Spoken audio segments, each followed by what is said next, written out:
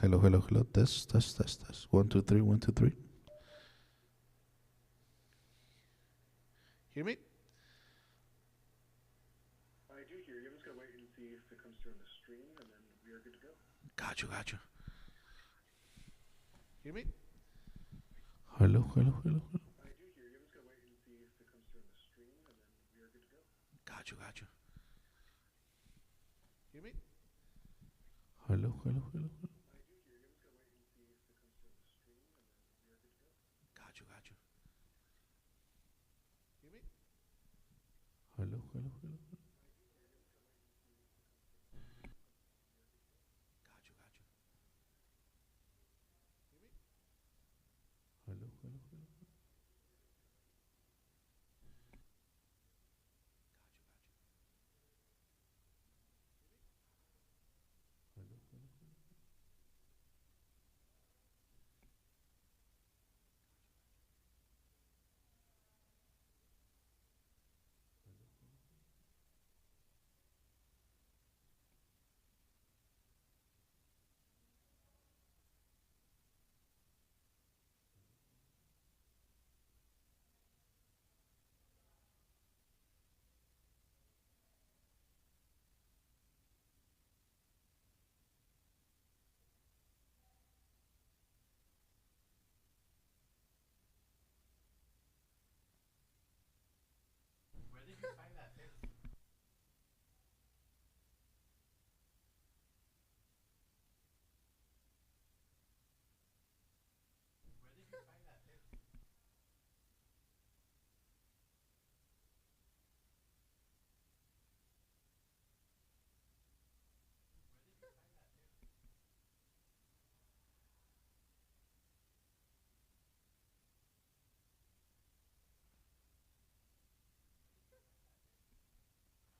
hello,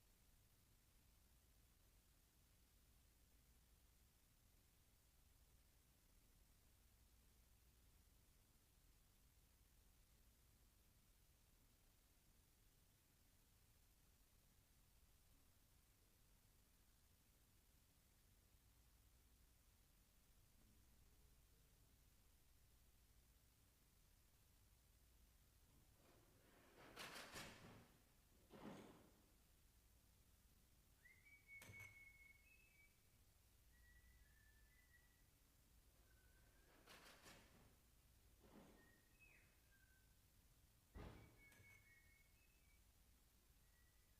Hello.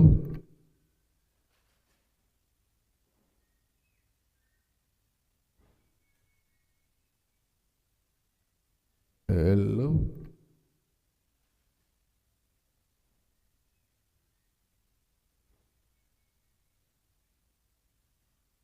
Hello.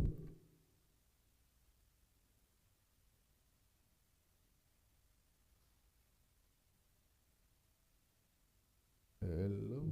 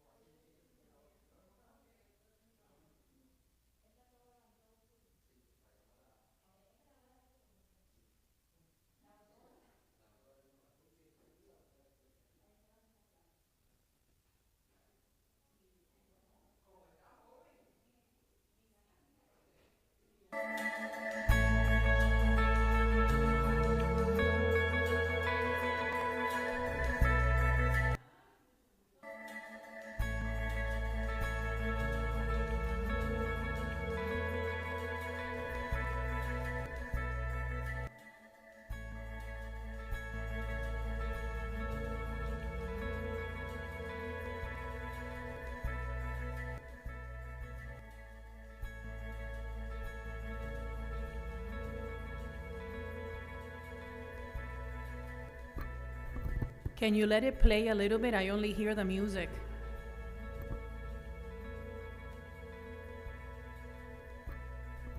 Can you let it play a little bit? Can you let it play a little bit? I only hear the music.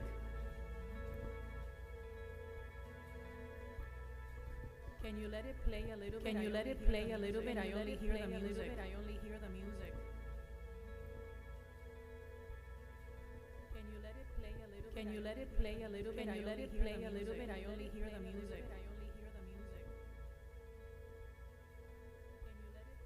Can you let it play a little bit? Can you let it play a little bit? I only hear the music. I only hear the music. Can you let it play a little bit? Can you let it play a little bit? Can you let it play a little bit? I only hear the music. I only hear the music. Can you let it play a little bit? Can you let it play a little bit? I let it play the music. I only hear the music. Can you let it play a little? Can you let it play a little? Can you let it play a little? Can you let it play the music? I only hear the music.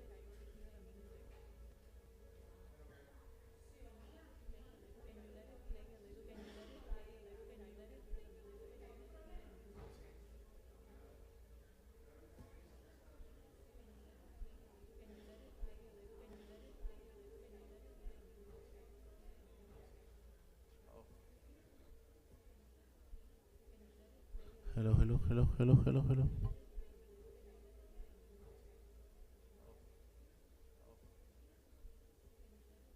Hello, hello, hello, hello, hello, hello, hello, hello, hello, hello, hello.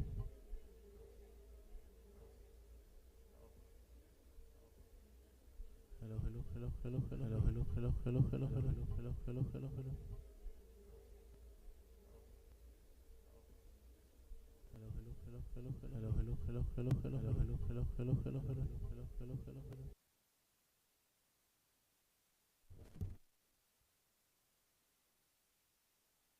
Hello, hello, hello, hello, hello.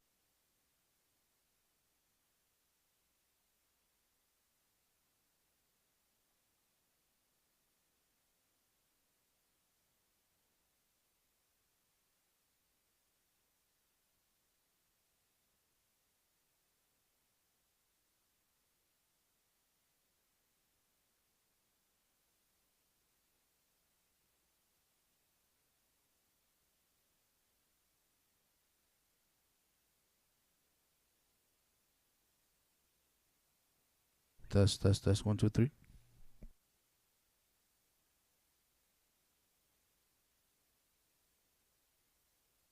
Test, 1, 2, 3. Test, 1, 2, 3.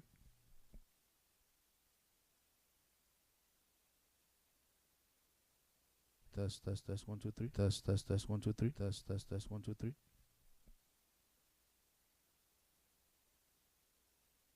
Test, 1, 2, 3. Test, 1, 2, 3. Test, 1, 2, 3. Test, 1, 2, 3. Test, 1, 2, 3. Test, 1, 2, 3. Test, 1, 2, 3. Test, 1, 2, 3. Test, 1, 2, 3. Test, 1, 2, 3. Hello, hello, hello. Test, 1, 2, 3. Test, 1, 2, 3. Test, 1, 2, 3. Test.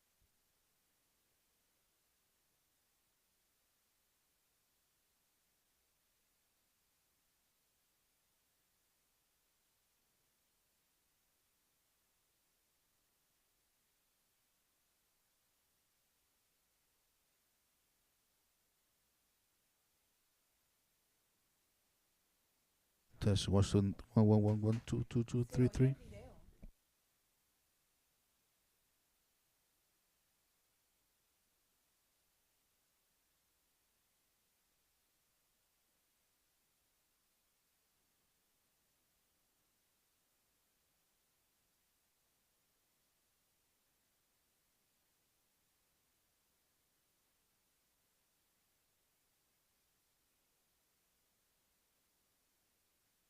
Yes.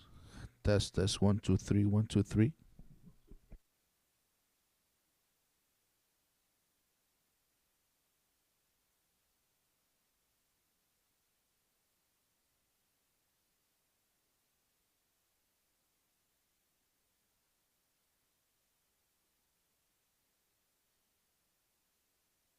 Test 1, 2, 3, 1, 2, 3.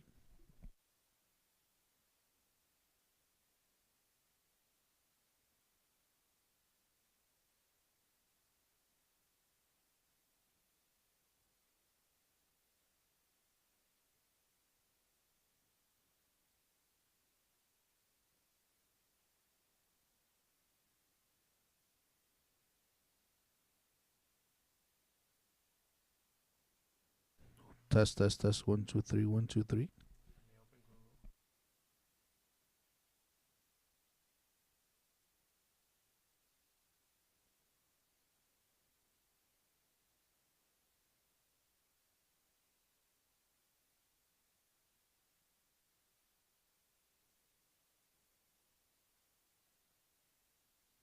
Test 1 2 3 1 2 3.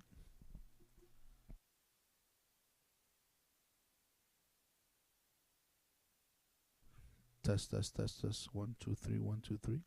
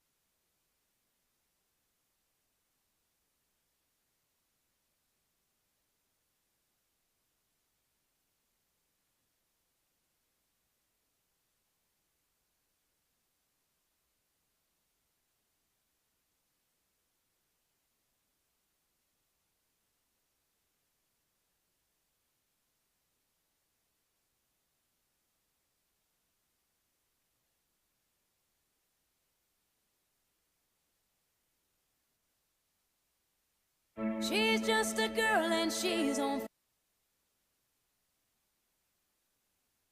Thank you, Mr. Mayor. Good evening, council members, residents.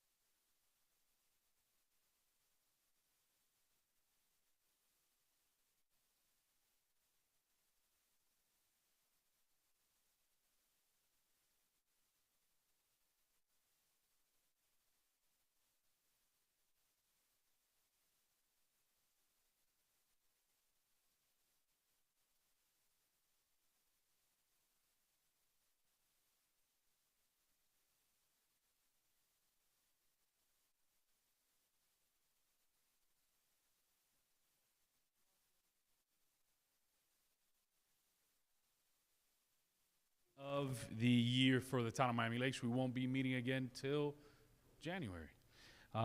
So we have several, what's that?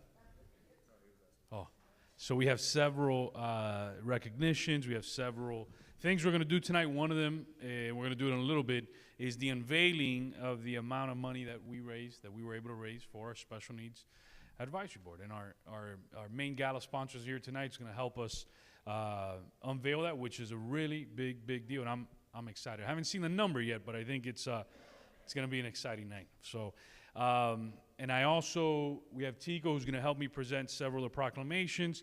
But first off, one of the proclamations that I wanted to start off, a lot of us every single one of us on the day is of Cuban descent. One of the folks that made it very easy for us our generation, for us to be successful in Miami-Dade County is here. He's one of those folks who started the fight against Fidel Castro and his thugs. He was one of the most important entrepreneurs pre-Castro, pre-communism in Cuba, and became one of the most important entrepreneurs in our community, but throughout the world. Somebody who, when it was time to take on the regime, who utilized his private jet to fly Jorge Macanosa, the entire Cuban American National Foundation, to meet presidents all over the world and create awareness of what was happening in Cuba. Because a lot of times, a lot of these countries enjoyed, they would drink rum or smoke Cuban cigars, but they never understood what was happening. And because of his efforts, you saw countries throughout the world change their tune in regards to the communist regime in Cuba. And we continue that fight today, and everything he's done throughout the years is why the Cuban exile community, why the Venezuelan exile, you go along the Nicaraguan exile community, why we continue to fight for freedom. And he was the person that actually helped start that, put his money where his mouth is, funded a lot of it. But what was really humbling about it was that he stood behind the scenes. And a lot of people don't know his story, but he's a jewel in our community, somebody who I consider a friend, a mentor. And he's here with us tonight, Diego Suarez.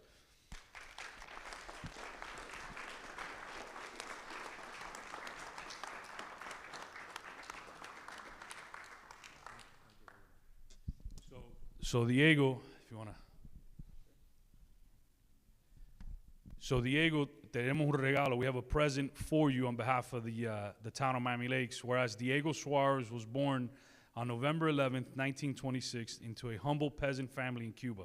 He graduated from the Higher Technical Institute, a school dedicated to serving children from socially disadvantaged backgrounds, and from there he went on to build a large, successful company in Cuba by developing a new type of tires for agricultural machinery, especially equipment for the sugarcane mechanization program. And whereas in 1961, after the failure of the Bay of Pigs invasion, Diego Suarez realized he was more helpful seeking freedom for his family and his country in the United States, where he continued his life's work that produced agricultural equipment for the sugarcane production. He sold his equipment in 54 countries, becoming a pioneer in mechanization program for the sugarcane in the world. In 1980, and for 2 decades, Diego Suarez founded and sponsored the Inter-American Sugar Cane Seminars with the co-sponsors of 7 southern U.S. universities and agricultural schools, U.S. Agricultural Department of Sugarcane Research Station in Texas and Florida, and Miami City, to share sugarcane research with countries around the world. Delegations from more than 40 sugarcane producing countries attended the seminars every single year.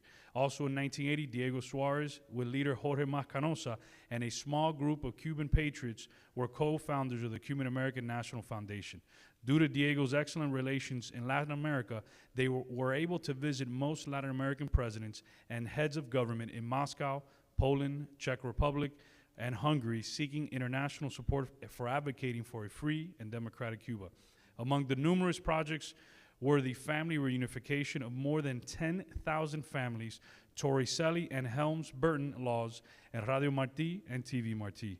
Whereas Diego Suarez is a co-founder and director of the Cuban Museum and Inspire America Foundation, he conducts the weekly program Voces que Inspiran in Radio Martí to guide Cubans in the island in their struggle for freedom and democracy. He believes Cuba will soon be free, continuing his legacy of fighting for the principles of freedom and truth. He is working within the Inspire America Foundation on detailed reconstruction plan for a free and prosperous Cuba. Now, therefore, I, Manny Sid, by virtue of the authority vested in me as the mayor of the town of Miami Lakes, and on behalf of the entire town council and all 33,000 Miami Lakers, do hereby proclaim Wednesday, October 30th, 2024, as Diego Suarez Day here in the town of Miami Lakes.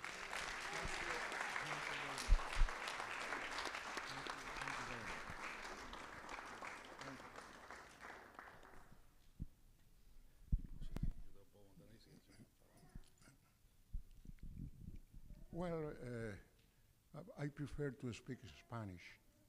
I think that everybody here speaks Spanish because when we have to talk about something that we have in the deep of the heart, it's better to speak the original language. Muchas gracias, le agradezco enormemente, Mayor, que haya tenido la delicadeza de, en fin, creo que el alcalde ha sido extremadamente generoso en este reconocimiento. De todas maneras, the only that I can say is thank you very much.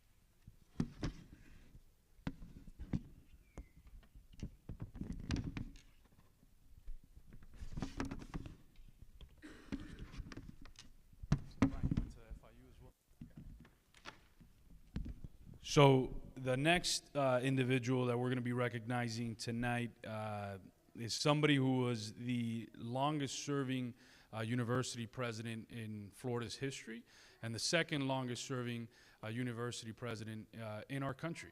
Somebody who has given our community an incredible name, and I know members of our dais have gone to this university, so have I, and he's somebody who helped open doors for many, many, many. If you went to, anybody here who went to FIU, can you raise your paw? Raise your paw? It's a big deal, right? So if you can help me to welcome somebody who has literally opened doors for many, many, many, many of us here in the town of Miami Lakes.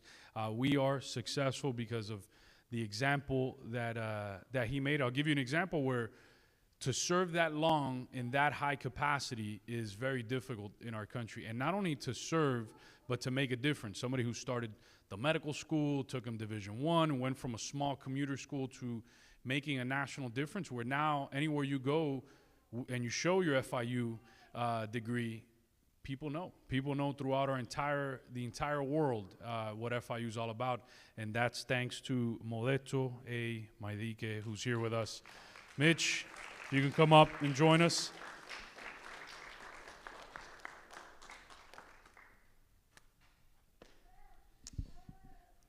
Modesto Maidique has made significant contributions to both the business and academic world, co-founding the $12 billion Fortune 500 company Analog Devices, a global leader in semiconductor technology. And Modesto Maidique is one of only 2 university presidents to achieve the remarkable feat of founding a law school, medical school, and architecture school at a single institution, joining the esteemed company of U.S. President Thomas Jefferson. It's a big deal. Only Thomas Jefferson and you, that is a very big deal. Through his visionary leadership, Modesto Maidique played a pivotal role in transforming Florida International University, FIU, from a small regional institution into a top 50 RI university, leaving an indelible mark on higher education in South Florida. Modesto Maidique has dedicated his academic career to shaping the future of generations of scholars and professionals, having served as a distinguished professor at 3 of the nation's top research universities, MIT, Stanford, and Harvard. And whereas he is a proud father of 2 children and a devoted grandfather to 8 grandchildren, exemplifying the values of family, leadership, and community, his legacy of excellence and innovation will continue to inspire future generations to achieve greatness in their own right.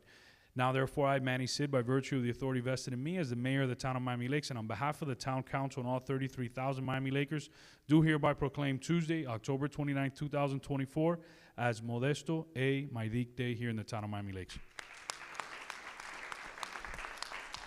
Thank you very much. If we could hold that for a second.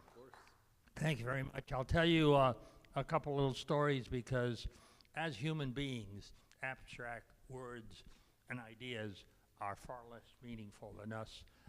Before there was television, you would sit around at night.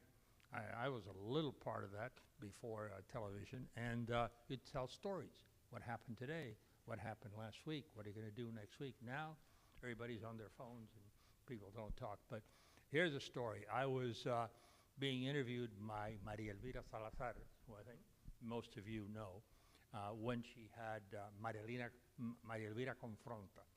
And she said to me, oh, we were talking that day about immigration. And she says, we've got 15 seconds left. I've been at FIU 22 years. Tell us a little bit. We got 15 seconds. Tell us what you did at FIU. My first impression is, you got to be kidding. You know, but I said, well, we started schools of engineering, architecture, law, medicine, a Division I football team, added 25,000 students, and $800 million to the budget. We still have 5 seconds. Is there anything else you'd like to would like to discuss? So the other thing is, and I'm delighted to be honored to be in the company of, it's very difficult to start a law school, very difficult even more to start a medical school, architecture school. And the reason that I was able to do that is it takes 5 to 10 years to do one of those. I was there 23 years. It's like Yogi Berra, the famous coach of the Yankees, said, you know, you hang around long enough and good things happen. And I think that's the way that, that I feel because, and also with respect to Thomas Jefferson, he's my hero, by the way. Thomas Jefferson started a medical school. Thomas Jefferson started a law school. And Thomas Jefferson tried to start an architecture school, but he died. So the truth is, I'm the only one in American history. I don't want to... Make a change. Give us a minute. We'll fix that. So he is my hero, and he certainly would have done all three. There was no opposition, you know, to him. So I count him as, you know, as my equal. So thank you very much, Mr. Mayor. Thank you for all of you for turning out. It was an incredible honor to have been president of FIU for 23 years. When they tell me, how come you were there so long? I couldn't find another job. You know, so thank you, Mr. Mayor.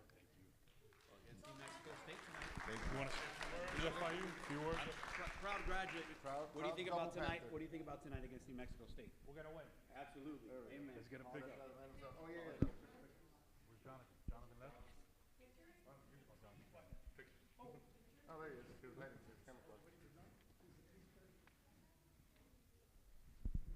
Let's do it. One regular and then we'll pause up. Let's do it. Sure. A lot of progress. So one pause up.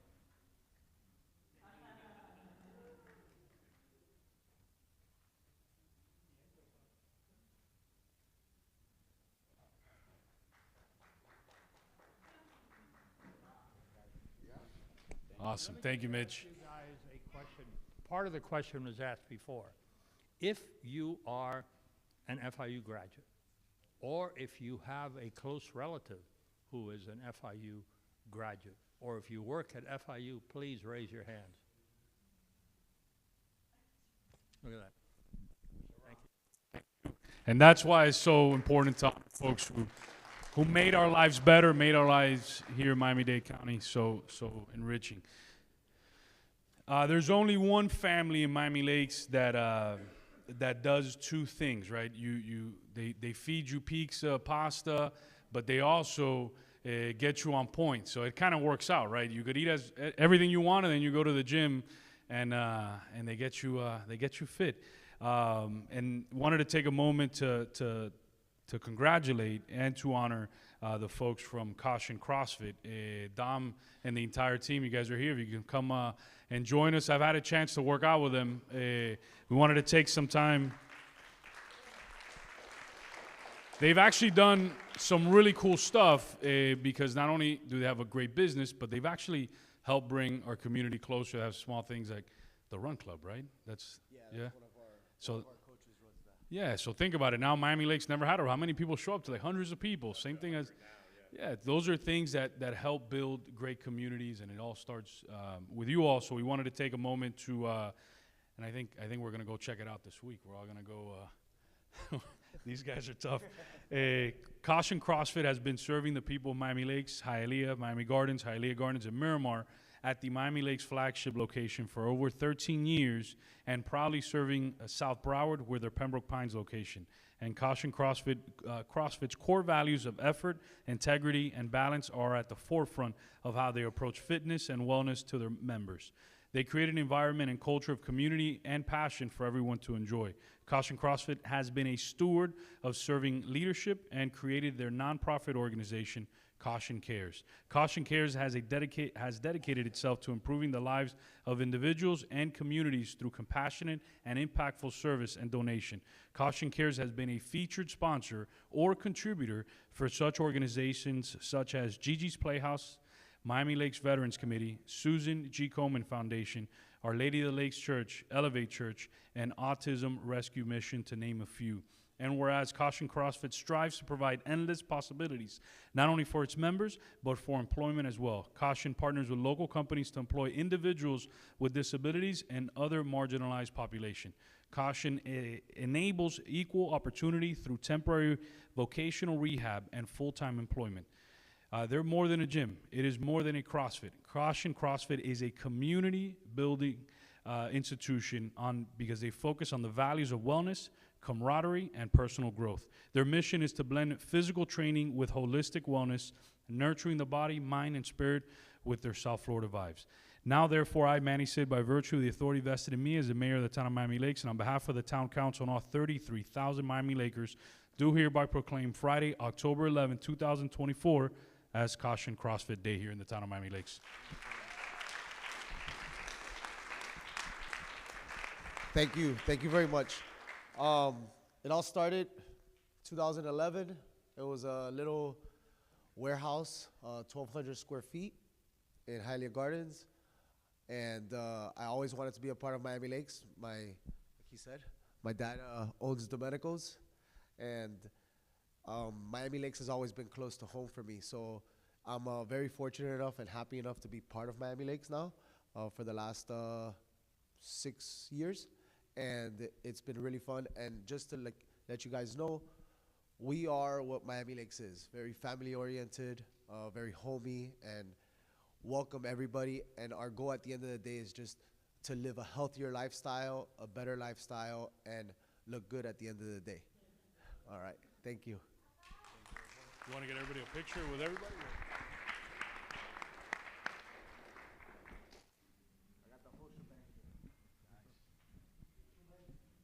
No, it's fine. It's fine.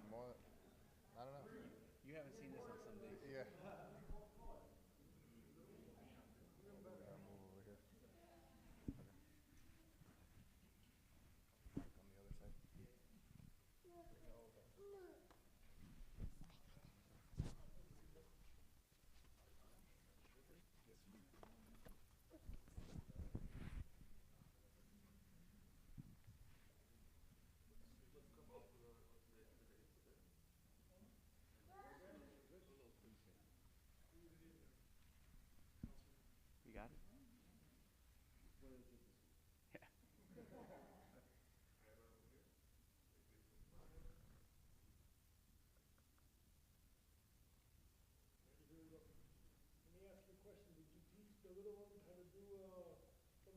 pose yet?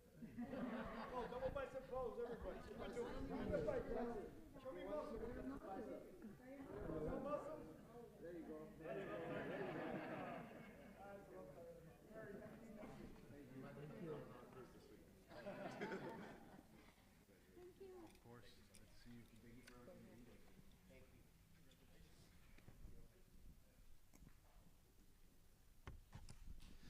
Where's Tico? Is Matthew here? You got it. Who's this?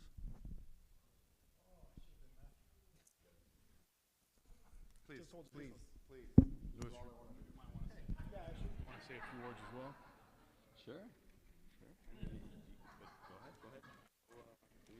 Hey, so we have a longtime volunteer who is retiring after a very long time of giving back to our community. One of the first committees I was on back in 06, 07. This individual, I had a chance to sit next to him. He immediately was incredibly welcoming, has taken me into his house in the past when I was knocking on doors.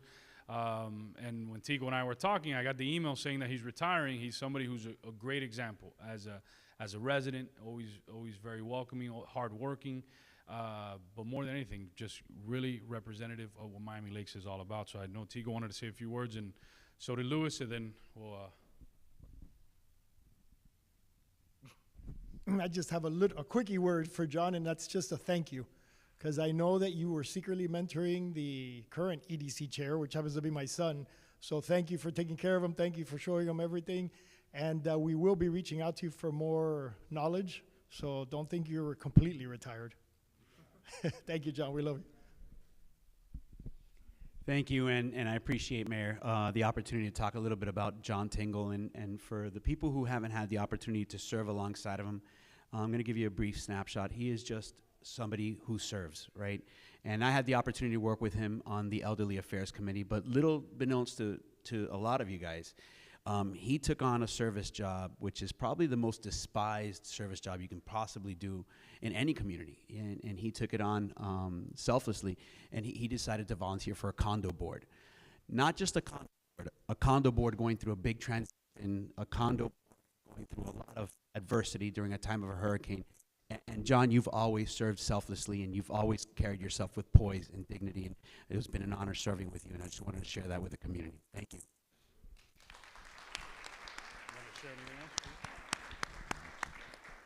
So John, if you can join us, because John Tingle has been a dedicated member of the Economic Development Committee for over 16 years, contributing significantly to the economic growth and well-being of our community through diligent service, insightful guidance, and tireless effort. Throughout his tenure, John has been instrumental in the implementation of numerous initiatives aimed at fostering economic prosperity, including organizing a myriad of networking events and supporting the grand openings of local restaurants and small businesses. John has demonstrated unwavering commitment to the continued viability and success of the Economic Development Committee through regular participation in monthly meetings, ensuring the group's progress with his steady leadership and dedication. John has fulfilled important roles, including serving as secretary of the committee for many years, meticulously keeping minutes of the committee's activities and helping to guide productive discussions that have shaped the group's successful initiatives. As a senior member of the Economic Development Committee, John has effectively provided experienced leadership, steering the group away from non-productive activities and drawing on the lessons of the past to secure a brighter future for our community. John's involvement with the Celebration Point board, both as director and currently as a member of the Architectural Committee, has further enhanced the lives of its residents through his continued efforts to maintain and improve the quality of life in this valued community. Now, therefore, I, Manny Sid, by virtue of the authority vested in me as the mayor of the town of Miami Lakes, and on behalf of the town council and all 33,000 Miami Lakers, do hereby proclaim Thursday, October 31st, 2024, as John Tingle Day here in the town of Miami Lakes.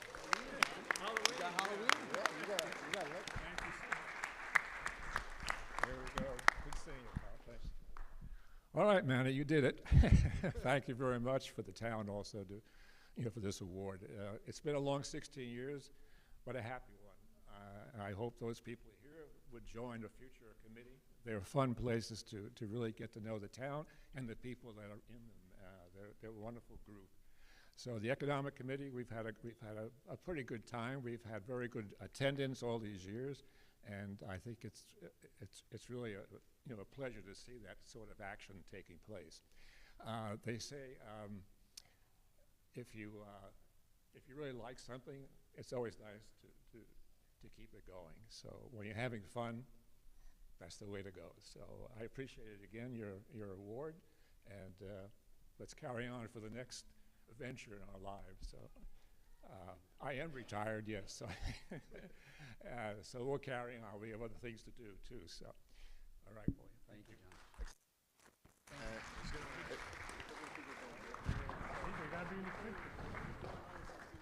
Another 16 years. Okay.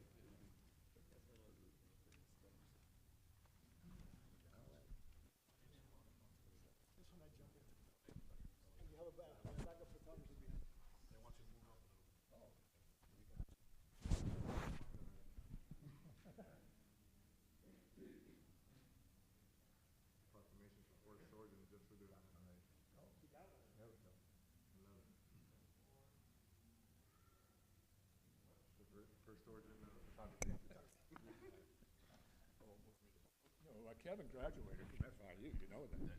So there you go. So we have two more proclamations. I'm going to ask for Fiol and Tingle to come join me. A very important one. And Louis, you come over here as well. I know this is... Yes. So this is a beloved member of our community who we all love very much. An immense, incredible energy, who's always making sure that this gentleman to my right is in line, but more than anything brings a presence to all of our meetings, all of our committee meetings that is so soothing and welcoming that I think a lot of people really enjoy being around her. But more than anything, she's always there to give back and has been a great example of somebody who got into this community and immediately wanted to give back. And we wanted to say thank you to her. And I know before we read out the proclamation, I know Tigo and Louis wanted to say a few words. So Me first. Well, she not only kept him in line, she kept me married for the last 4 years, because whenever I would misbehave at any event, she'd grab me and goes, "Acuérdate de mi niña," and stop me from doing anything inappropriate. So thank you, Zenaida, for that. She also, like everybody says, kept this one in line and kept us both going, because he's like my mentor. Two, I wouldn't even be standing here right now. So thank you. Love you. Hold on. Thank you. You know, I'm going to save some remarks that I have for my wife a little bit later, but I am going to say something about you that's very similar. You have a man that's given selflessly to children, to his community, anywhere he goes, the town of Miami Lakes, Hialeah. And there is no man without the woman behind them, right?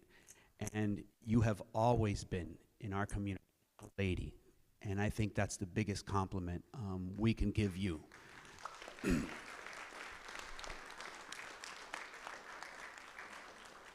You selflessly stand behind him, and wherever he goes, you are there to support him. And I think he is who he is because you've made him better being who you are.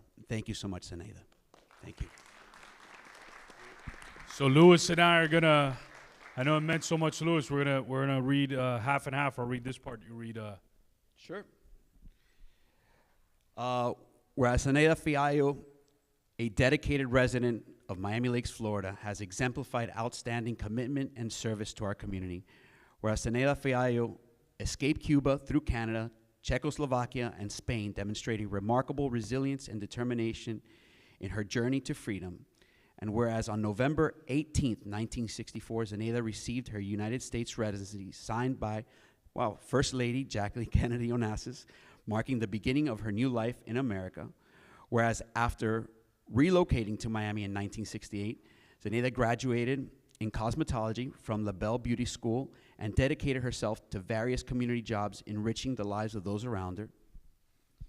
And from 1978 to 1988, Zenaida assisted her husband, Pedro Fiol, with the Corey League Association of Baseball League's traveling team, serving as scorekeeper and ensuring the well-being of the youth in her community.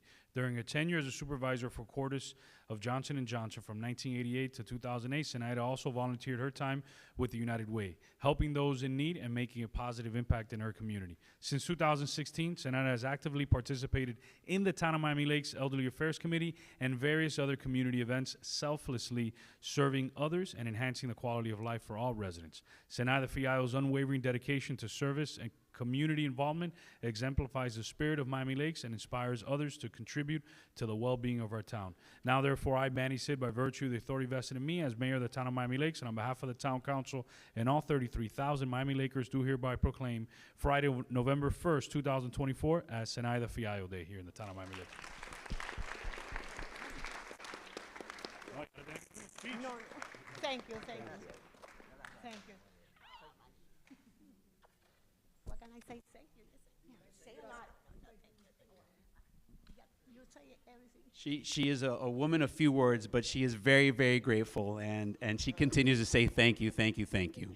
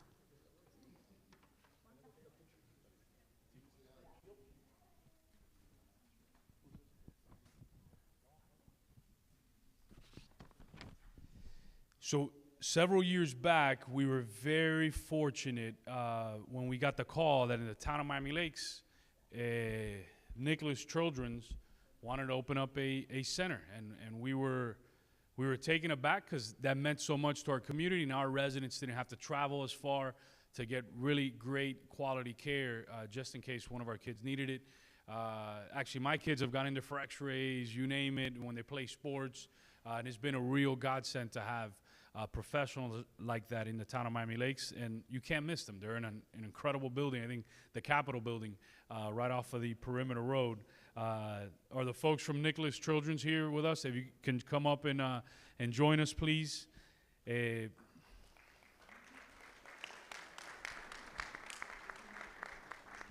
So Nicklaus Children's Hospital stands as South Florida's only freestanding children's healthcare system dedicated exclusively to pediatric care, serving as a beacon of hope and healing for our community's children, and providing world-class healthcare with nationally recognized physicians and programs. Nicklaus Children's Hospital is one of 4 hospitals in the state of Florida with a specialty license designation, making its unique role in investing solely in children's health and in addressing the most complex pediatric medical diagnoses, so that no Florida family would need to leave our state to seek specialized life-saving care that their children require.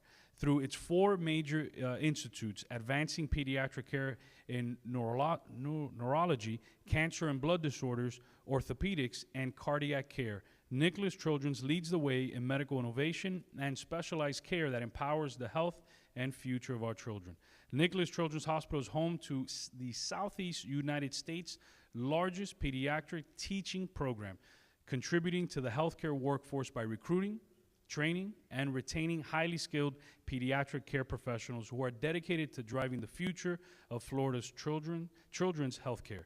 For over 10 years, Miami Lakes has proudly hosted the Nicklaus Children's Outpatient Center and Urgent Care Center, which opened its doors on October 15th, 2013. to serve Miami Lakes and surrounding communities, providing vital pediatric rehabilitation services, including physical, occupational, and speech-language therapies, in addition to urgent care, diagnostic, and rehabilitative services. The Miami Lakes Outpatient Center and Urgent Care Center currently serves nearly 43,000 children annually. That's 43,000 children annually, ensuring that families in our community have access to compassionate, expert pediatric care close to home. Thanks to nearly 80 dedicated professionals, nurses, and staff who serve these families each day.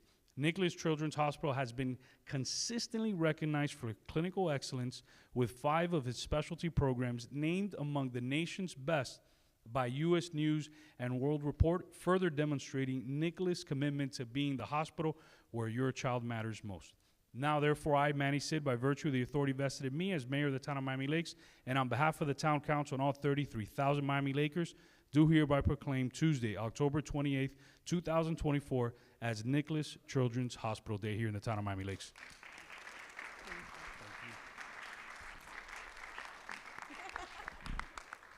So, I mean, what can we say, right? We're just so happy to be here and be part of the community and serve, like he said, right, over 45,000 kids annually and their families. So we're just happy to be part of it. Okay, cool. Let's go.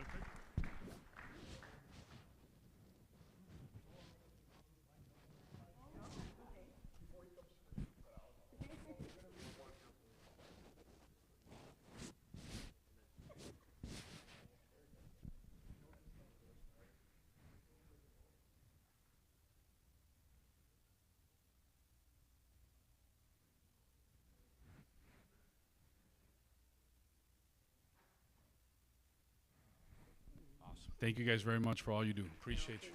Thank you. Good to see you. Thank you. Thank you very much, of course. We have a couple more recognitions that Fiol and Tico are going to lead off these, and then I'm going to hand it over to Joseph for a recognition as well.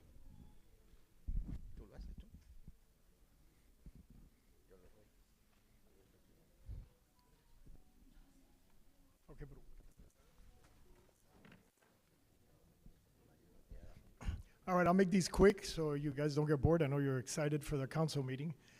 So I will just read if I can. Yeah, I can read this. Excellent. Okay, so we have a certificate of recognition for a young lady who's here with us today. I'll let Fiol give you more details, but I'll read the recognition for Lupe Bruneman. For recognition of your exceptional involvement, leadership, and unwavering commitment to making a positive difference, your efforts have not only inspired others, but also created a lasting impact. Your passion, hard work, and tireless devotion to our community have truly set a shining example for all. The town of Miami Lakes is proud to recognize your hard work and dedication. Come on up, Fiol. Tell them everything she does. Yeah. Lupe is always helping everybody. He helps the American Legion. Lupe helps the Elderly Affairs Committee. Whenever you need it, Lupe is there for you. Thank you, Lupe. We love you. I love you. Help the town of Miami Lakes. She donates shaving dishes, tablecloth, everything. That whatever you need, you ask her, and Lupe is there for us. Thank you.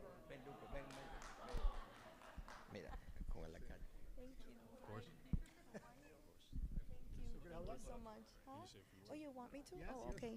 Okay, thank you so much. Yeah, my husband, he wants you to come up. Yeah, I've had the privilege of working with Pedrito, with the city of Miami Lakes, with the mayor, with so many people, with Luis, and for me it has been an absolute privilege to serve the town of Miami Lakes. I sadly don't live here, but it is a wish of ours, of me and my husband, to make that come true. It is a wonderful town, and thank you so much. I'm honored, and will continue to serve this town in any way that I can. Thank you so much. Step up to the line. There we go.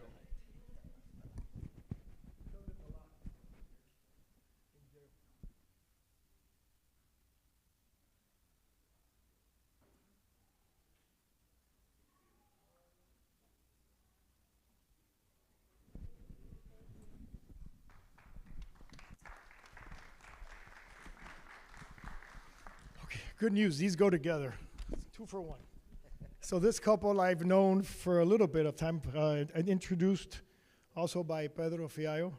And again, I'll read what it says here, but I can also add on that from the time I've known them, all they do is give back to the community. Whenever asked, whenever someone says we have this event or we have this charity or we have this, the first one to jump out of his seat is Mario. Jumps out and says, I got it, I'm in, what do you need me to do?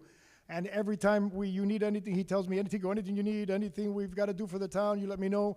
And he is a resident, been living here for how long now? For 1.5 years. And their company is blowing up, but we won't talk about that. Let's talk about the person who's here, which is Gladys' wife, who makes the perfect couple to go out with when I go to events, because they make my wife and I look very good, because they donate immediately, so I don't have to. And then, and again, so Gladys Espino, for recognition of your exceptional involvement, leadership, and unwavering commitment to making a positive difference. Your efforts have not only inspired others, but also created a lasting impact. Your passion, hard work, and tireless devotion to our community have truly set a shining example for all. The town of Miami Lakes is proud to recognize you and your husband, Mario, for all your hard work and dedication. Gladys and Mario Espino. Gladys Espino is here today to receive this award. And unfortunately, Mario has an emergency. He could not be here with us, but also she says, the boss will be here, which is my wife. Oh, oh no, thank you. I'm very humbled for the recognition.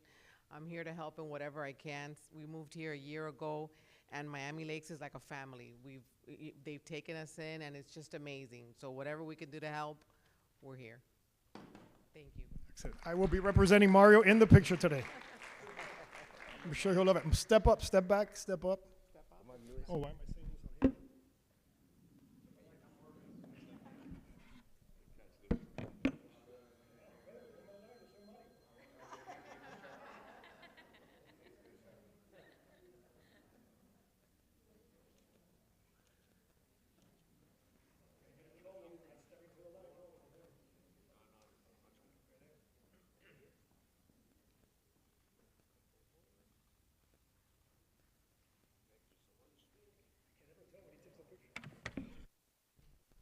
Ooh, and now Joseph's going to take over. This is exciting. This I love. Thank you, Tico. I want to thank everybody for coming. Today is obviously a special day. And one of the things that I wanted to do is to recognize the interns that participated.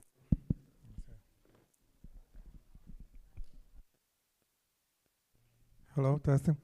I wanted to recognize some of the interns that came in July. They are part of the Miami-Dade County Youth Program, and I had the honor to select, I had a total of 9 interns from different schools.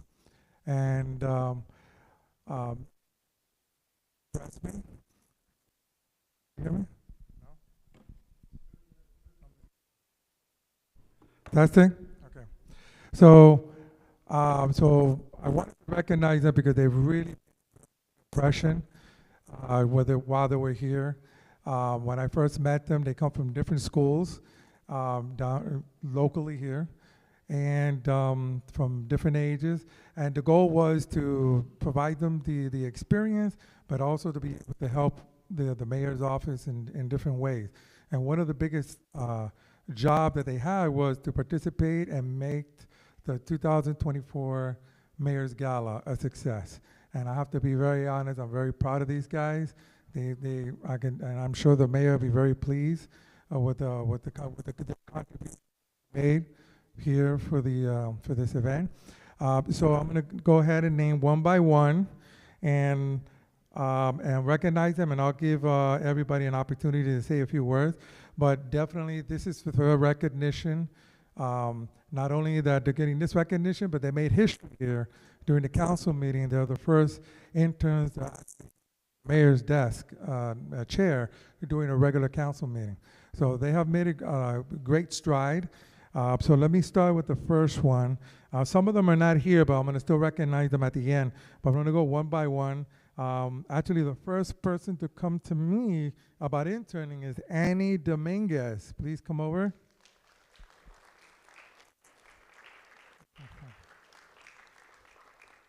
There you go. Also, the next one is Sheldon Gunnis.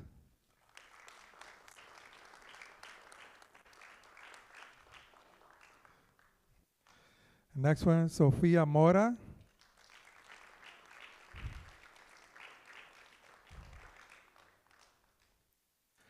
Leah Quintana.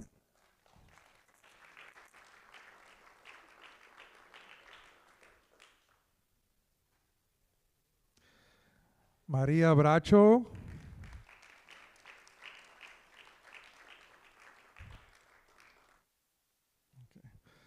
Natalie Maldonado.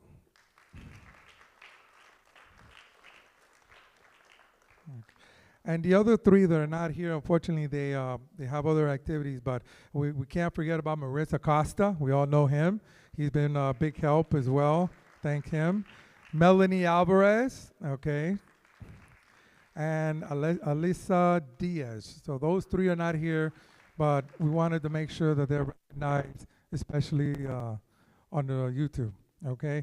Give each one of you guys an opportunity. You guys want to say a few words about your experience? Okay. Good evening, everyone. I just want to start off by thanking Joseph and Manny for giving us this opportunity. It has been amazing to be able to work for such an amazing and caring town, and thank you for making us feel included from day one and giving us a chance to make a difference.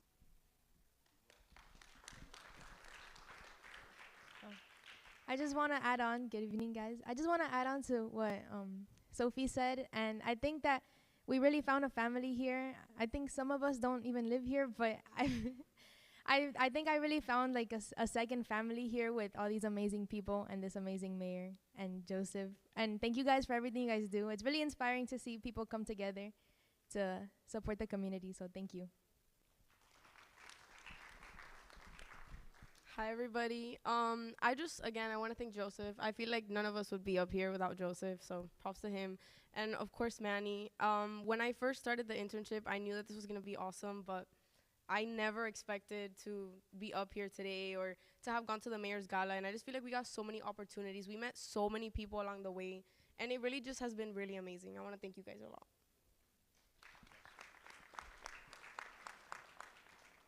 So I will continue to add on to that. And I just want to say that I'm super grateful to Joseph and Manny. Thank you for including me in this amazing town. And I've met amazing people along the way.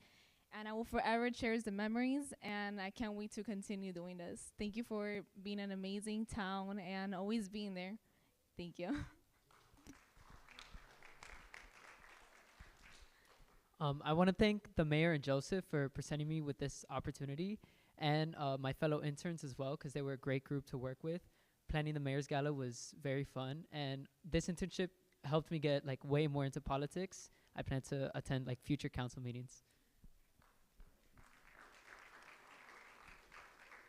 I also want to thank Joseph and Mayor Sid and all the other council members. And even though I wasn't directly working with the mayor's office this summer, I've been working with Joseph since February, and I'm really touched to be able to help out as much as I can. Okay. Thank you very much, guys, and let's go ahead and take a group picture. All right.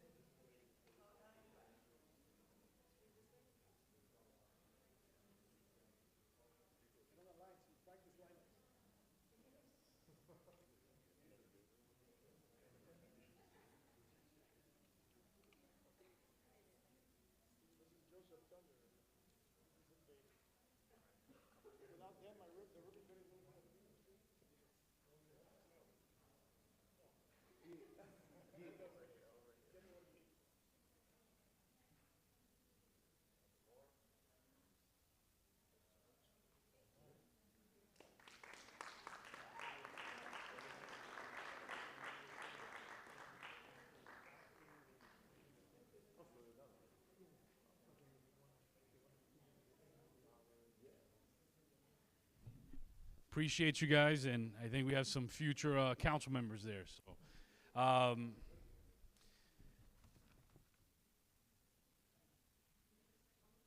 we're gonna move on to. All right. So before we unveil the check and we bring up our sponsors, Andrew, Drew, and Cindy, great friends from Vita Custom Designs, they're here today. They have a check that they're going to be presenting, that we're going to be adding on to that number. They're going to be presenting to the town. Welcome.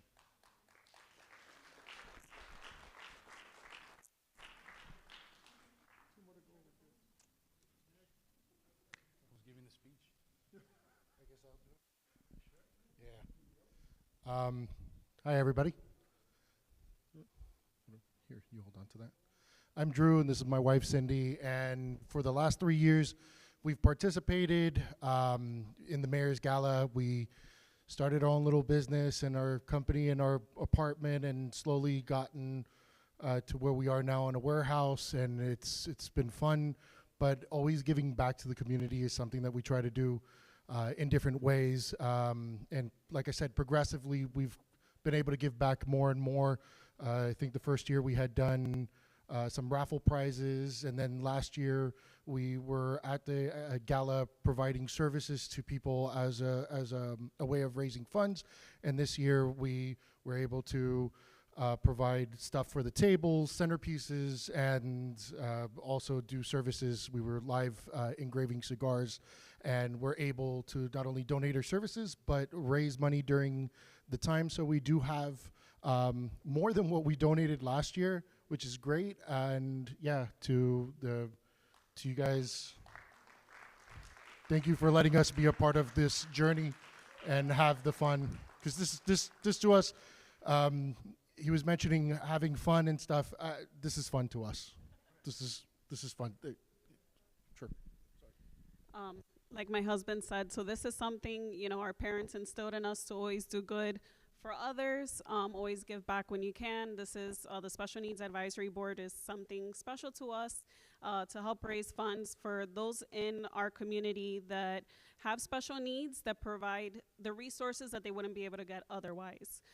So this is definitely an important cause for us, and we're grateful to be able to do it again this year at the Mayor's Gala. So thank you so much for the opportunity.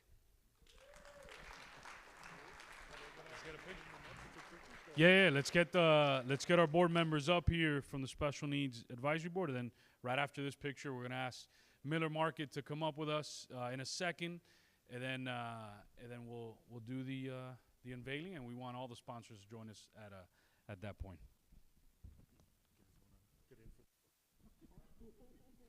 We don't bite.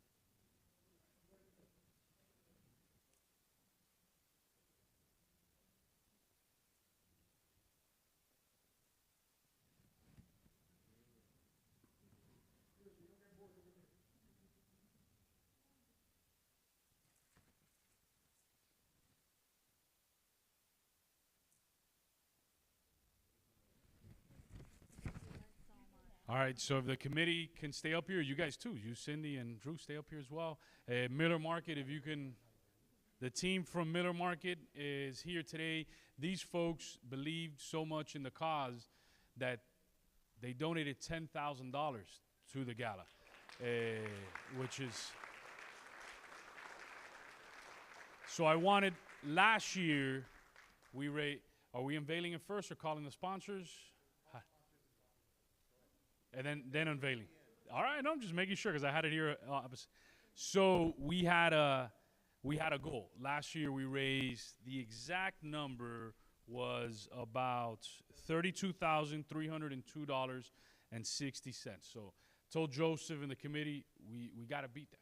We got to beat that goal. So we're going to thank those sponsors. We're going to call everybody up, and then Miller Market and our board members are going to do the unveiling. So if you can call up the sponsors.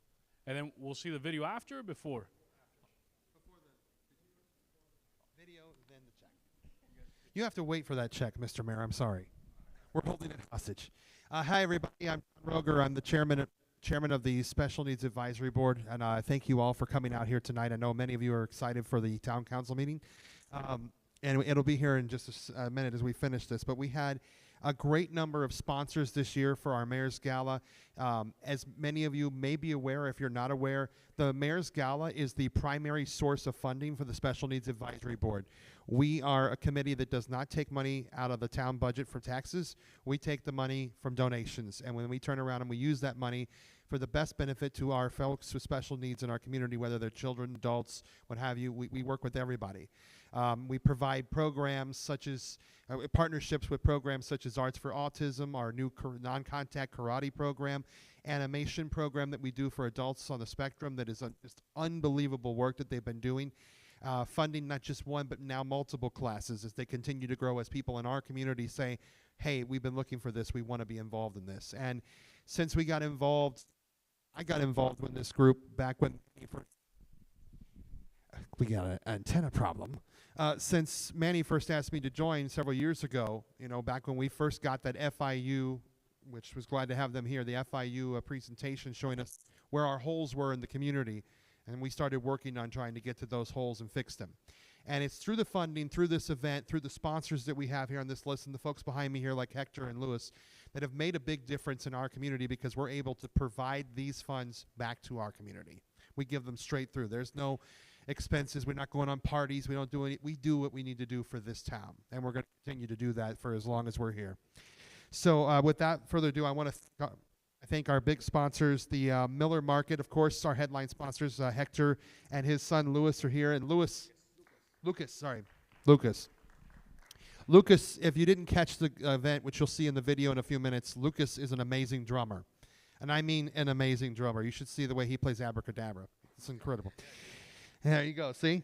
Also, the Graham Companies were a title sponsor this year. They donated our venue for the first time. We were able to be in the Miami Lakes Hotel outside of the community center, now in a hotel, and more of a fancier and more of a showcasing event than we've had in the years past. So we really thank them for letting us be there and hope that they become lifelong partners with us to continue doing the gala for years forward. Fantasy Designers have been with us since the first day, providing all the great designs that we've had, and Bacardi, of course, coming back to help make sure that the drinks kept flowing through the night.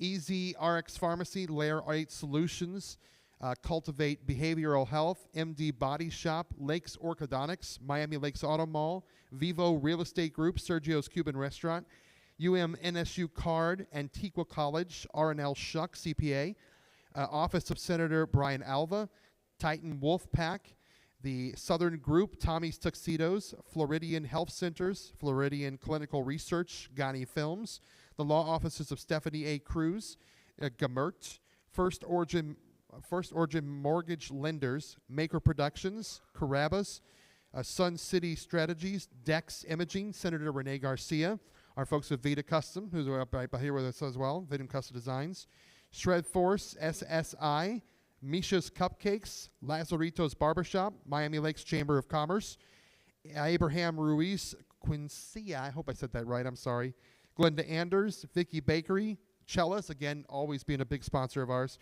Velo Laser, ACGD, 305 Sports, Angelo Poretti, SFM, the Photo Booth King, Specialty Smiles Orthodontics, Draft Pros, sorry, that's not spelled right, Mindset Connect, Mayor's Cafe, Nicklaus Children's Miami Lakes, the Trellis Cottage, Perdomo Cigars, Academia, Brava Barbershop, and Gatesti, Lopez, and Mastre Law Firm. Thank you guys for your donations and your help this year. If any of you guys that are here, if you sponsored, I just just use that thing. If any of you guys are here, if you sponsored the event, we'd love for you to come on up here. Please come up and join us so we can get a photo with you all and give you our thanks for what you've done to help us out. So come on up here. And of course, our title sponsor, Hector, thank you so much again. I just wanted you to take a quick moment and let folks know a little bit about Miller Markets so folks can know what you do and why this was so important to you to be involved. Thank you. Thank you, Mayor. Thank you, Joseph, for putting this together. I'm here with my son, Lucas Ortiz. He's a twin.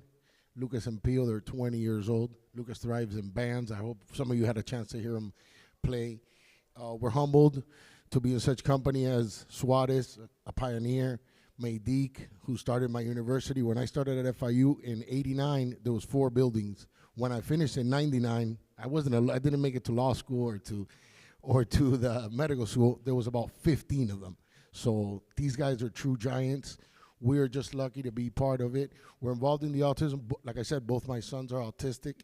Pio's nonverbal. Lucas is more advanced. And what we do is we run a farm in horse country where autistic adults could come and work according to their abilities as ushers, to work the fields, and to have a place for autistic adults to come and be useful and feel like they're contributing and feeling like they're part of the community. We are very grateful to the rest of our sponsors that joined us in such a wonderful thing, in such a wonderful event, and we would be remiss if we didn't say that we know that today is his last meeting as the mayor, and we want to congratulate him for being such a leading this office with integrity, with hard work, and his putting the importance on including everybody. So please, a round of applause for Mayor Sid. And let's do it again next year. All right, so we're going to look at 2 quick videos about the gala, then we're going to unveil the check, right? So we're going to watch 2 quick videos, some behind the scenes of the gala preparation, and then we're going to watch an actual video of the gala. So 8 years ago, when I ran for mayor of Miami Lakes, and I started knocking on doors, I met families who needed some extra help. I mean, you're talking about a myriad of special needs where I felt our local government was not doing enough. So I made a promise to all those families that we will have their backs.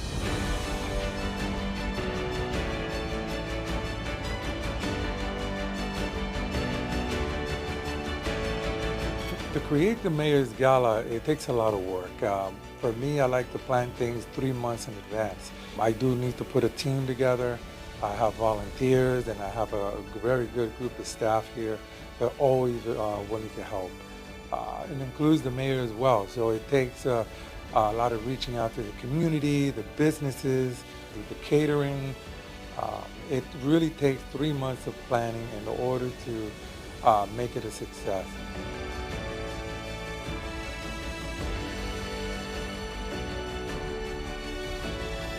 Being the chairman of the board, you know, there's a lot of things that we have to do to help the mayor get ready for the gala, because it's kind of a co-deal. It's the mayor's gala, it's our gala, we work together on it.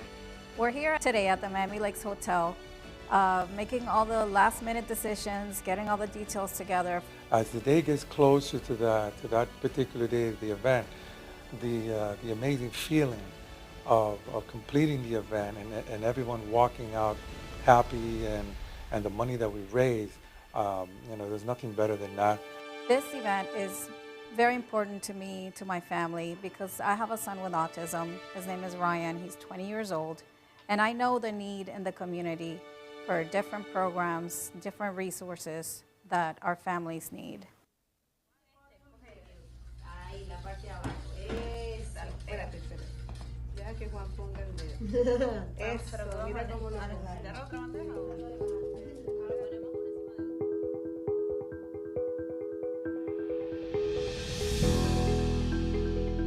The reason I joined this board is I have 2 children of my own who have autism. I myself am an autistic adult, recently diagnosed. So when I look in my community and the people that I live with, I say, I know that it was hard for me growing up as a kid. There was very little to no resources of any information whatsoever. For my children, there's a lot of opportunity now, but it's hard to get involved. A lot of these programs that they do offer either require your insurance to pay for it, or they require for you to pay for it, and the expense is quite great. Every cent, 100% of the proceeds goes directly to the town's Special Need Advisory Board. This is a group of members who are residents here in the town of Miami Lakes. And basically, once a month, they're in communication, they meet, and they decide on what is needed in our community that will benefit the special needs. Thanks to the funds raised here at the Mayor's Gala, the Special Needs Advisory Board is able to partner with different community partners so that we can create programs.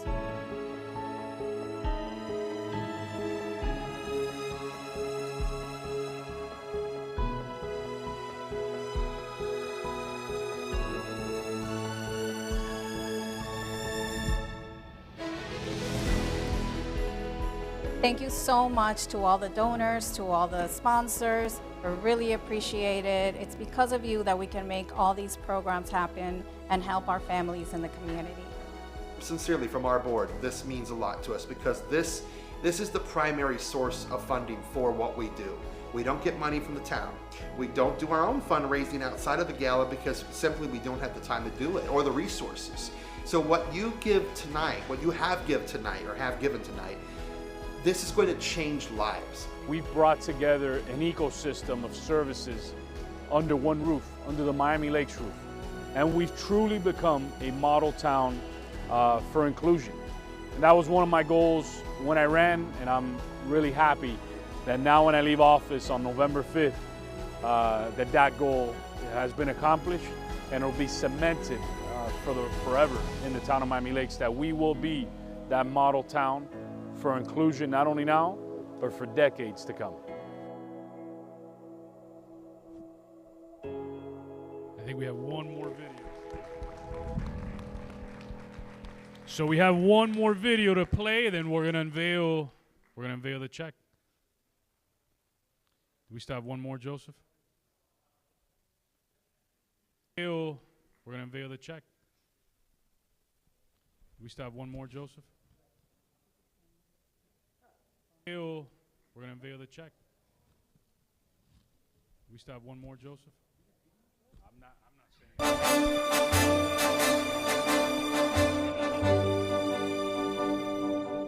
Non, rien de rien.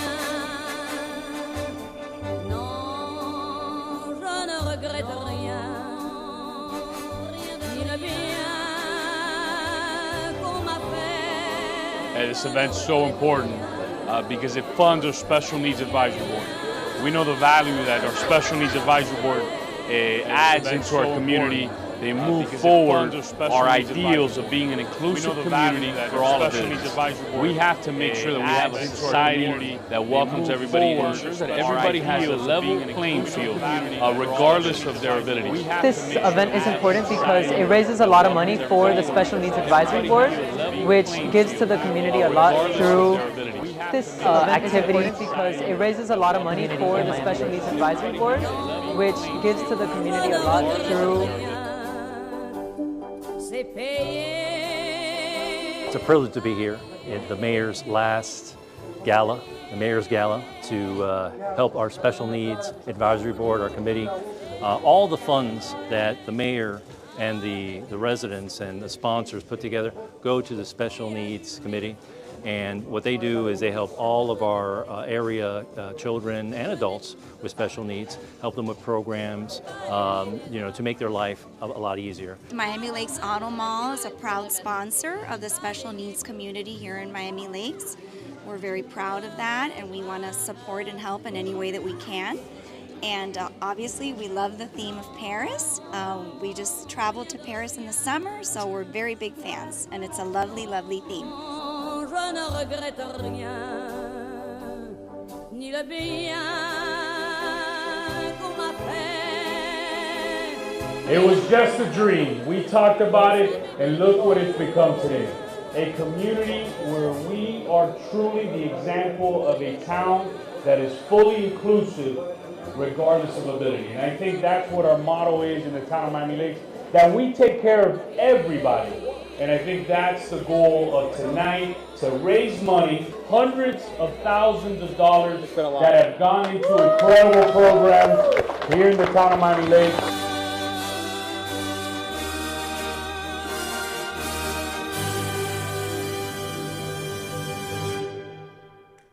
All right.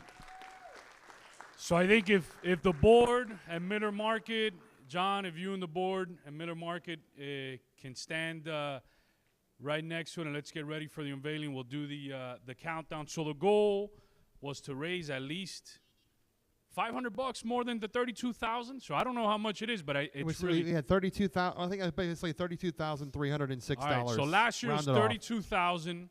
The goal was to raise at least $1 more than that. So if you guys can grab one side, we'll wait. You guys let me know when you're ready. All right. Wait, hold up. All right, let's go. Ready? Make sure it doesn't get stuck down here. Just make sure it doesn't come off. Okay. All right. All right, 3. let's do it. 3, 2, 2, 1. Holy What? What? $44,612.18 to the Special Needs Advisory Board. I don't, Manny. You remember when we sat down a couple of years ago and I said, well, we've raised 20,000 or so every year or so, and we said we got to get that number up. We got to figure out how to do this. We need more sponsors. We need more community involvement. We got to let the folks know what we do and how we do it. And we started off on a campaign to try and make sure that everyone in town knew what we do, and everyone that we could get connected with us would be involved, would be sponsoring this event. And look at that. Look at that number. That's going to go back into this community, folks. $44,000. It's a big deal. I'm speechless. Let's get a group picture. I don't know how, but some way, somehow. That's absolutely get a amazing. Group picture with everybody. Now, Jonathan, don't leave, because we got something else before you leave. Okay, No, you're not going anywhere. Let's line up. Line up on that line if you can. See the rug line? All the way across. Everybody. I'll get you a check. What are you? Line it up. Are you stealing this? Guys, line it up. Come on over here. I'm doing this for Jonathan. If not, he's going to get mad at me. Line up.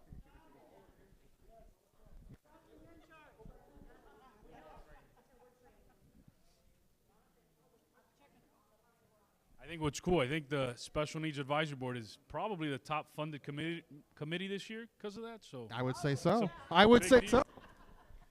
I can't. If I put it here, you won't see anybody. Okay. Very good.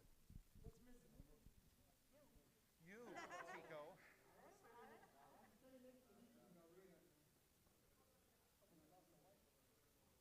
Do we need to scoot in more on the sides?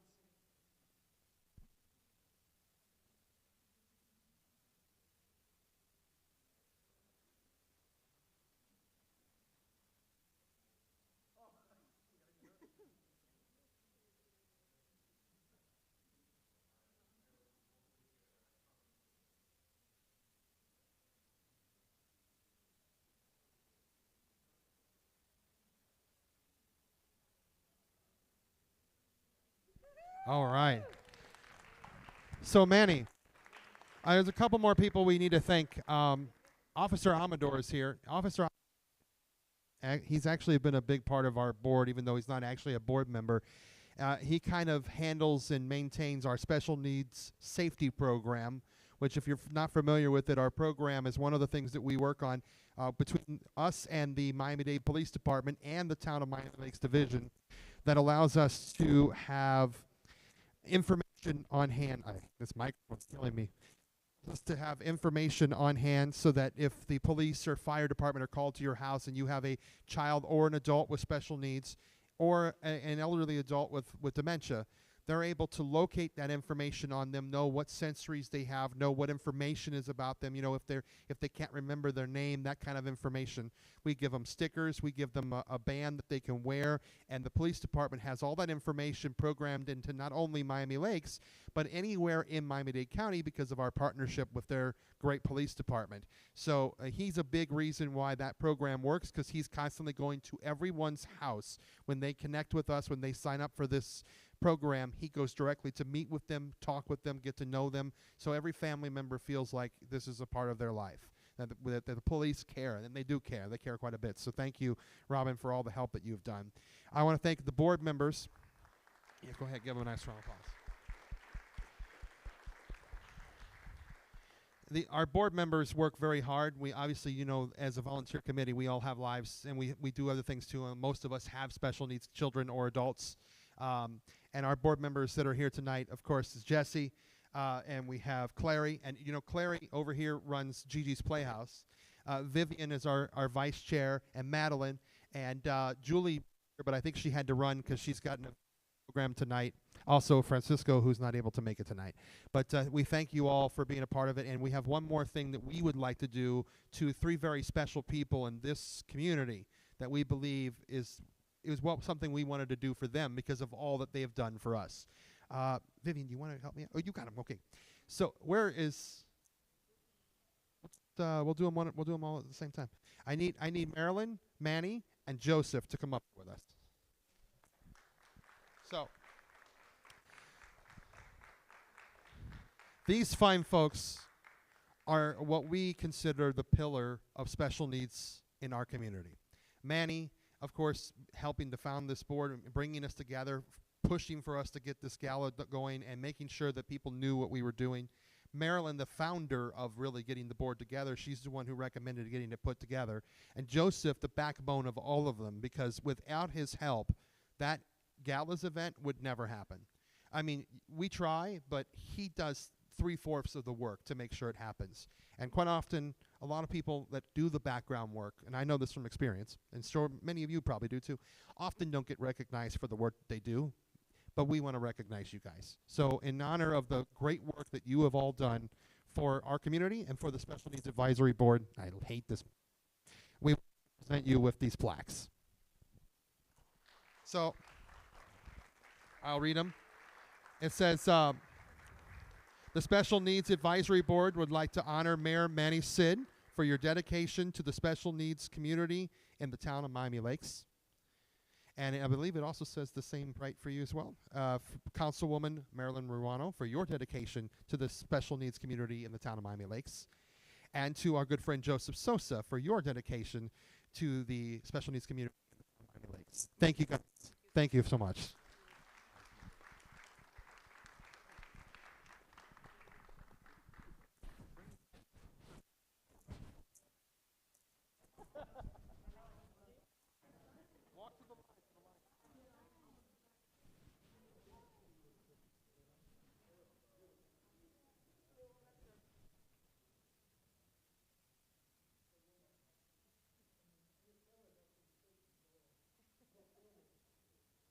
I have one at home if you want it.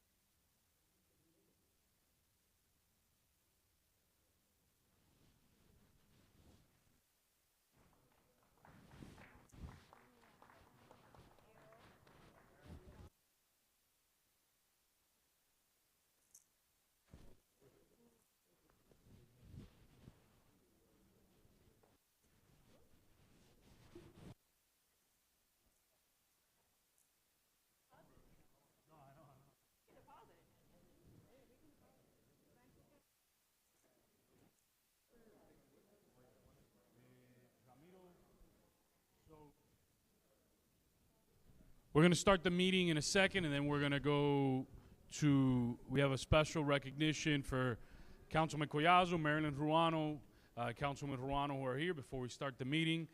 Before that, there was a gentleman who ran into me the other day driving down the street in Miami Lakes. He saw me, he pulled up and he said, Mayor, I work here in the town. I saw a video and I see that you are a fan of, you're a follower of Jose Marti. And I see you have a bust of Jose Marti in your office.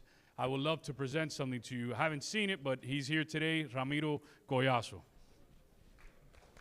He works here in the town, and we had run into each other a couple months ago, so.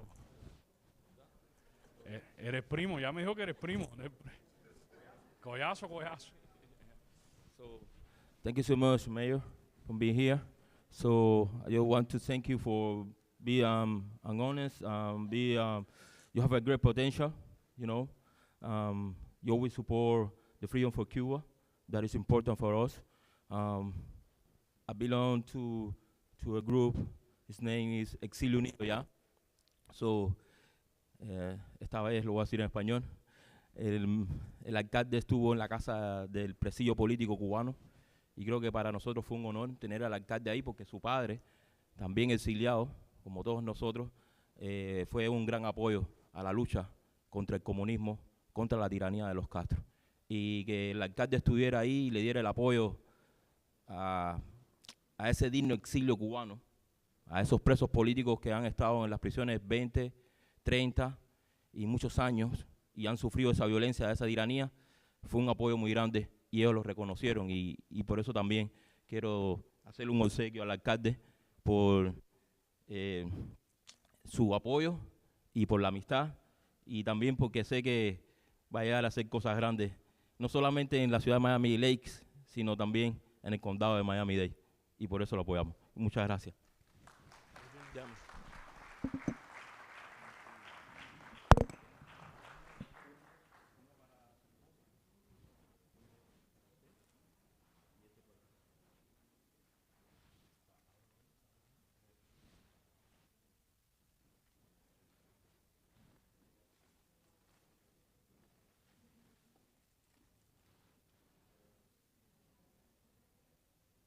These are paintings from Ramiro of Jose Marti, which is very beautiful.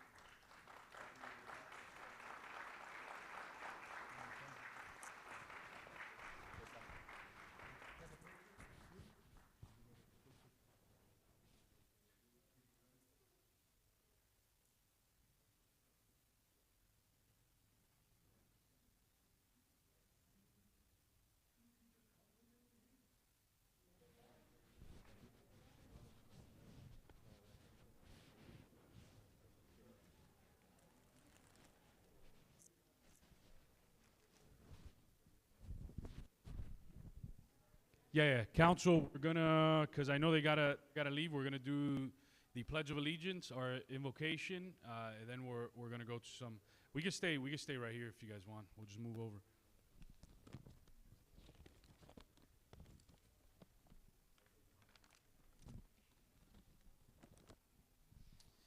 All right, Madam Clerk, let's call this meeting to order real quick, and then we'll pass the mic if whenever they need to say present. So Councilmember Collazo? Present. Councilmember Garcia? Present. Councilmember Morera? Present. Councilmember Ruano? Present. Vice Mayor Fernandez is not here. Councilmember Dieguez is not here. Mayor Sid? Present. Mayor, you have quorum. Thank you, Madam Clerk. Let's all rise for the prayer led by Pastor Tino Espinosa from Miami Lakes United Methodist Church. Welcome, Pastor, to the town of Miami Lakes. Pastor Espinosa just started at the Methodist Church for all that. That is the famous pumpkin patch, right? They do an incredible job. He just started in June, July. So welcome to the town of Miami Lakes. Thank you, Mayor, for this invitation. It's a blessing for my wife, Mother, and I to be in Miami Lakes and to pastor this wonderful church, Miami Lakes United Methodist Church. Let us pray. God, we thank you for this day, for this time and this place. We thank you for the commitment of these leaders in our city to make this city better. And we pray, oh God, may the Holy Spirit lead them, and may justice roll like waters out of this chamber and fill the city for good. In all things, O God, may your holy name always, always be glorified. In Jesus, our Lord and Savior. Amen.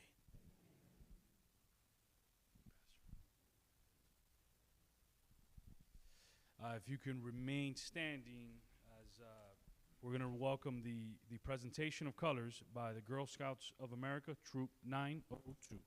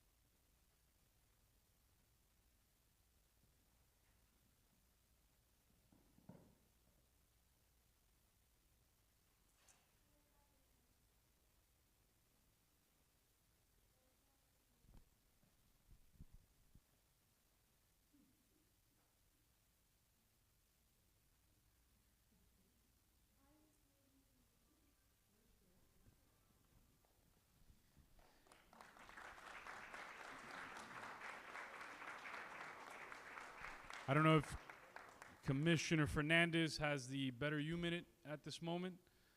If not, we're going to move on.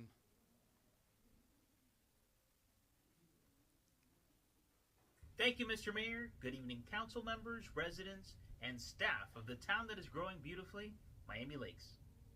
It is as if we were programmed. We meet someone and we pick them apart to see if we can figure out what makes them tick. We are prone to look for the bad. Are they trustworthy? What is their angle? What do they want from me? How many times do we tag a person with a bad impression before even getting to know them?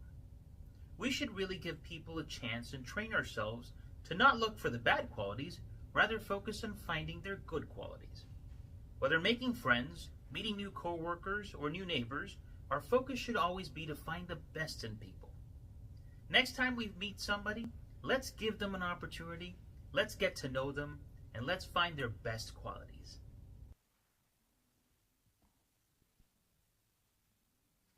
All right, so right now our town clerk has a special presentation starting off with Councilman Luis Collazo, then Councilwoman Marina Ruano.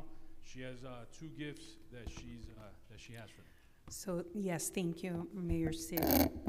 So as all of you know, tonight is the last council meeting for 3 elected officials that have been with us for many years. 1, 12 years, 1, 8 years, and 1, 7 years. So it is a very important night for all of us. I just want to say a few words in general for the 3 of you. These words are coming on behalf of myself, but as well, I echo the sentiments of our residents and of staff. I want to say thank you because it's been an honor to work with the 3 of you. Thank you for your commitment, for your service, for loving the town of Miami Lakes, for the many hours that you have been here in Town Hall with us. Very long nights, having discussions, having meetings, participating in events, sacrificing your family. It doesn't go unnoticed. So really, it means a lot. I have been here for 12 years. I started a few months before Mayor Sid got elected. It is an emotional night for me, for many of my colleagues, my staff members, because we elected you all, and you know, when you when you vote for someone, it's because you believe in goodness in your heart that you're going to do a great job. So thank you. I think it was in the State of the Town address. I don't know if it was Councilmember Collazo or if it was Mayor Sid or maybe both. But I liked the two of you. You had a message saying that you believe that you are leaving the town of Miami Lakes in a better place. And I agree with that.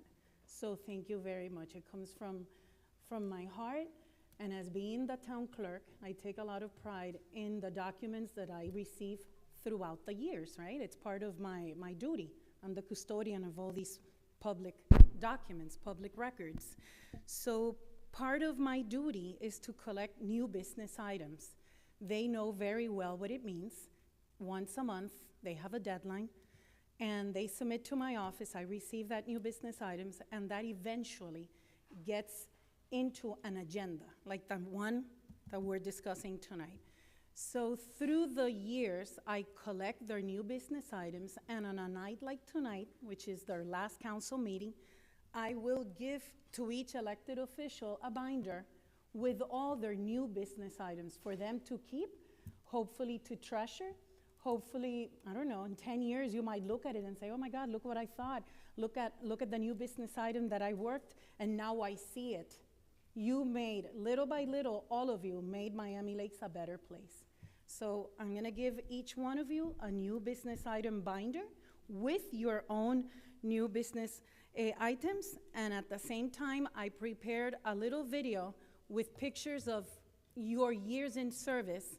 It was very hard because in 3 minutes, you cannot include all the wonderful things that you did. But I hope you like it. I chose some songs.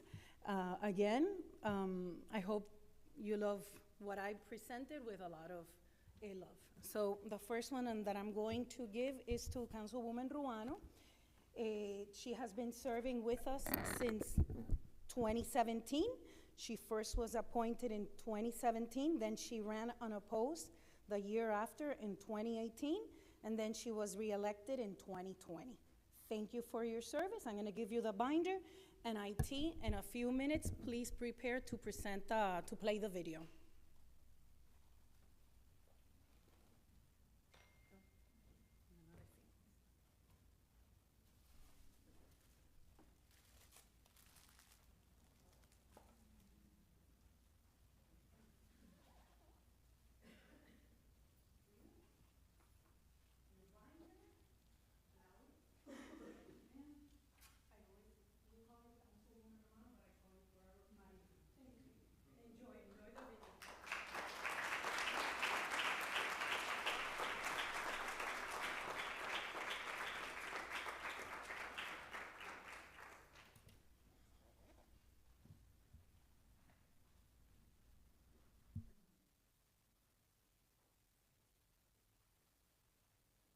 She's just a girl and she's on fire, hotter than a fantasy, lonely like a highway. She's living in a world and it's on fire, filled with catastrophe, but she knows she can fly away. Oh,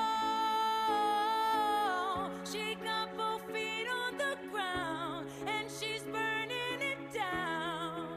Oh, she got her head in the clouds and she's not backing down. This girl is on fire. This girl is on fire.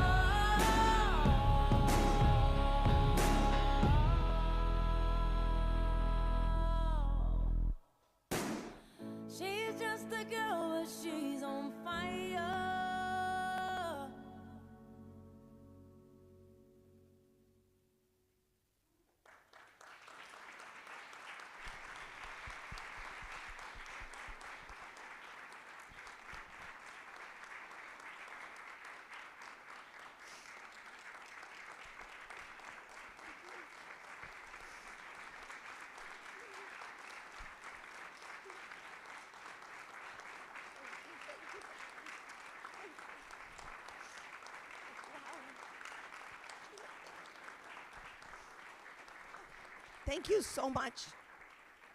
Wow. I don't think this is working properly. I'm gonna cheat. Wow, that was very emotional. Thank you so much. Thank you, Gina.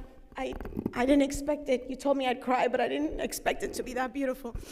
It's hard to see this journey in 3 minutes on a screen, and it's very, very touching. So this is our Academy Awards, right? Can I thank a couple of people? Is that okay? I want to thank, first and foremost, my family that is here. If you guys think that this girl is on fire, you should meet my mom. My mom has taught me everything that I know, and she's taught me to be a strong woman, and I thank you, Mommy. Thank you so, so much. And my friends that are here, that have been my rock during this whole journey, because this world is a tough one, and it's been a bumpy ride. To the staff, I don't know what to say. You guys are amazing. The reason why we look so good on the dais every day is because of our staff members, because they are behind the scenes making all of our dreams come true. We sit up there and we conjure up these amazing ideas and we drop it on their desk, and they make it happen no matter how crazy it is. So thank you so much. I couldn't have done any of what I've done up here without all of you, without your help. And to my colleagues, no matter how much we fight, I want to thank, first and foremost, Councilmember Collazo. Councilmember Collazo, there's a picture there that shows our first days on the dais. Councilmember Collazo is my brother. He is more than a council member. He is the person that showed me the way, the person that held my hand and taught me how to navigate that dais. And it looks really simple, but it's truly not. Thank you, Louis, so, so very much. And to the rest of my colleagues, thank you for the journey. It's been amazing. I've learned so much. I am not the woman that I was when I sat up here. I have grown, I have learned, I have matured, I have aged, for sure. And to my Miami Lakes family, we're sitting on this podium, and it says Mirta Mendez podium. Mirta's not with us tonight, but I know that she's watching. And Mirta is the woman that made me fall in love with public service. Mirta is the woman that taught me how important it is to stand up here and to speak your mind and to make a difference in your community. When I walked into town hall, I don't know, maybe almost 20 years ago, Mirta was the one that greeted me and told me, stay here, don't leave, join us, make a difference in your community. And without Mirta Mendez, there would be no Marilyn Ruano. So Mirta, if you're watching, I love you. And I thank you from the bottom of my heart for all of your help and guidance, for everything that you taught me. I will never, ever forget. And Miami Lakes is what it is because of people like Mirta Mendez. To Miami Lakes, thank you. I'm not going anywhere. I still live here. I plan on visiting very, very, very often. And I just appreciate the journey. I can't say more than that. It has been beautiful. Thank you.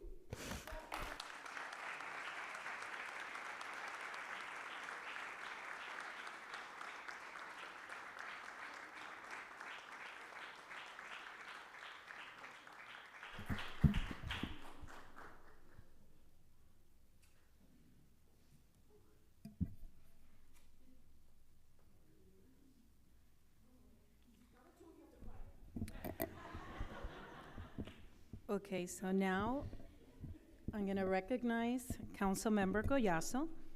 Councilmember Collazo has been serving us as a council member since 2016. He was re-elected unopposed in 2020. Thank you for your service. I will provide you now with the binder, and IT, play the video in a few minutes.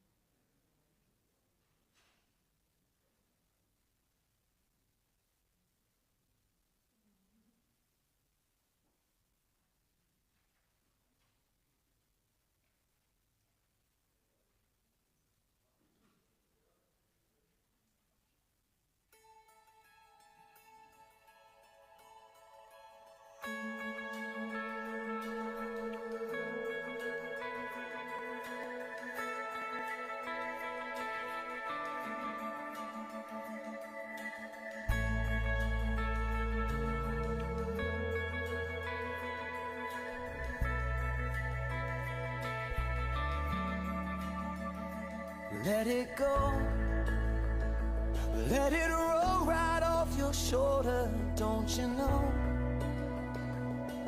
The hardest part is over, let it in. Let your clarity define you in the end. We will only just remember how it feels. Our lives are made in these small hours, these little wonders, these twists and turns of fate. Time falls away, but these small hours still remain.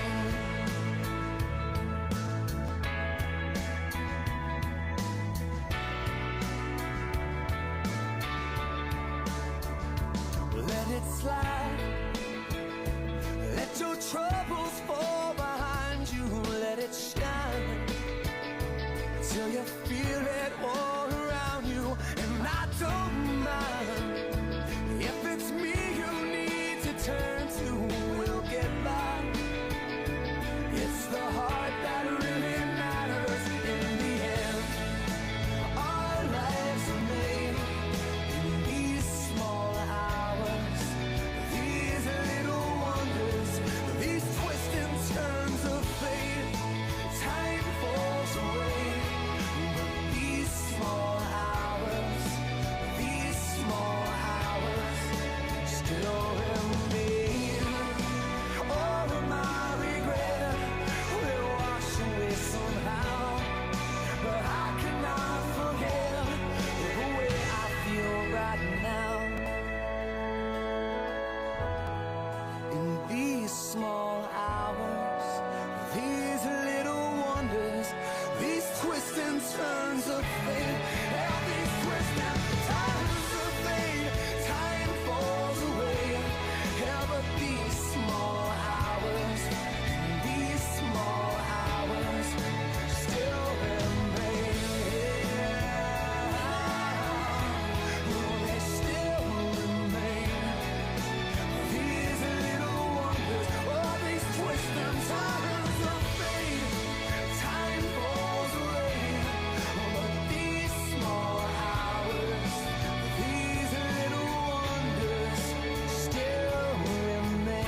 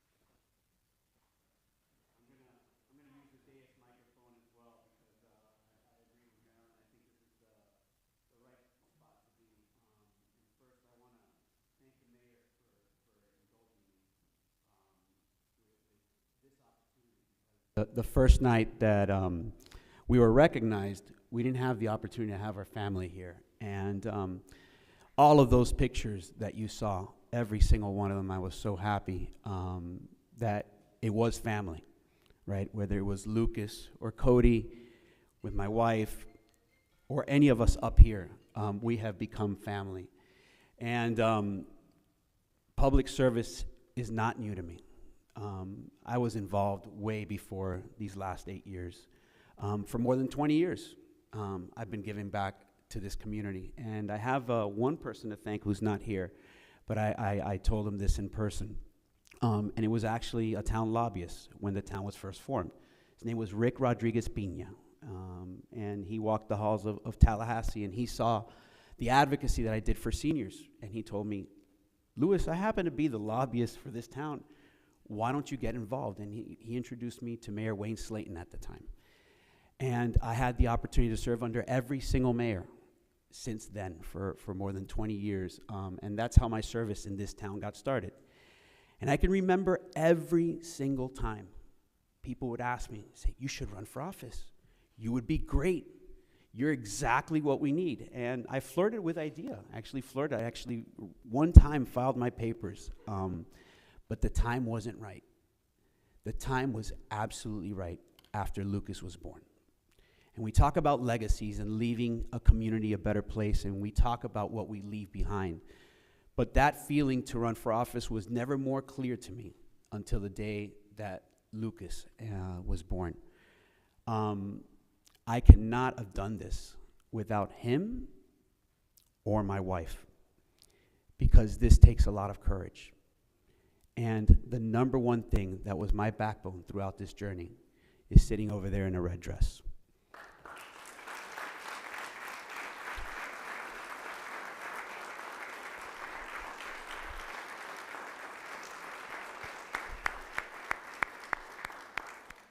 You see, you might not know a lot about me. I'm very reserved, very quiet, but I would not have had that courage to run for office if it wasn't for her saying, I got your back 100% of the way.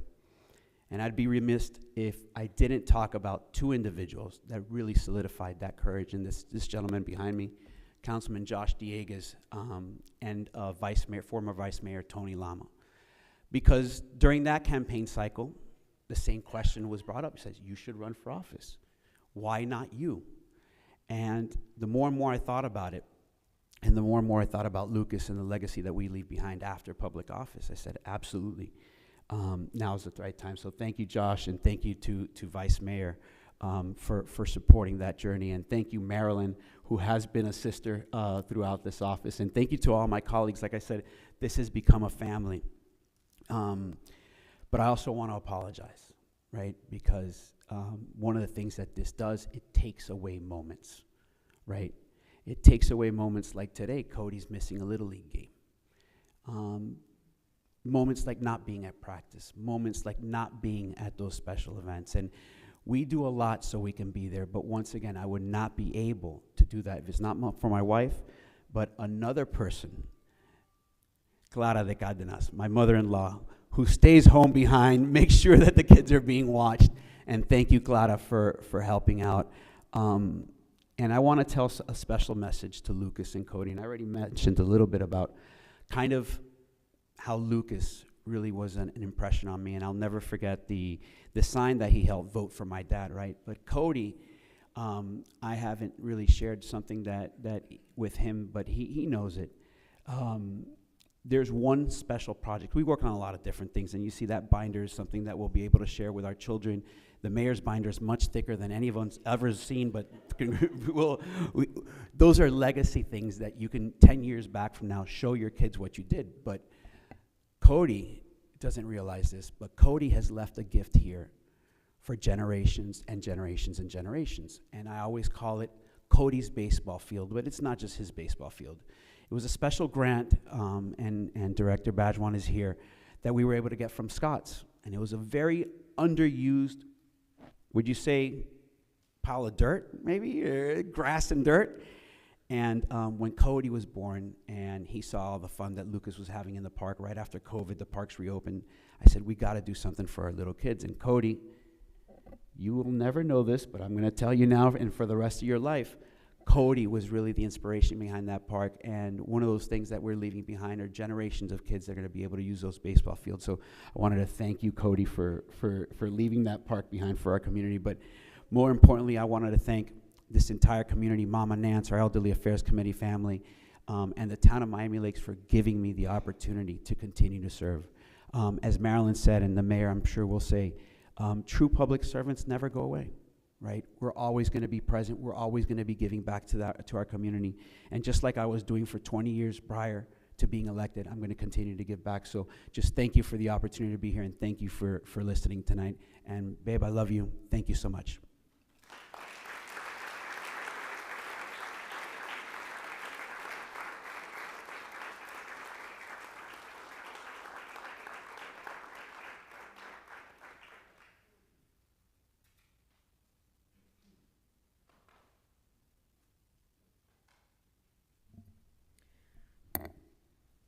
Okay, so now it is Mayor Sid's turn. Thank you, Mayor. You have been serving as a council member since 2012. Then in 2016, he was elected mayor of Miami Lakes, and then he was reelected unopposed in 2020. So I'm gonna give you your thick binder. And then we'll play, before we play a video, I have a surprise for you. And this is really 100% something that spur out of the moment, I wanna say maybe an hour before the meeting.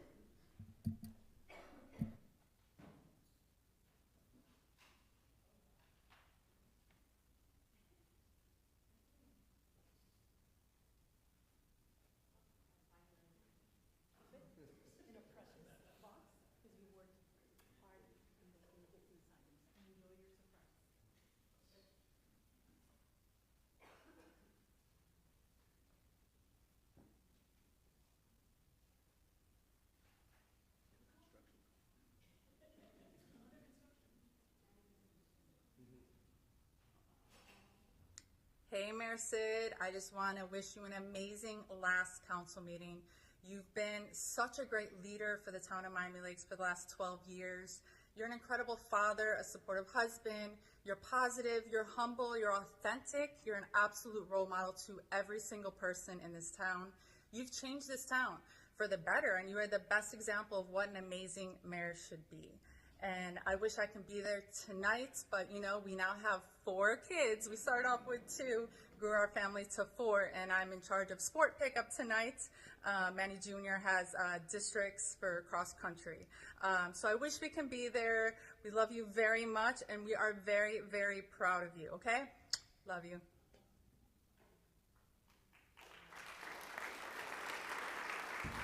Hey, Dad. This is your last council meeting. Hope you have an amazing council meeting. Thank you for being an amazing mayor and especially an amazing father. Love you, Dad. Cut.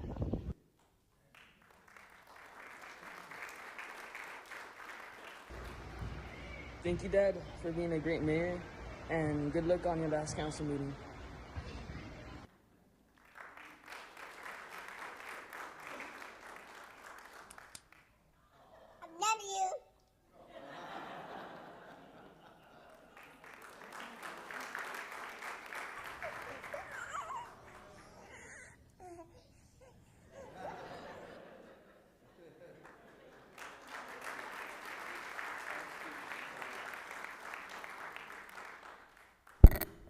And Diego, can you please now play the video of the pictures of Mayor Sid?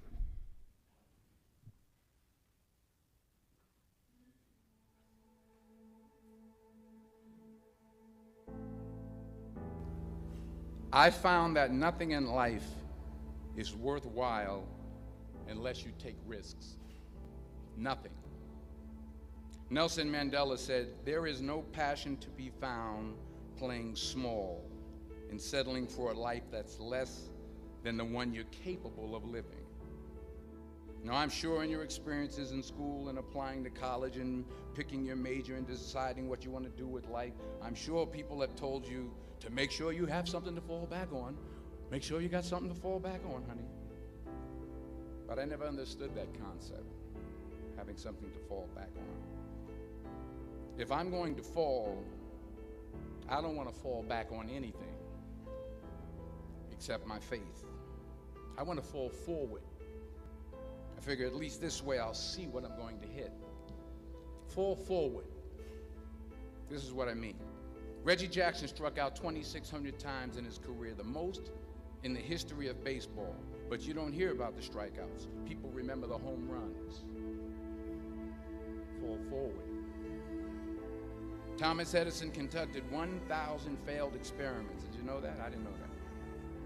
Because the 1,001st was the light bulb. Fall forward. Every failed experiment is one step closer to success. You've got to take risks, and I'm sure you've probably heard that before, but I want to talk to you about why that's so important. First, you will fail at some point in your life. Accept it. You will lose. You will embarrass yourself, but here's the thing. I didn't quit. I didn't fall back. But do you have the guts to fail? Here's my second point about failure. If you don't fail, you're not even trying. To get something you never had, you have to do something you never did. Because taking risk is not just about going for a job. It's also about knowing what you know and what you don't know. It's about being open to people and to ideas. What are you going to do with what you have? I'm not talking about how much you have. Some of you are business majors, some of you are theologians, nurses, sociologists. Some of you have money, some of you have patience, some of you have kindness, some of you have love, some of you have the gift of long suffering, whatever it is, whatever your gift is. What are you going to do with what you have? So you got to get out there, you got to give it everything you got, whether it's your time, your talent, your prayers, or your treasures. Because remember this, you will never see a U-Haul behind a hearse. To not only take risks, but to be open to life, to accept new views, and to be open to new opinions.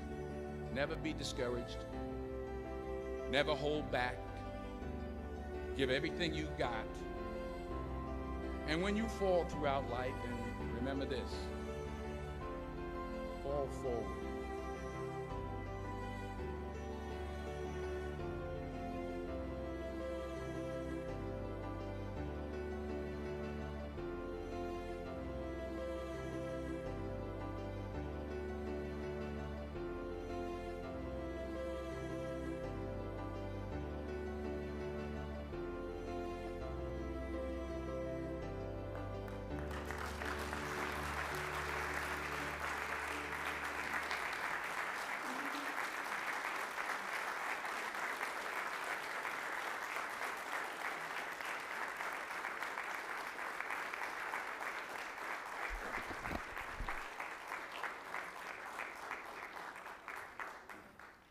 So I first have to thank God, right?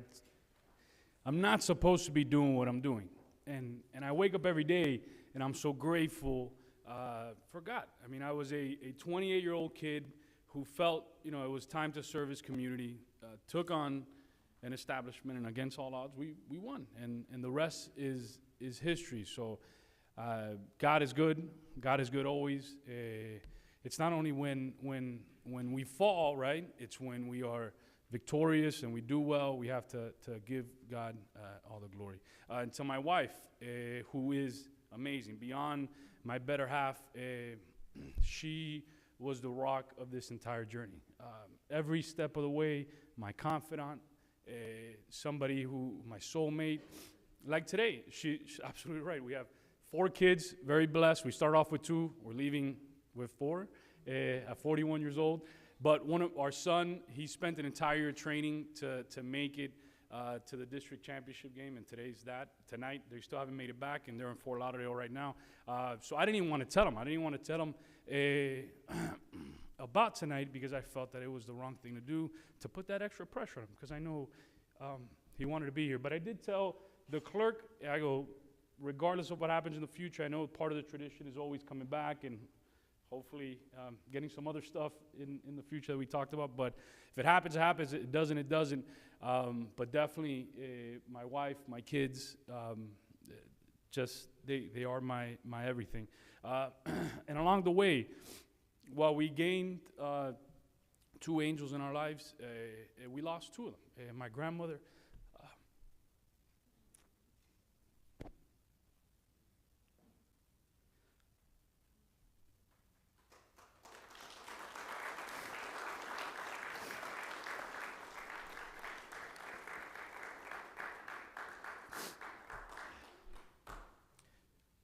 and the reason I get emotional, especially my grandmother, when I decided to run, for mayor, she gave me the Cuban grandmother handshake, right? She gave me $50 in cash. She goes, no le digas a tu mamá, and that was everything she had. Fortunately, she passed away about a week before the election. So that one hurt. And then my dad, who passed away, it's going to be 3 years now.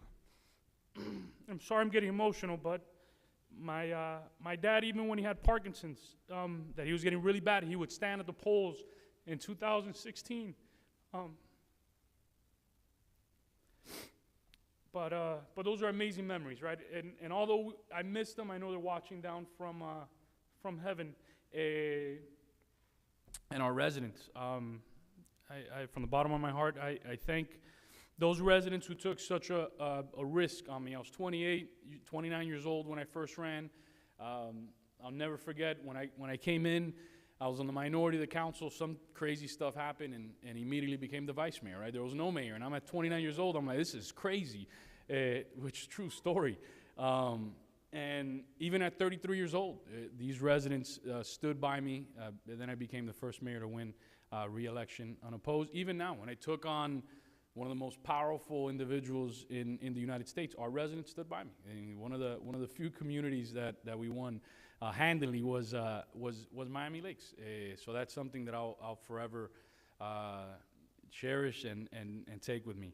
And then to town staff, many of you I've become very close with. Many of you have worked really hard. And although I do agree with Councilwoman Hirano, you all make us look good, there is something that this council did and gave you all a gift. When I first got here, having the Miami Lakes brand, unfortunately with all the stuff that happened, for some of our staffers was very detrimental for their career, right? So they would go apply, but they were like, man, that place is crazy. Today, you go apply anywhere with a Miami Lakes brand, you're getting jobs left and right. I mean, we've had 2 folks leave here, become city managers elsewhere. We've had folks become parks director, the largest parks system in Florida. We've had folks leave here and run full service cities in the finance department. We have people, I mean, just a myriad of people who I'm incredibly proud of, not only internally that are working today, but folks who've left and have taken that Miami Lakes brand to that next level, which that's always my advice to you all. If you are going to leave here for something better. Don't make lateral moves, and while I love those employees who've made lateral moves, I always admire and look up to the folks who make moves to take their careers to that next level. And I know sometimes people don't like hearing that, but that's some advice that I have for you. And then to the council members in the future, Councilman Herzberg and Councilman Fernandez, work hard. I mean, go get educated. The last thing that you all want to do is get on the dais and be dependent on the bureaucracy. You all got elected to lead. One of the things that I did when I first got elected was, and Councilwoman Hirano, many of the council members up here did, was go get educated. Travel the state, go to the Florida League of Cities, sit down with people, serve your residents in a higher, better capacity. But similar to all the years of service that are leaving tonight, the most proudest thing of all is leaving the town off in better hands. I think that is the most amazing thing, right? We received it. There was no money. There were no projects happening. There were no ribbon cuttings. Today, staff can't keep up with us, the amount of times that they're calling us trying to coordinate ribbon cuttings for new roads or infrastructure project stuff. And this new council is going to start, and they have 59th Avenue fully funded. They have 7 road projects, infrastructure projects already moving forward. They have so much moving forward. So now is augmenting all those things as we go forward. But again, just want to reiterate, I thank God first and foremost, my wife, my kids, my mom. She's probably watching. She's probably super mad at me right now. I did not mention her. Mom, te quiero. I'm sorry. I love you. And so you all know my mom still has like a big SID thing, like old school. So people knock on her house all the time, by the way, looking for me. True story. So I love you, Mom, and I appreciate all the residents of this community who instilled their trust in me when you didn't have to. I was a young kid who ran for council, young man who ran for mayor at 32, 33, and now I leave at 41 years old. But if you go into my office, you see a bust not only of Jose Marti, but of George Washington. And what I appreciate about these positions the most is that they are temporary. That this is not mine forever. This is not Councilman Collazo's forever. This is not Councilman Hirano's forever. This is the people's, and it goes back. And I think that transfer of talent going forward is so important in our community. I don't think you'll ever see me run for city council ever again, not because it's just not the right thing to do. You want to see new people. You want to see new faces. You want to follow that example that George Washington left in our society. So I could go on and on, but I appreciate you all. I'm going to miss seeing you all in the council meetings. I'm going to miss hearing the criticism, the positivity. I had residents who would leave me messages praying for me all the time, and which I'll never forget those prayers. But I'll be here always to support. What I will not be doing is sitting at council meetings advising the council what to do. I want you all to grow on your own. I want you all to experience on your own. I want you all to get the cocotazos on your own, because that is what helps you get better. So may God bless this town. I appreciate again you all instilling the trust in me. I hope that I made you all proud, and may God continue to bless the town of Miami Lakes forever. Thank you very much, and may God bless.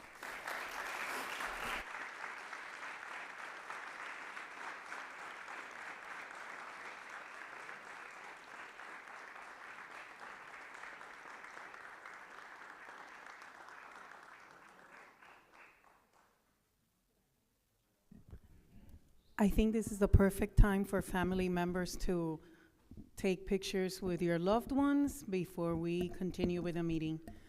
So don't be shy. Come to the podium and take pictures now for memories.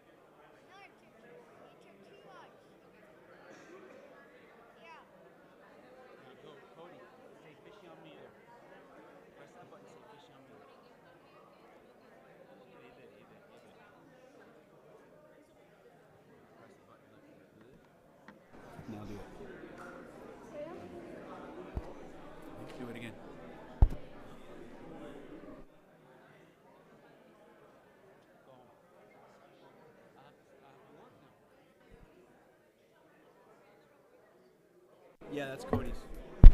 Yeah. Did Cody team win?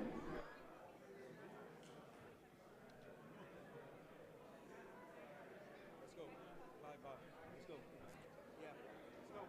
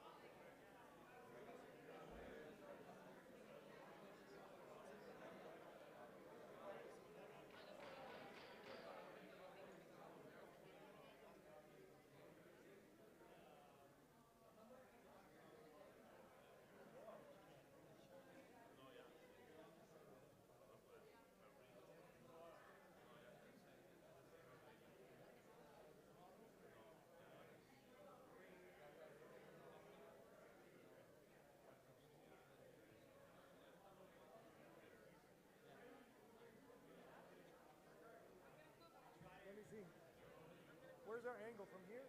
Yeah, right? Yeah. All right, one up.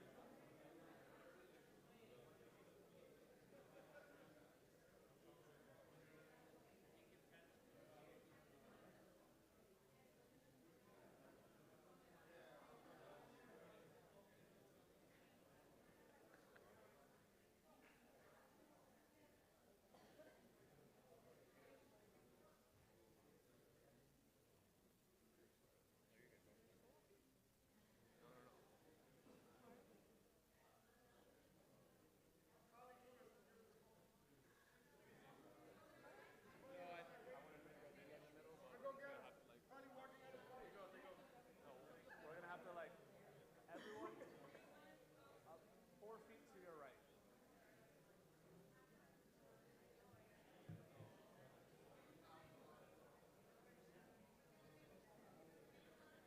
Not anymore. Just because we have now we have the officers and the manager.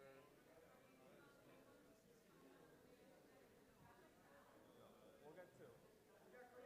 As this is, and then I'm knocking you guys out.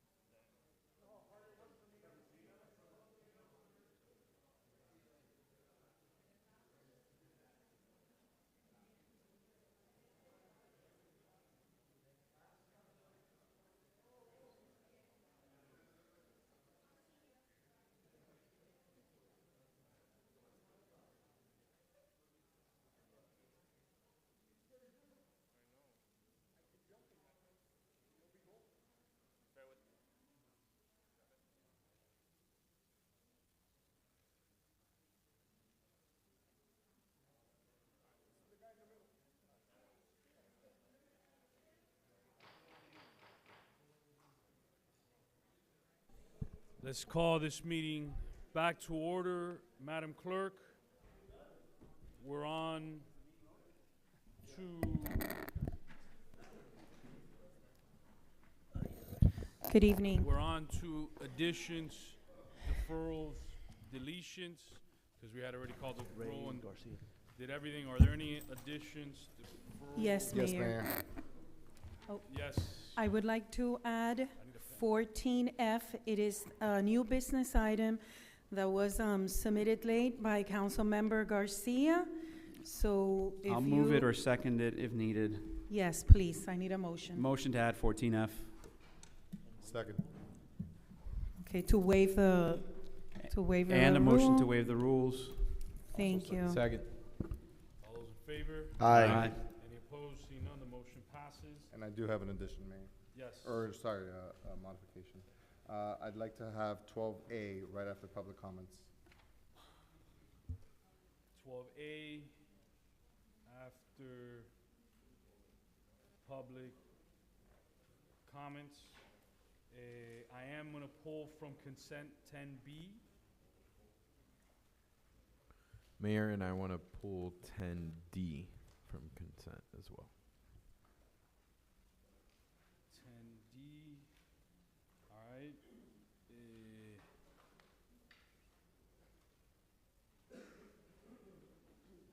And I'm going to pull, I got to pull item 10I as well. So we're moving up 12A to after public comments. We pulled 10B, 10D, and 10I. And then also I'm gonna move up to after 12A, 14E, which I know Mr. Porro has been very patient with his time. He's back there sitting down. So 14E after 12A, then we're pulling from consent 12B, 12D, 10B, 10D, and 10I. Any other deferrals, additions, deletions? Mayor, I'll move the amended agenda. I'll second. Any of those all those in favor? Aye. Aye. Any opposed? Seeing none, the motion passes. All right, we're on to public comments, Madam Clerk. Good evening. So, welcome to the regular council meeting. I don't see any participants online, but if you're here and you would like to participate in public comments, please just approach the podium, state your name and address for the record, and welcome to the regular council meeting. And public comments have started. So again, if you would like to participate in public comments, just approach the podium and state your name and address for the record. Good evening, good afternoon. Angelo Garcia, 16441 Northwest 77th Place. Basically, I wanted to take the time to thank all of you for your services.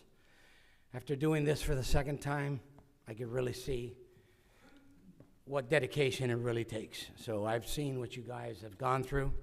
I want to thank you. I know that you guys have put up with me for some time, you know, with my emotions. It's part of me. I think that that's what people like about me. Again, thank you very much for what you guys have done. And if I get elected, I then will now come to serve you. You guys have served us, then I will have the honor and pleasure of serving you guys. So thank you very much.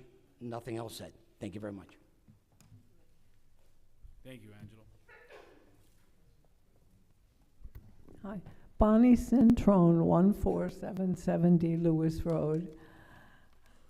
Good evening, Mayor Sid, council members and staff. Before I tell you why I'm here, I too want to add my thanks to the three of you that won't be up there anymore. I was so emotional in the audience, I can barely think now, but thank you. I appreciate all the dedication and time that you gave to the town, and I'm going to miss seeing you sitting up there.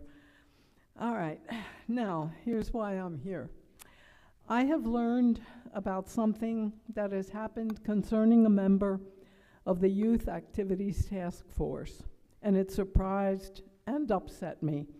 Apparently, Diane Jimenez was going to be removed from the committee simply because he came before the council at the last meeting to share some of his ideas without first, quote, getting permission, unquote, to do so.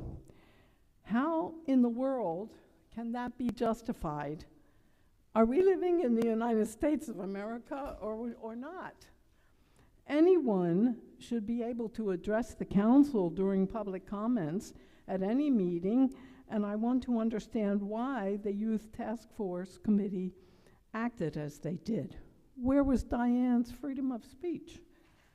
I was present at that council meeting when Diane shared his thoughts, so I know firsthand that he spoke in a very respectful way. He never made the committee, quote, look bad, unquote, as they claimed when they reprimanded him. It is absolutely wrong to scold a committee member simply because they express their ideas about possible improvements and or cutting expenses on certain activities. Diane and also Maritza Costa are both on that committee, and both young men have dedicated much of their time and energy to do good for the community. Just because everyone does not agree with the ideas expressed is no reason to censor someone or reprimand them or remove them from a committee. Diane was so discouraged that he resigned from the Youth Activities Task Force. I say shame on those committee members. An injustice has been done, and I would hope that our town council might officially tell the committee, and all the committees, in fact, that they must conduct themselves in ways that do not infringe on anyone's constitutional rights. Thank you. Thank you, Bonnie.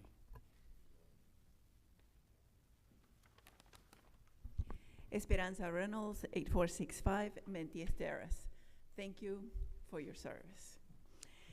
A text message was distributed today by Royal Oaks Homeowners Association with the heading Notice to Residents. The notification advised that during tonight's meeting, there would be a second reading to abolish the Neighborhood Services District NSD advisory boards. The message also urges all residents to attend tonight's meeting to have their voices heard by the town council. The information is wrong. The vote for the dissolution of the advisory boards was held quite some time ago, and tonight what is before the council is the ordinance in second reading that corrects how the special taxing districts operate. When I reviewed the agenda, I noticed that the original memo that spoke about the advisory boards remained intact without correcting the fact that the advisory boards had already been dissolved. So I suggested to Councilman Brian Morera that the memo should be revised, and he said staff would probably have done it. But at any rate, because it never got done, and before a litany of incorrect public comments ensue, the dissolution of the advisory boards is already done, and we wholeheartedly agree because there is now direct communication with council members through workshops where property owners can directly discuss issues of particular interest at the special taxing districts. In other words, when property owners want something from the council, we will file a petition that will require the majority of the signatures of the town of Miami Lakes to act on it. We no longer want a few to determine what is required at the guard gates. It was a violation of property rights to have given power to a few that never consulted 100% of property owners to first ask if we had any interest in what they were supposed to be deciding on our behalf. We planned to talk about other issues, but we sent a public comment through the clerk, which I hope got distributed to all of you, because it was also with regards to what Bonnie Intern spoke about. We are in full support of item 12A, ordinance in second reading, special taxing districts. Mr. Morera, you have made us very proud. Authority to award vehicular gate arm repair and maintenance. If we installed LPR cameras at the entrance that captures all the tags, why have gate arms constantly at our gates if every tag is being captured? So perhaps what we should do is just say, enough with the arms, so we never have to repair them again. We have level 2 guards to write tags when we invested in LPRs. Why? So we sincerely hope that we begin to think about stopping wasting our assessment dollars. Thank you. Thank you. Thank you, Esperanza.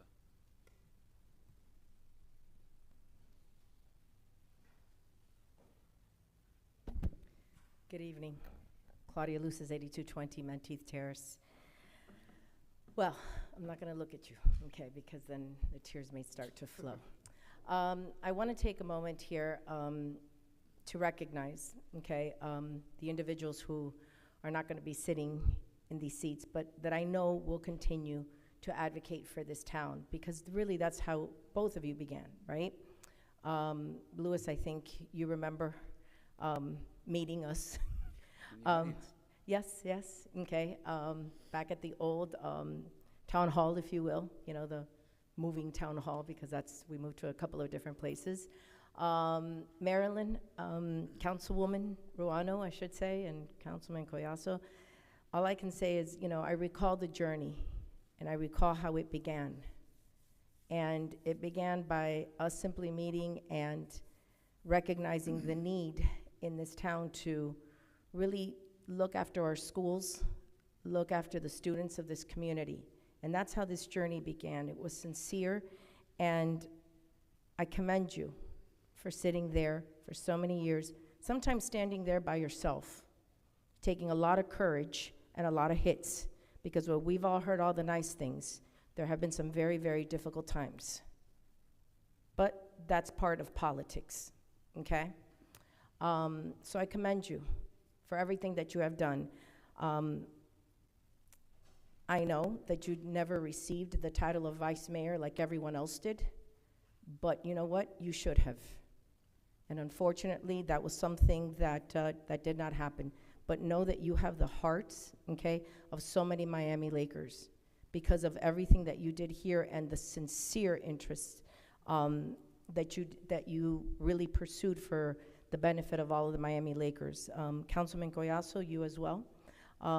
You have served this town for a very, very long time, both as a volunteer, right, and now as a councilman. And I have no doubt that either one of you are going to continue to do the same. So thank you for the many, many years of service, for your advocacy for all of the residents of this town, and, you know, including the Special Needs Advisory Board, which I know that you know, were the one who brought it back to this town. And, you know, pushed forward with that mayor's gala. I still remember the whole white glove and everything conversation that took place. So I'm very happy to again, you know, be here in front of all of you. And thank you for your many years of service. And you too, Mayor. Thank you, Claudia. Wow. Thank you very much.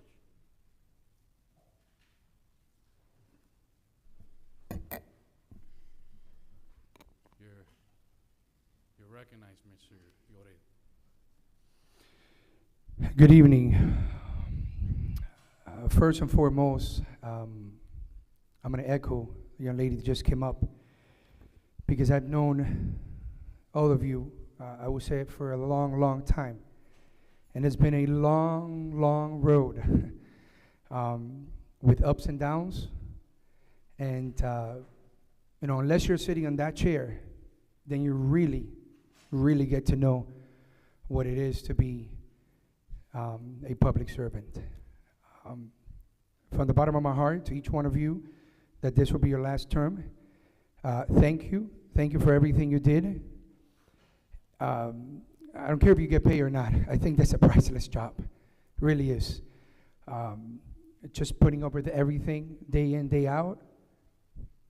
I still don't know how you guys do it. So from myself and from my family, thank you for everything that you guys have done. I'm sure you're not going to stop. And, you know, definitely looking forward to seeing you.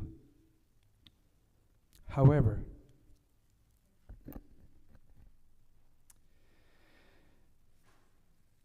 I get the part that you want to centralize everything, you want to uniform everything, you want everything that's within one category to be the same, right?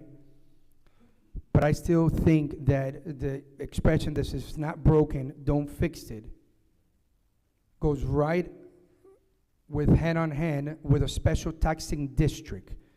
Because you can change the name all you want because of the acronyms, right? I get it. We don't want to call it STDs. It's a special taxing district. And all the issues that the HOAs may have for the guardhouses and all of that, it's not fair for the rest of us that show up to the meetings, that work hard for our voice to be heard, which was one of the main things when I knocked on every single door, and so do those residents in Lake Hilda. And one of the main concerns was like, is government taking over? I said, no. There's just going to be an extra layer of support. We're still going to have the autonomy to meet, to make decisions, but at the end of the day, it's all up to them. And we respect that.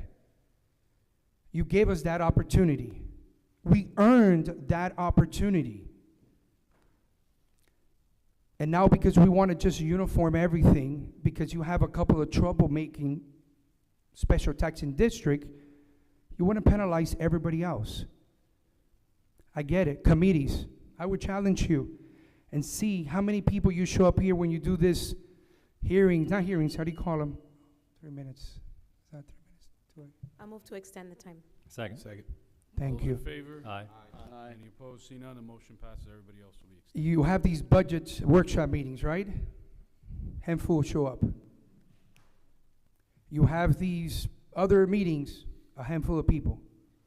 Unless you're raising people's taxes or something that's really impacting our community, that's when you get this room full of people.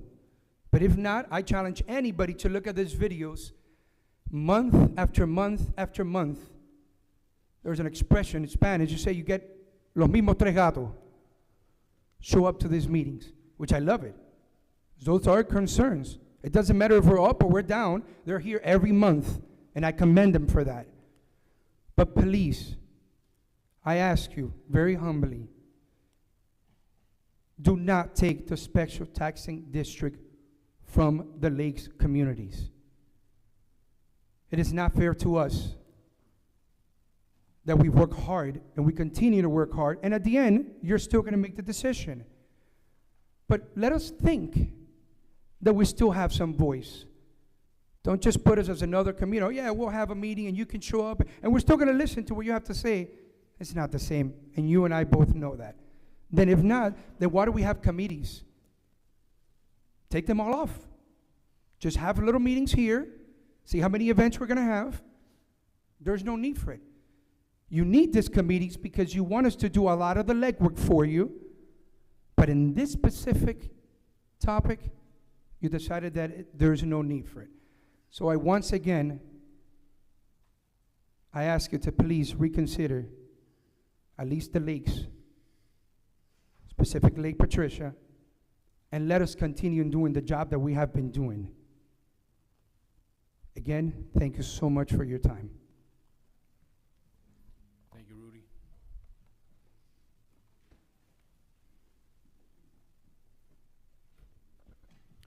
Okay, good evening, everyone. Is this working? George Loren, as you all know, I have a Chapter 119 exemption from my personal information. Is this working? Yes, sir. Okay. First of all, I want to thank everybody that tonight is your last meeting. Trust me, as a 35-plus year public servant, I can tell you that it takes a lot. You miss a lot of stuff, a lot of family events. I know exactly how you feel. But I'm here today to talk on the item 12A. I'm going to start out by saying that tonight is round 3. But I'm going to start off with round 1. What was round 1? Well, that was the meeting where all of the taxing districts were abolished. Multiple motions, multiple events occurred that night, where originally not all of the meetings, not all of the special taxing districts were supposed to be abolished. And at the 11th hour, boom, here comes a motion, abolish everything, and the nuclear option was invoked. Boom, they're all gone. Just because one special taxing district was behaving badly. So we have to get rid of them all. And that is somehow enhancing democracy? Give me a break. Okay? On that night, 2 other things occurred. Not a single person that is a homeowner that resides in any of those taxing districts had a chance to vote on abolishing their taxing district. This occurred because 4 of you sitting up there decided that's what you wanted to do. And by the way, neither of you 4 live in a special taxing district. Ironic. Now, let's go to round 2. Round 2 was the first reading of this ordinance. If you read this ordinance, the only thing in there that's actually worth it is moving the cost of the licensing fees, the license plate readers, from the budgets of the special taxing district to the town budget, because this is an enhancement to everybody in this town, not necessarily just those taxing districts. So why should they bear that cost? Everything else is not needed. Okay? Earlier this year, or late last year, the ability of the boards was restricted in as far as spending monies, okay, with regards to capital improvements. So there was, a lot of that has already been restricted. So we were talking about in round 2 was, once again, nobody in any of the taxing districts got to vote. And of course, the same for council members that don't live in a taxing district passed the first reading. And now here we are today. Round 3. Second reading, that there just so happened to be another council meeting in a month, which rarely happens. Amazing. Okay. And so now, again, we want to ram this down everyone's throat at this second reading. Okay? This is not enhancing democracy. This is subverting the democratic process. There was nothing, and I'm only going to comment about the board from my house, from my neighborhood. Okay, Royal Oaks East, and I can comment. Can I have a few more minutes, Mayor? Okay, I can comment from Royal Oaks. In the 5.5 years that that board existed, not a single person ever came to a meeting and said, you guys are a piece of garbage, this board has to go. Not one. The people that came to those meetings came to complain either about the quality of the guards, guard gates being stuck in the opposition or broken down or whatever, and of course, I do live in Royal Oaks East, people would come to complain about the traffic at the school, which we all know we had nothing to do with it. And we had to explain to people, we cannot do anything about that. That was primarily what always happened. Again, not a single person ever came and told us this board has to go. But the board went. Okay? And again, an advisory board. You all are the legislators, not the advisory board. The advisory board is nothing more than an extra set of eyes to advise on the budget, anything else that might come up. You all still have the final authority. I don't understand where the thought process came by that those boards actually had legislative authority, or authority basically to do much except advise. Okay? So basically what has happened here is, again, because of the problems of one board, one special taxing district, the opinions and the will of the many, okay, have been ignored or subverted by the will of the few, or I think in this case, the one. Totally subverting the democratic process. Thank you. Thank you, George.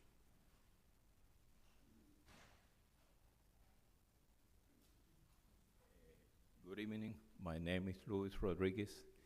I live in 16905 Northwest 83rd Court, and I'm here because I was part of the NSC board, and I was notified that we don't have a job now because you guys, without a democratic government, decided that it wasn't worth it, that we didn't bring any value, that you were going to have workshops, which he accounted for. There is nobody going to show up because those meetings were always notified, and we only have 2 people complaining all the time that we had to fix the traffic in 79th Street about the Bob Graham, and we don't have any control.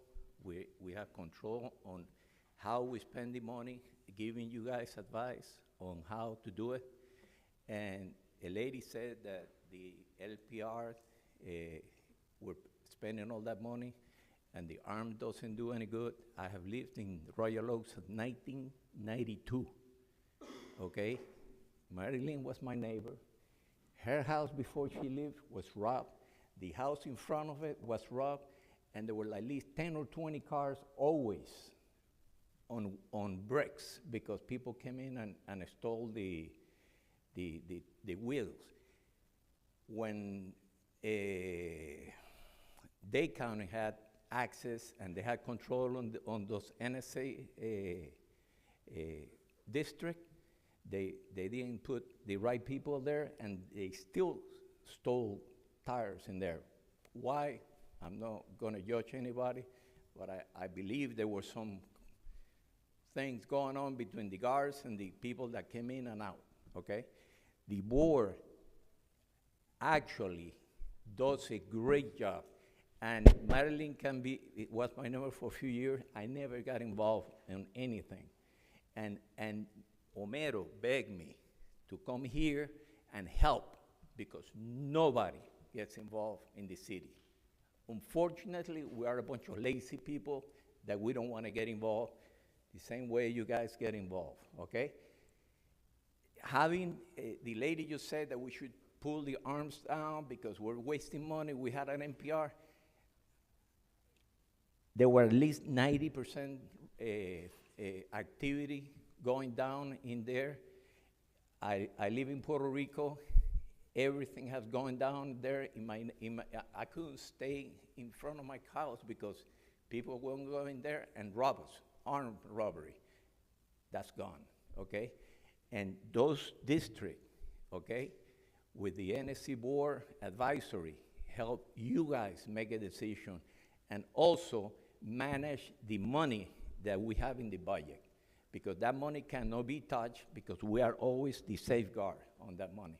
And if that money gets into the pool, I just heard tonight, when that money came and into Miami Lakes, there were $300,000 missing, and nobody could account it because there was no discipline in there, and the neighbors and the people that have they didn't look at it. And the other thing is, those taxes, special tax district, makes a great thing to the police because it keeps the people away from it. That's it. Thank you. Thank you, Luis.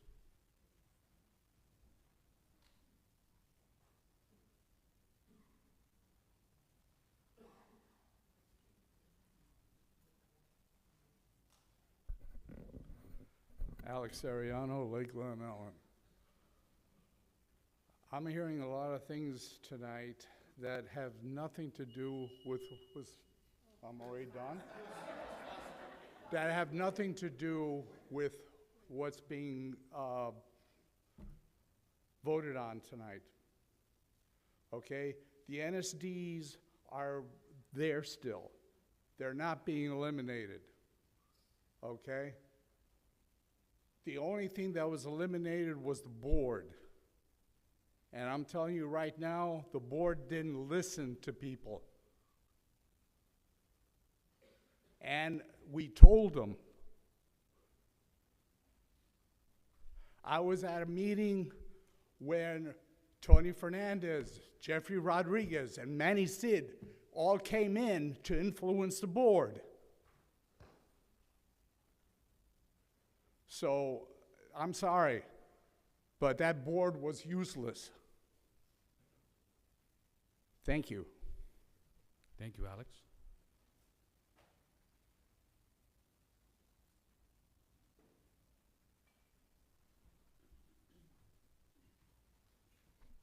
Good evening.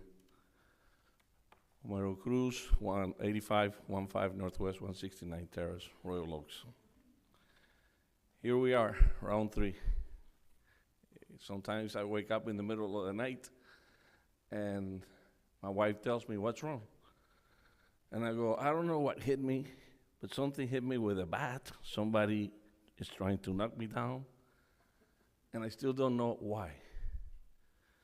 Then I start thinking, and the gentleman says that the committees are worthless, that they didn't do anything. I remember the day that I came to see many of you guys. And by the way, congratulations. Keep doing the work that you do even if you're not here. It doesn't stop here. This is not ending. Brian, congratulations for becoming a town council. My advice, please slow down. Slow down. When you're young, you tend to do a lot of things that you want to do them now. There is always time. My grandma used to say that there is more time than life, so you're going to have plenty of time to do a lot of things. A lot of things went wrong in this process. Number one, when you said that we were supposed to have a workshop, that That was not a workshop. That day, you came with the idea in your head that the committees were going to be gone. Josh, I don't recall if you were that day here. On the first reading that we had here, I always said that perhaps a lot of the residents don't understand how the committee works. Because at the end of the day, you're not trying to create less government, you're trying to create more government. I don't know if you have told the people the idea that now you have to go for a vote. Now, 1,500 homes in Royal Oaks, I will have to go out there and get 10% signatures, bring it back to you guys on that workshop so we can go ahead and prepare a ballot. How much is that ballot going to cost? You still don't have a number. Then, once you prepare that ballot, it'll go out, and you got to have 50% plus 1 in order to be approved. If it doesn't make it to 50% plus 1, we threw all the time away and the money. Right now, there's a need in Royal Oaks to have 4 canopies installed. But since you guys decided to abolish the committee, it's sitting there in JP's desk. When is it going to get in front of you guys? We were only a committee to give you an advice, an opinion, which we were not the final opinion. It was always yours. I feel like I'm in school and I'm going through detention because we have 4 or 5 committees, and one of the committees, the residents there don't behave. And some of them are troublemakers. And then we're being punished for the rest of them. This town is not only Royal Oaks, it's not only Section 1, it's not only Lake Patricia, it's not Loch Lomond. You told Brian, the people from Loch Lomond and Lake Patricia, that they didn't have to worry about on that workshop about being abolished. They didn't know about it. When the first reading came in front of you guys, Josh came up with the idea, all or nothing. That was wrong, Josh. It's not all or nothing. We got to take one thing at a time, one step at a time. Okay? You still have the opportunity to make it right. Marilyn, Lewis, make it right. Those committees, they do a lot. And we do listen to the residents. Thank you. Thank you, Homero.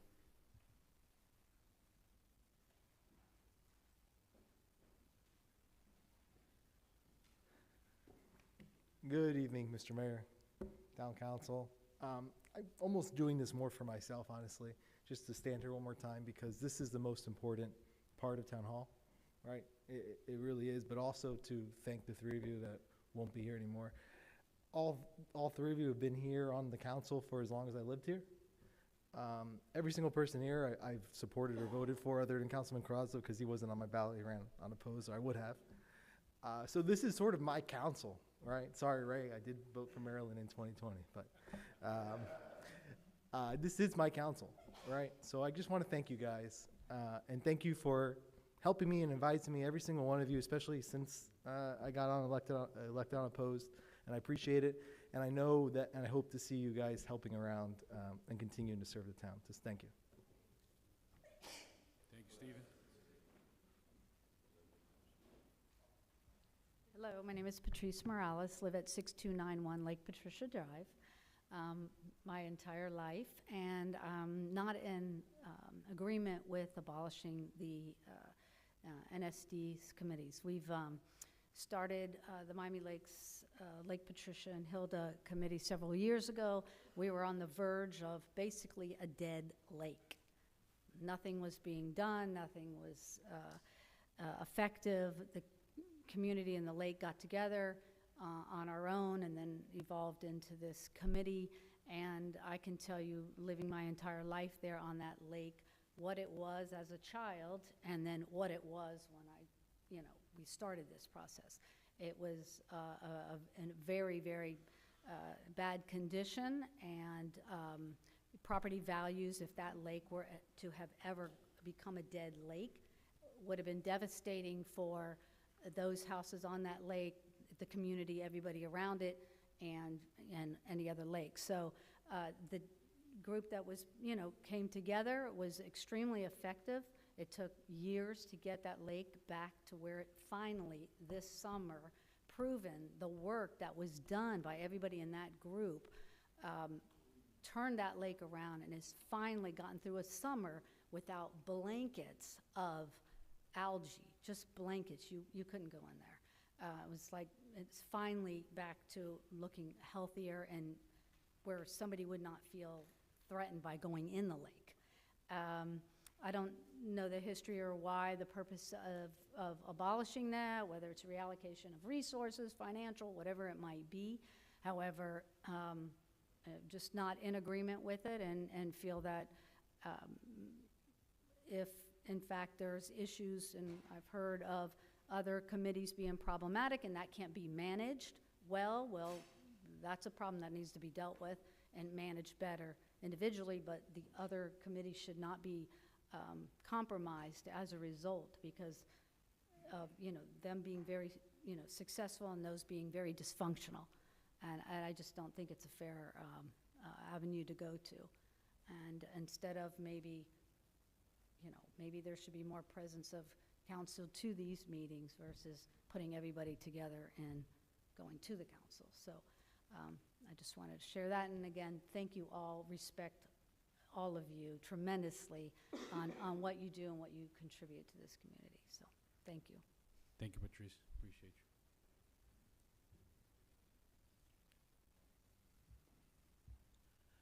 Good evening.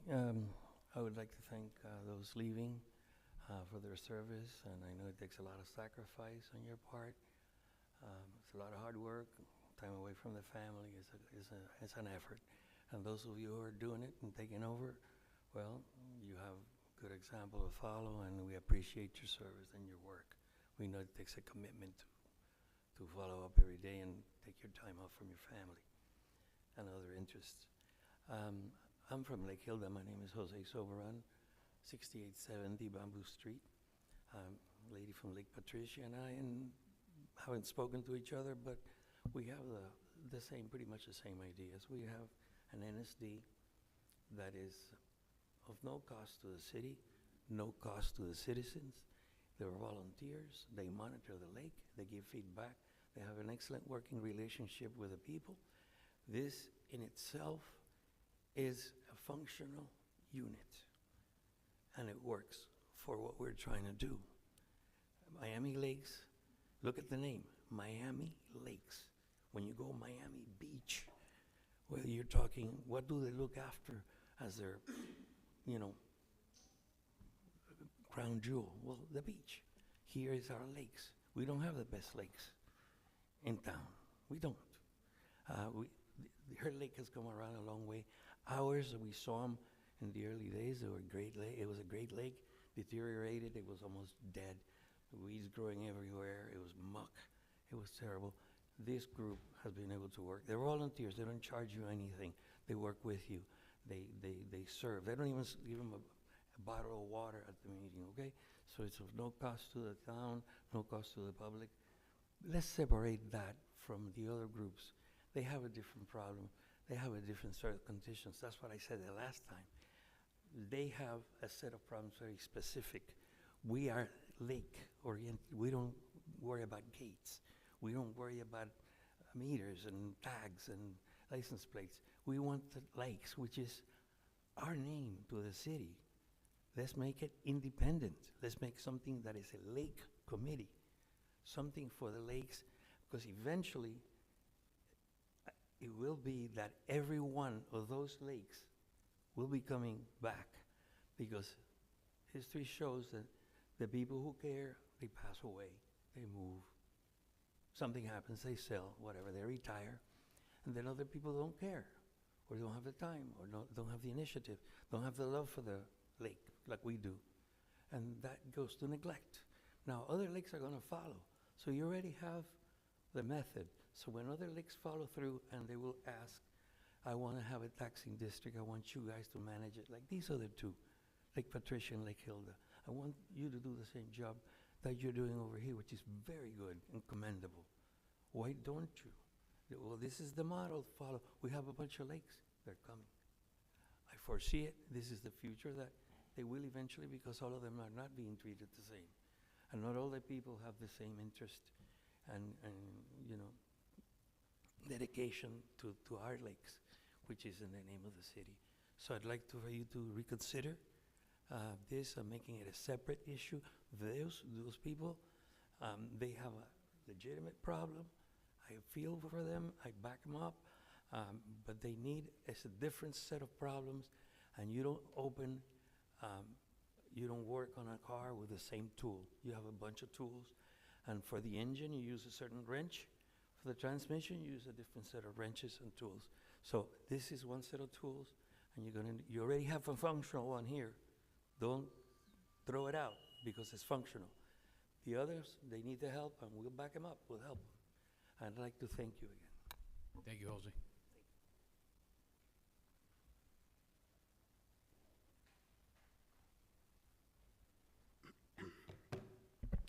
Good evening, Mr. Mayor, Madam Clerk, Mr. Town Manager, Mr. Town Attorney. First of all, I would like to thank you, Mayor Sid, Councilwoman Ruano, and Councilman Collazo for your time and dedication to the town. I remember meeting Councilwoman Ruano after a meeting. I stayed very, very late that day, very, very late, like very late. And what stood out about Councilwoman Ruano, obviously she was the only woman on the dais at the time, still is, was that she always pushed for this idea of preserving town tradition, maintaining a small government, and having lower taxes, something most of you up here usually espouse, right? So I would like to start off with a quote by Winston Churchill. Everyone is in favor of free speech. Hardly a day passes without its being extolled. But some people's idea of it, that they are free to say what they like, but if anyone says anything back, that is an outrage. Winston Churchill. So last meeting, Councilmember Morera said something to the effect of, when it comes to doing small government things, you know, sometimes we get mad at that. And to that effect, I'd like to contribute, when it comes to doing free speech things, sometimes we all get mad at that. So I'd like to say that obviously my short 3-month tenure at the Youth Activities Task Force for me was unfortunate. I quit out of respect for the town because I don't think that, you know, it was within their best interest to do what they did, because it was a direct violation of the town charter and the rules that committees have adopted over the past year. If we have to revisit this concept of what committees are made to do, I have nothing against that. We're actually, 12A is all about that, but in another regard. So if it has to be brought down to town committees, I don't think that that should be something that should be shied away from. But just for reference, in the Senate, the U.S. Senate, their definition of a committee, or what they're meant to do, are committees monitor ongoing governmental operations, identify issues suitable for legislative review, gather and evaluate information, and recommend courses of actions to the Senate. While I do think that that's relatively what our committees in the town of Miami Lakes do, often those responsibilities expand to hosting an event. We're all right with that because, you know, we have the Halloween event, we have a lot of people show up, and allocating certain funds for that is fine. When we have events that, fortunately, the community doesn't take advantage of them to such a degree, then I think that that should be addressed by the town council, because it's an event that is being thrown to waste. Now, I think, you know, if I reiterate what occurred, it would just be a waste of my time, and I don't seek anyone's pity. My point in being, and my point in speaking up today, I wasn't going to talk, because sometimes silence, you know, is more impactful than other things. But regardless, I think that, and I recommend the town council to take action in the spirit of, you know, leaving, right? Mayor Sid, you've served the town for a long time. You now have 4 kids. Councilwoman Ruano as well. Councilmember Dieguez as well. Based on the actions taken by the chair of the Youth Activities Task Force in recommending something that directly contradicts the standards of the town, I ask for you guys to consider his resignation, if not taking him off. And, you know, we have more than a suitable Vice Chair, Maritza Costa, who I think would do a great job as Chair of the Youth Activities Task Force. I think that it is within the best interest of the town to consider that, due to the fact of the actions that occurred, where we have appointed officials in the town who swear an oath to the town and then say that they don't care about the millage of the town. That say, I don't care, you know, I don't care what is said by the town council. I don't care. I don't have to know the millage. I don't have to know this. I think that a chair of a committee who we provide a budget to should care what the budget of the town is, what the budget of a committee is. They should have that responsibility, because that is the purpose of our committees. It's not to waste taxpayer dollars. And while $15,000 is a very small subset of a $1 million budget, it's still taxpayer dollars that can be allocated to other things. Maybe you guys don't have to be here till 12 debating about whether you guys want to hire more police or not. Maybe you guys can solve other issues. So, you know, even the town staff, they took on this year the responsibility of planning an event, because committees are not being as effective as they have in the past years. We see this happening in the town. There's a distaste at times for certain events. Great example, the Cultural Affairs Committee. I'm a big fan of jazz, right? But you can't force me to come to an event where there's going to be oftentimes mediocre, jazz players playing certain music. Again, beauty's in the eye of the beholder. But regardless, culture is very important. Town tradition is very important. But our taxpayer dollars are also very important. And if we want to preserve that town tradition, I think, again, it's within the best interest of the town to reconsider what's being done with committees, to actually explain to their committee members what their oath to the town is, that their oath is not to el comité, like a lot of us and a lot of our ancestors heard in Cuba. Our oath is not to el comité. Our oath is to the town of Miami Lakes, the state of Florida, and the Constitution of the United States. So with that, thank you very much. And again, thank you all for your time and service. God bless.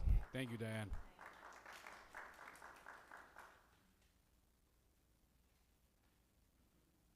Good evening, members. Maribel Balbin, 8346 Dundee Terrace. Thank you for your service, Mr. Mayor. I was not able to come to the meeting when 12A for the first reading of this ordinance that's been discussed this evening. I did send a comment or a message with specific questions that have never been addressed. I have served in one of these committees simply because I found out about them and I knew what they were doing, and I asked my HOA to appoint me because I thought it was important to be part of that. To say that this, that we were, I don't know what words have been used here today, I take issue with that. The people that I serve with are honorable and wanted the best for their community. I believe that for this issue to be like a campaign promise to Tres Gatos, to quote one of the earlier speakers, is a disservice to this town, to this community, and not knowing exactly what was being addressed in the way that was addressed. So my question is, I would like to know the exact process by which was utilized to decide that some of these committees were ineffective, but one or two were not. What was the criteria? How was that addressed? Who was there? Was that consulted with anybody? Or that was something that just came up out of maybe the Tres Gatos again. So my request this evening is that I am provided with the process by which these committees were evaluated, Mr. Morera, and so that we can, take it with a better, not with a grain of salt, but maybe understand the process better.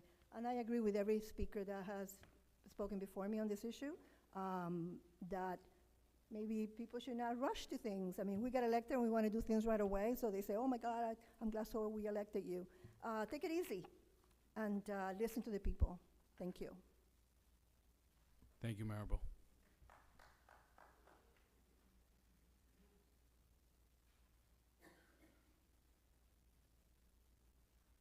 Good evening.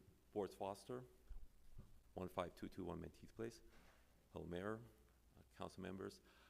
I'm here to, first, I want to thank Mayor, Councilmember Rano, Councilmember Collazo for their service. It's been, it's probably the hardest job, and it's, I don't know you guys do it, but thank you. Didn't plan to speak about the ordinance that's going to be on second reading, but I heard a lot of things that were just not accurate.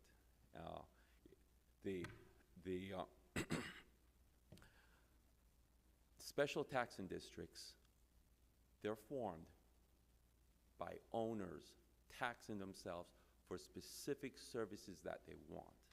It's not for a purpose that can be expanded and rolled over and over, especially by just a few people, not by an advisory board of 7 people, not by the governing body with 4 people voting. It is set up for a specific purpose.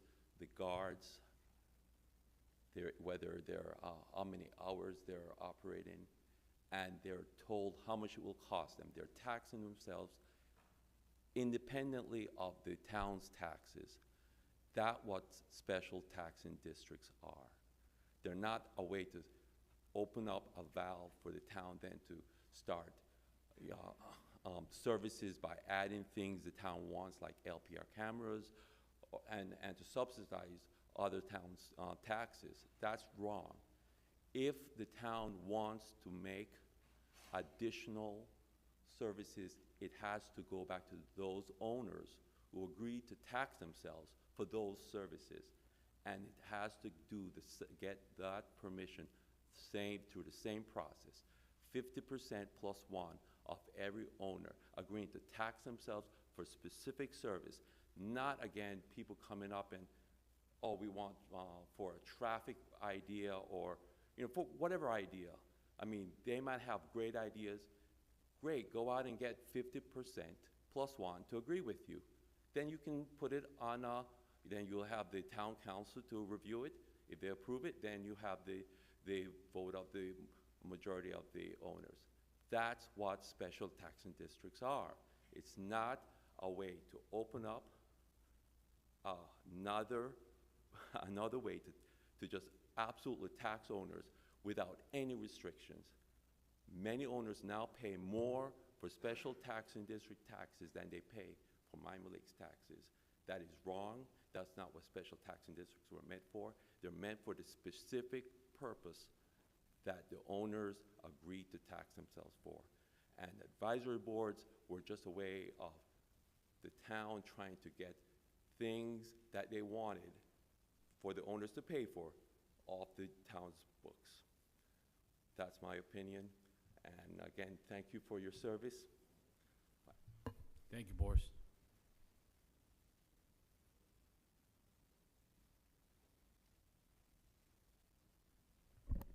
Good evening, Mayor and Council. My name is Haley Prieto, and I'm a member of the Youth Activities Task Force Committee. I've been so for about 2 years now, proudly so. So I just feel that there has been a lot of slander towards the committee for a decision that was made by the committee. I will say I second the motion for our chair, Brian Rodriguez, to go to council to ask to remove Diane. I am not here to change anyone's mind, but I encourage you to look back at the meetings before Diane joined and after and make the decision for yourself. I said it in the last YTF meeting, and I will say it again. This is his pattern. I say this as someone who goes to school with him and who has done so for the last 4 years. He keeps beating a dead bush, and the town charter was not violated. In better news, I would like to thank our sponsors for all of our YTF events. Our last event was a huge success, one of our best events in the town, in my opinion. I also want to thank the town liaison for the YTF, Ernie Soto, who has done an amazing job. I'm glad to serve in this committee, and I thank you, council, for your time. Thank you, Haley.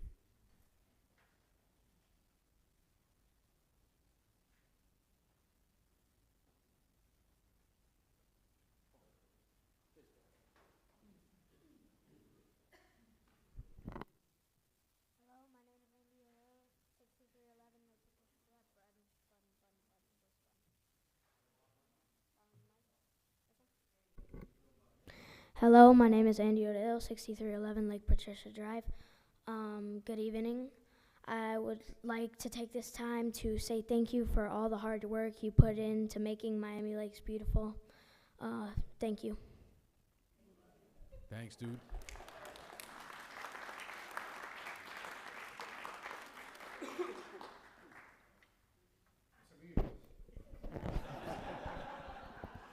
Hello, good evening. Name is Mario Cubias, 8961 Northwest 154th.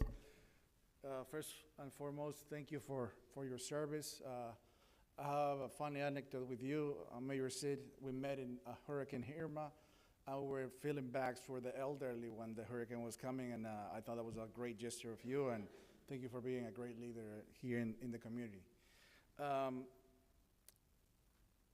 Royal Oaks approached to us. We live in Satori. I'm a proud member of the board of Satori.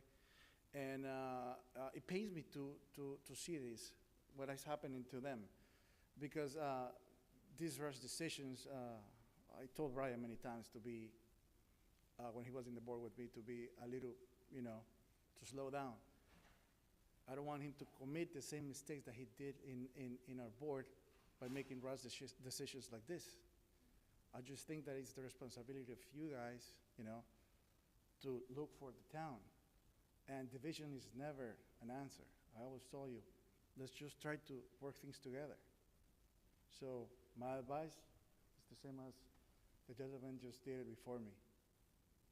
Thank you very much. Thank you, Mario. Crazy how time flies, right? Hurricane Irma in 2017, 7 years later.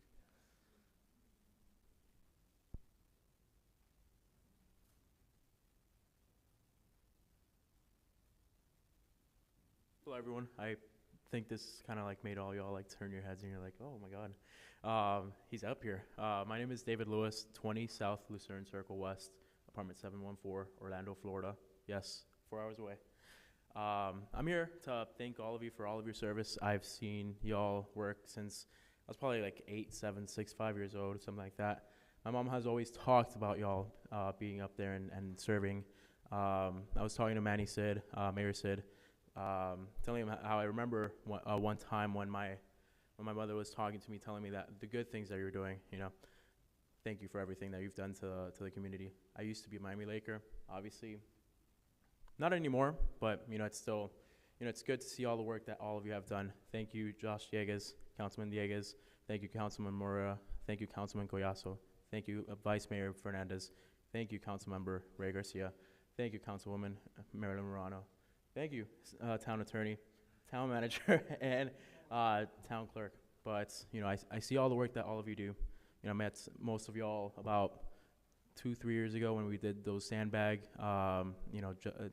tossing those sandbags and putting those in the cars for that one hurricane back then. Remind me, what hurricane was that 2 years ago? Maybe Irma, yeah. There was one, a couple years back that was going to come our way and it ended up turning. Yeah. And then we were out there. Obviously, I was with there for work purposes, and I remember sharing those moments with you. Obviously, I'm going to miss every single one of you if the ones that are leaving, right? But again, thank you all, and thank you. Thanks, David.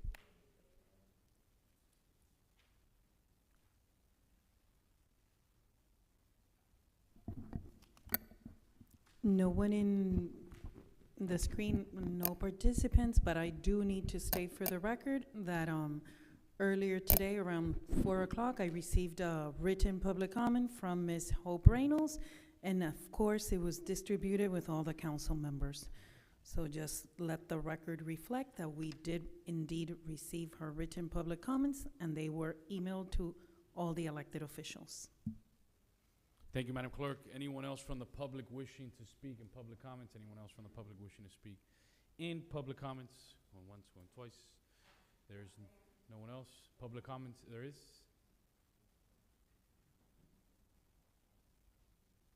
And if there's anybody else right after, please line up. If not, we'll close public comments after that. And we have two new business items that we're going to report. My name is Gisela Sobran. My address is 6870 Bamboo Street. And my husband spoke earlier tonight. We have been here for the last couple of meetings. And I'd like to repeat what we have been saying since the first night we came here. We have lived in Miami Lakes for 35 years. Our children grew up in Miami Lakes. When we moved in Lake Hilda was beautiful. My children used to swim in the lake. And then the lake started to deteriorate slowly, slowly. And it was lack of funds.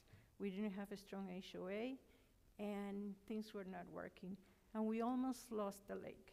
There was no visibility in the lake. It was very dangerous because if, God forbid, something would have happened to someone, an accident, drowning accident, there's no way we could see where that person could be because of the low visibility. The algae was everywhere. It was horrible. And I have been involved with the advisory boards since the very beginning. And I testify that they are effective, very effective. And the proof, I don't have to say it in words, just look at the lake, what it used to be and what it is now. And like my husband said, this is Miami Lakes. I mean, what distinguishes us from other cities is the beautiful lakes that we have. And we bought our house for our children to enjoy. I tell my family and friends, I didn't buy a house, I bought a backyard and a view. I really enjoy it, and it was very, very sad when we were losing the lake. I have been coming to these advisory board meetings regularly, and they work, they're effective, and I understand there's some other issues, but the lakes are working fine. Don't throw away what works. Keep it. It has taken years. The condition of the lake doesn't change overnight. So we need to keep improving it and maintaining it, not throw away what we have done. So please reconsider your position. I hope we can get the vote that we need. We only need one. And Brian, you promised us when we came here, when you proposed the resolution, that you were going to keep the lake advisory boards. Why did you change your mind? We voted for you, my family voted for you, and I had big hopes, and you disappointed me. So please reconsider, Brian, and all of you. And thank you for the ones that voted for us. Thank you, Gisela. There's two more folks. Anybody else? You can line up, and then we'll close out public comments. Yesenia Orellana, 6389 Jackrabbit Lane. I just wanted to say thank you. It's a pleasure to serve here in Miami Lakes as part of the Special Needs Advisory Board. And I want to say that a little experience with each of you. I remember the first time I met Councilman Collazo. I don't know if you'll remember, but it was at the opening of the youth center, and I had never met him before, and he asked me, since my son, he uses a wheelchair, Jacob, he's like, oh, how's the building in the school? Is it accessible? And he started asking me all these questions. I'm like, I love this man. The fact that, he was so quick to ask questions like that, and I've seen his support throughout, and I want to thank you. I really do, with the Special Needs Advisory Board, and even having me come up here to speak on the Family Cafe. You can tell how nervous I am. I don't do well with this, but I really wanted to say that. I also want to thank the mayor. I think you've been amazing. I know there's different, but in my own personal life, I can say it was awesome when we bought our house. We did the ribbon cutting at our house. I think that was awesome. So that's a great memory that I'll always have. And with Jacob, you've always been very special. I love the conversations you've had, even that day that you had us go to the cafe. That was very special too. I hope I don't get too emotional.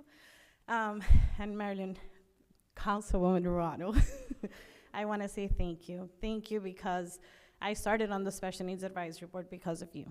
And I want to thank you because I think it's so special.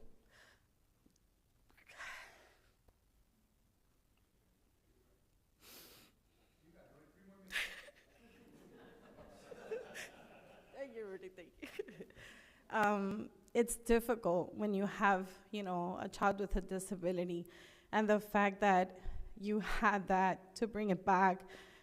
And I can say, it's such a blessing because we're helping others, and you helped us, and the whole council, right? Because one of you can have an idea, but it's all supported by all of you, and I just want to really say thank you. And thank you to everyone else that will continue to serve, and I hope to continue on the Special Needs Advisory Board and however else I can serve. Thank you so much, and God bless each and every one of you. Thank you. Thank you, yes. Appreciate you.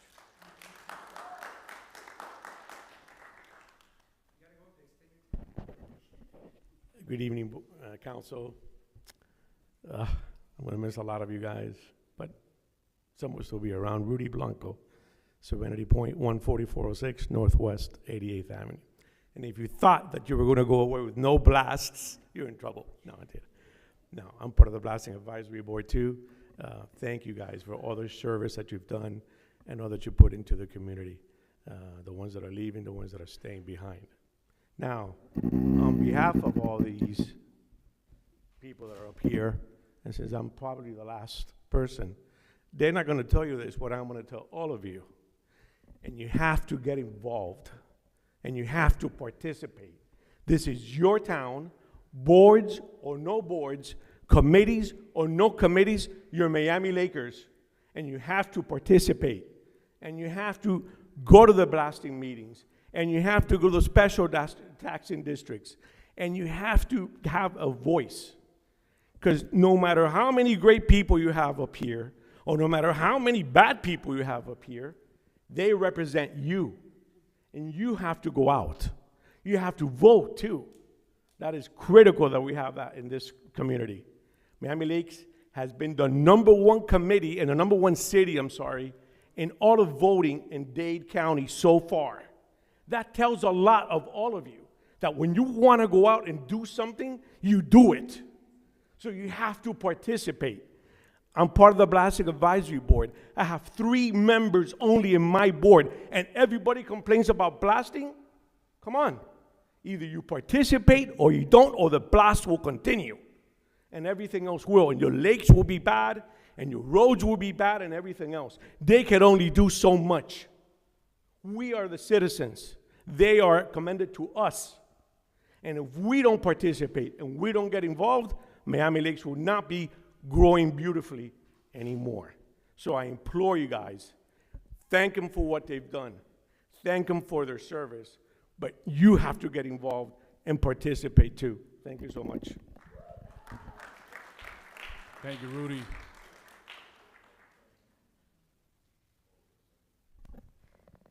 I'll be really quick, promise. I just wanted to say thank you, and like he was saying, I'm very emotional tonight because this is the council that inspired me to get involved. So I thank you guys for the inspiration, all of you, Louis, Mayor Sid, Marilyn. You guys inspired me to get more involved. Before I met all of you, I wasn't really involved in town. I was a busy mom with a son with autism, you know, going crazy, not knowing where to go, what to do, who to talk to, and you guys pulled me in. I got involved, and I want to thank you for that, and thank you for your service. Thank you, Vivian. Appreciate those words. Anyone else wishing to speak? Anyone else wishing to speak? Seeing none, public comments is closed. We're moving on to that first item. We have 12A, then we have 14E. So 12A is Councilman Morera, 14E is my item that William Porro's here for, and then we have the Education Advisory Board right after. We'll get to it really fast. Councilman Morera. Mr. Mayor, do you need the town Yeah, attorney to read it first? I should read it Okay. first. And this is a public hearing, Mr. Mayor. Yep. So this is a neighborhood service districts, an ordinance of the town of Miami Lakes, Florida, creating Chapter 38, titled Special Taxing Districts, creating Section 38-1, titled Special Taxing Districts, creating 38-2, titled Amendments, creating Section 38-3, titled Implementation Administration, providing for inclusion to the code, providing for repeal of ordinances in conflict, providing for severability, and providing for an effective date. Thank you, Mr. Attorney, Councilman Morera. And then this is also a public hearing, this item, so we'll open up public comments as well. But I know we heard it from the public on this, so there could be some free-flowing discussion at some point. Councilman Morera. Mr. Mayor, just to put the item into proper posture, I'll make a motion to adopt the ordinance in second reading. There's a motion and a second. I'll second. Councilman Morera. Thank you, Mr. Mayor. So, a lot's been said throughout several rounds. I think mention has been made about this is round 3. Pretty sure it's actually been more than 3 rounds. And that actually goes to say how much effort has been put into this ordinance. However, as has been pointed out tonight, a lot of the people who have come to speak against 12A specifically, I think, are confused about what's actually being discussed up here today. We are not discussing advisory boards at all. We are discussing a procedural matter with relation to how the NSDs themselves, not the advisory boards, how the NSDs can be amended. Right now, there is zero process under the town code for how NSDs or STDs, whatever you'd like to call them, how they are amended. Because as one resident aptly pointed out, special taxing districts are created for a very specific written purpose. If you want to go beyond that purpose, you need to go back to the residents and you need to get a vote. What is being discussed here today is how you go about that process. It has nothing to do with the advisory boards. And for the record, these advisory boards were a creature of this council. The advisory boards, I'm sorry, the NSDs were created before the town existed. They were created at the county level. They were adopted by the town at a later date. And even later, an advisory board was created because this council wanted to push blame and push that issue away from itself. It didn't want to deal with it. It is an issue of reduction of government bureaucracy because right now it stands in the way between the voice of the people and this council, which has aptly been admitted is the ultimate decision maker. If you got a problem with what's going on inside your security district, come to us. We will at least face the people who are able to provide you relief. When it comes to the lakes, I did initially say that the lakes could be left out. However, that issue later on was added by Councilmember Dieguez and supported by some of my colleagues, and I have no opposition to it because, again, the ultimate purpose of these special taxing districts is very, very clearly stated in their ordinances. They cannot be expanded and they cannot be retracted without another vote of the people. But to come back to today's ordinance, the amendment process, I think that it's pretty clear. It, for the most part, tracks the language of the county's version of this ordinance, and it did take notes from some other municipalities that have passed a municipal level version of the county special taxing district ordinance. So with that being said, if people have a problem with the removal of the advisory boards, that is an issue that was already handled, already taken care of. If the people want to petition their government to reinstate an advisory board, they're welcome to do it. That's not something that you're restricted from doing. But that's not what's being discussed here today, despite what you may have been told. Discussion, council discussion. Anybody want to go? Both of you raise it at the same time. Councilman Dieguez, Vice Mayor. Okay. Thank you. And I just wanted to to provide a bit more context for those that were not here to what was motivating my decision of all or nothing, right? At the end of the day, these boards, right, exist as we said in an advisory capacity, and therefore in that respect, really don't have much of an impact on the day-to-day operations of each NSD, because at the end of the day, these NSDs exist for very specific purposes. So if anything, these boards are taking a bunch of staff resources. JP is having to staff these meetings. These board members are having to sunshine meetings. They're having to be careful how they interact with each other so as not to run afoul of the sunshine law. It's basically creating a much more cumbersome process that also does actually, in fact, have a soft cost, yes, but a cost in terms of to the town in terms of JP's time, taking it away from actually making sure that the NSDs are operating correctly, and instead of having to be at these meetings, and again, which happened with a bit of frequency, and was for, I think it was something like 7 total boards. The other thing though too, so in essence, my view is that these boards were going to be, or rather these NSDs can function without these boards. If any member of these boards or any involved resident wants to give input into something different that could be done, they are free to do so by contacting anyone up here on this dais, council member or otherwise, or reaching out to JP himself or any other member of staff. This is simply removing the legal impediments that those members of the board had to doing so, right? So again, instead of having to provide reasonable notice of their meetings, of having to be careful and avoid interacting with each other on matters affecting the lake, now they can even talk directly to each other.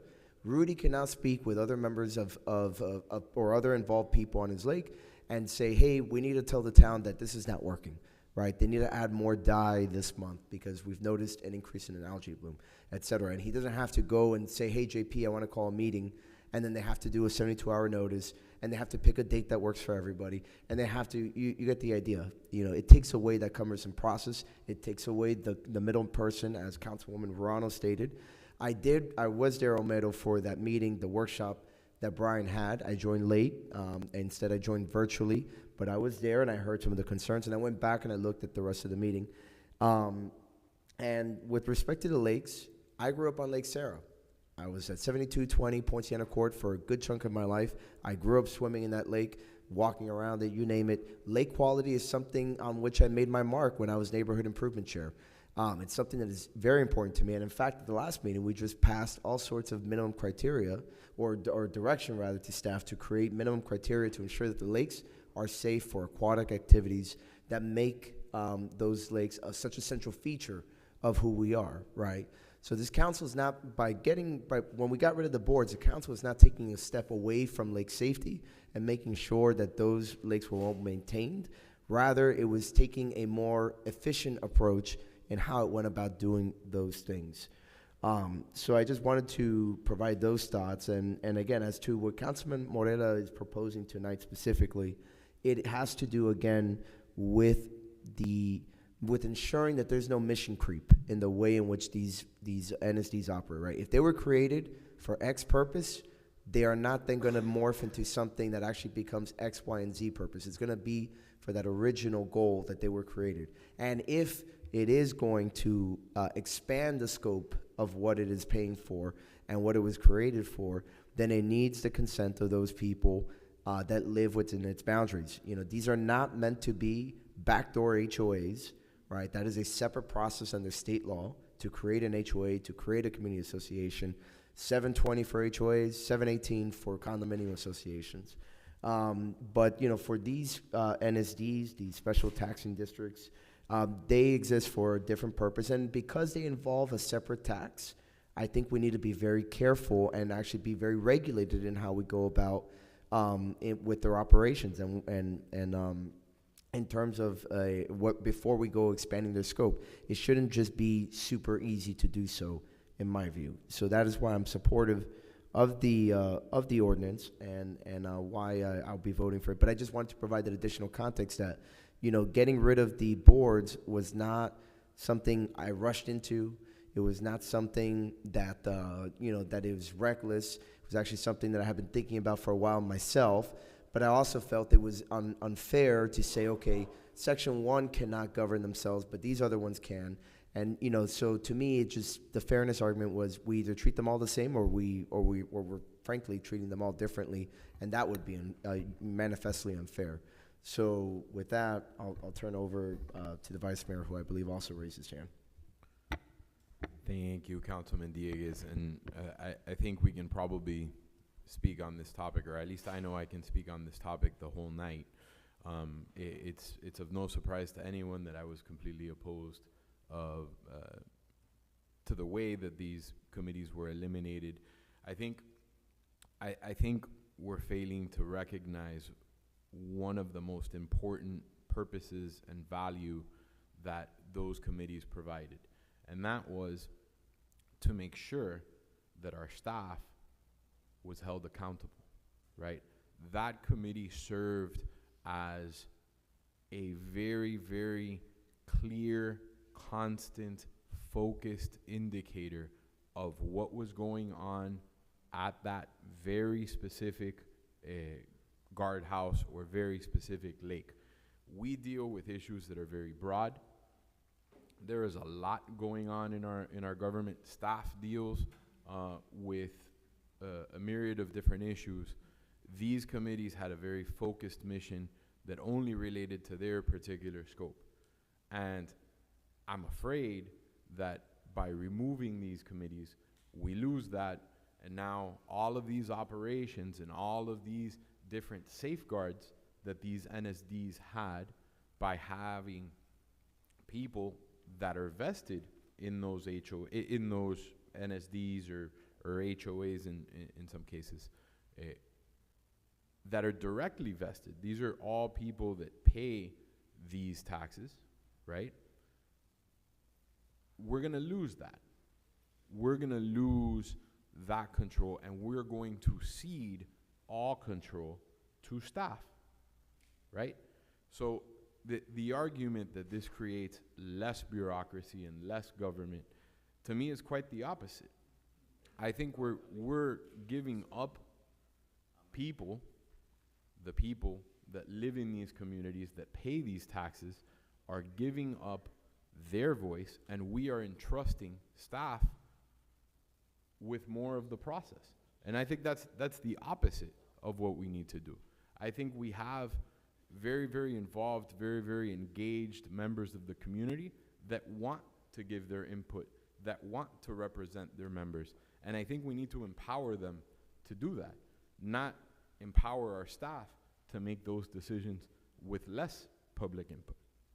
And that's why I was opposed to abolishing the committees, and I know you opened up your comments with that, so I wanted to address that. Now, back to the ordinance that's before us here, and for the record and procedurally, I voted against the abolishing of the committees, so procedurally, I am neither allowed to make a motion to reconsider that, nor am I allowed to bring that back for the next 6 months by council rule. So for that issue to be entertained, it would have to be done by one of the 4 of my colleagues that voted in the majority to do so.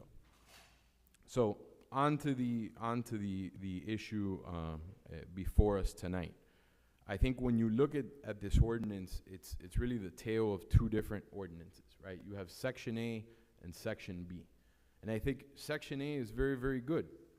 I think Section A creates a process by which the members of that particular NSD can petition their body, their government, to make changes to their ordinance, to their NSD.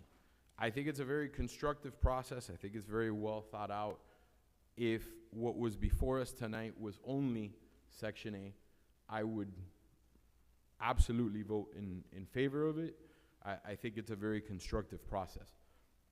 My big issue, and what will prevent me from voting for this ordinance as it sits right now, is almost the entirety of Section B, except maybe the last section, Section C, because ultimately this council is the governing body of this NSD.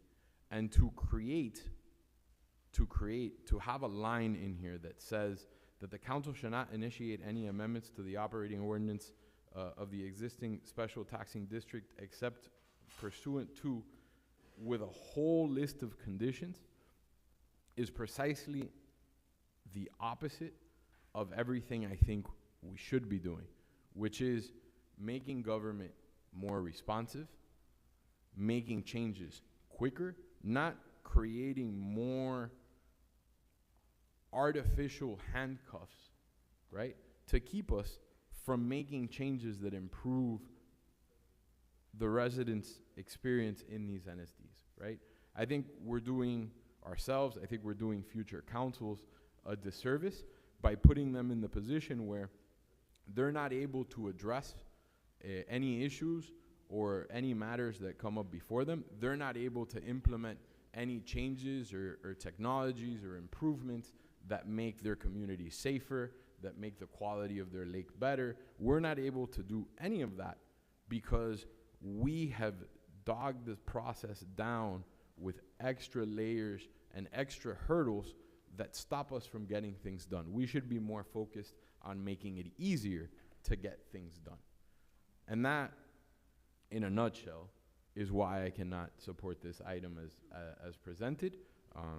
And I look forward to hearing the perspective of my colleagues.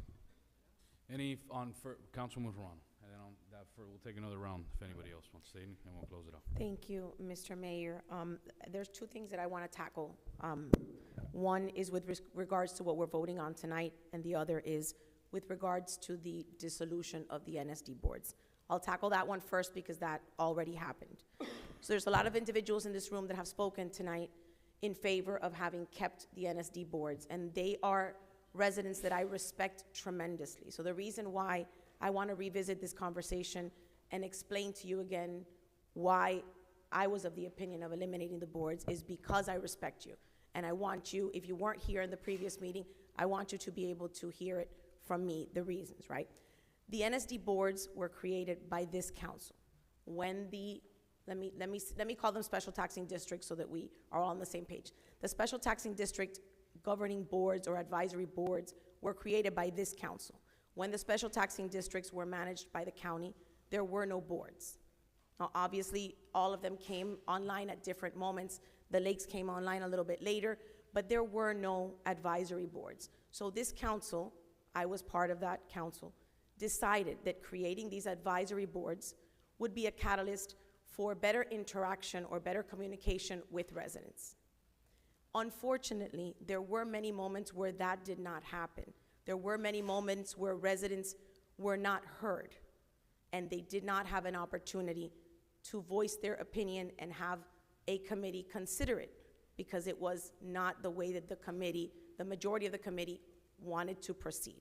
So for years, right, and it didn't just happen now, and I want to, as a moment of personal privilege, I want everyone to understand that it wasn't Councilmember Morera that did this or created this. This has been an issue that has been going on for years. This is not new to our community. And I have been the council member that has been trying to police the budget for the neighborhood service districts for years. And for years, my council members, some of them did not quite understand how the special taxing districts were created, why they were created, and what limitations existed with regards to those funds. We cannot say, I want to install a traffic light in Royal Oaks and take the money from the special taxing district and do that tomorrow, even if we vote for it, this council, because the special taxing district has very specific language that only allows those tax dollars to be used for one purpose. Unfortunately, the special taxing district boards became HOAs, and the members of those boards wanted to make improvements for good reasons, not because they wanted to do something nefarious, not because they were, people that didn't, want to do good things, but they didn't quite understand the restrictions and limitations that were attached to that ordinance. So because we had multiple issues with things that, quite frankly, we didn't agree with on this dais. It wasn't just the NSD boards, it was council members that were in disagreement, and we had very spirited debates on it. I found it to be best to eliminate the middleman. That does not mean by any means that the people are being silenced. On the contrary, now we don't listen to 7 people, now we listen to 842 people in Section 1. Now we don't listen to a couple of HOA committee special taxing district committee members from the lakes. Now we listen to all of the homeowners from the lakes. So the idea that we are silencing or that we are somehow limiting the input is incorrect. On the contrary, we've created a way where there are going to be workshops that everyone can come and attend, and like Rudy said a little while ago, we all have to participate, whether we're on a board or not on a board. you need to come and you need to speak to the people that are going to make the decisions, which are the people that sit on this dais. So by no means, at any point, do we want to eliminate any participation? Do we want to eliminate anyone from coming and addressing us? The idea is to have more people participate, because not the people that are in this room, but there are people that make phone calls to each and every one of us, and they are not happy. Sometimes they are not heard, so they don't believe that the message reaches us. So this is now a way in which everyone can deliver the message to us. For the special taxing district committees that have worked so hard, and we are so grateful, the roadmap is laid out, and the town staff will now follow that roadmap. We're lucky because Mr. JP is so great that he was voted Employee of the Year this year. So I have every faith that JP is gonna continue to do the work that you have taught him to do. And if at any point that work is not getting done properly, or it doesn't work without the NSD boards, those boards can be revisited. That conversation can come back, and if there's proof that it just doesn't function the way that we anticipate it, then you can petition and they can be reopened. So I don't like to hear the phrase that we are trying to silence people. That is not true. I don't know where that information is coming from. That is incorrect. So for those of you that feel that this was done to silence you, it's on the contrary.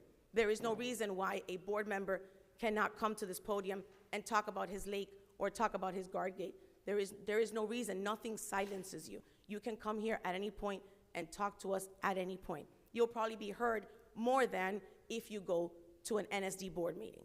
So I want to make that perfectly clear.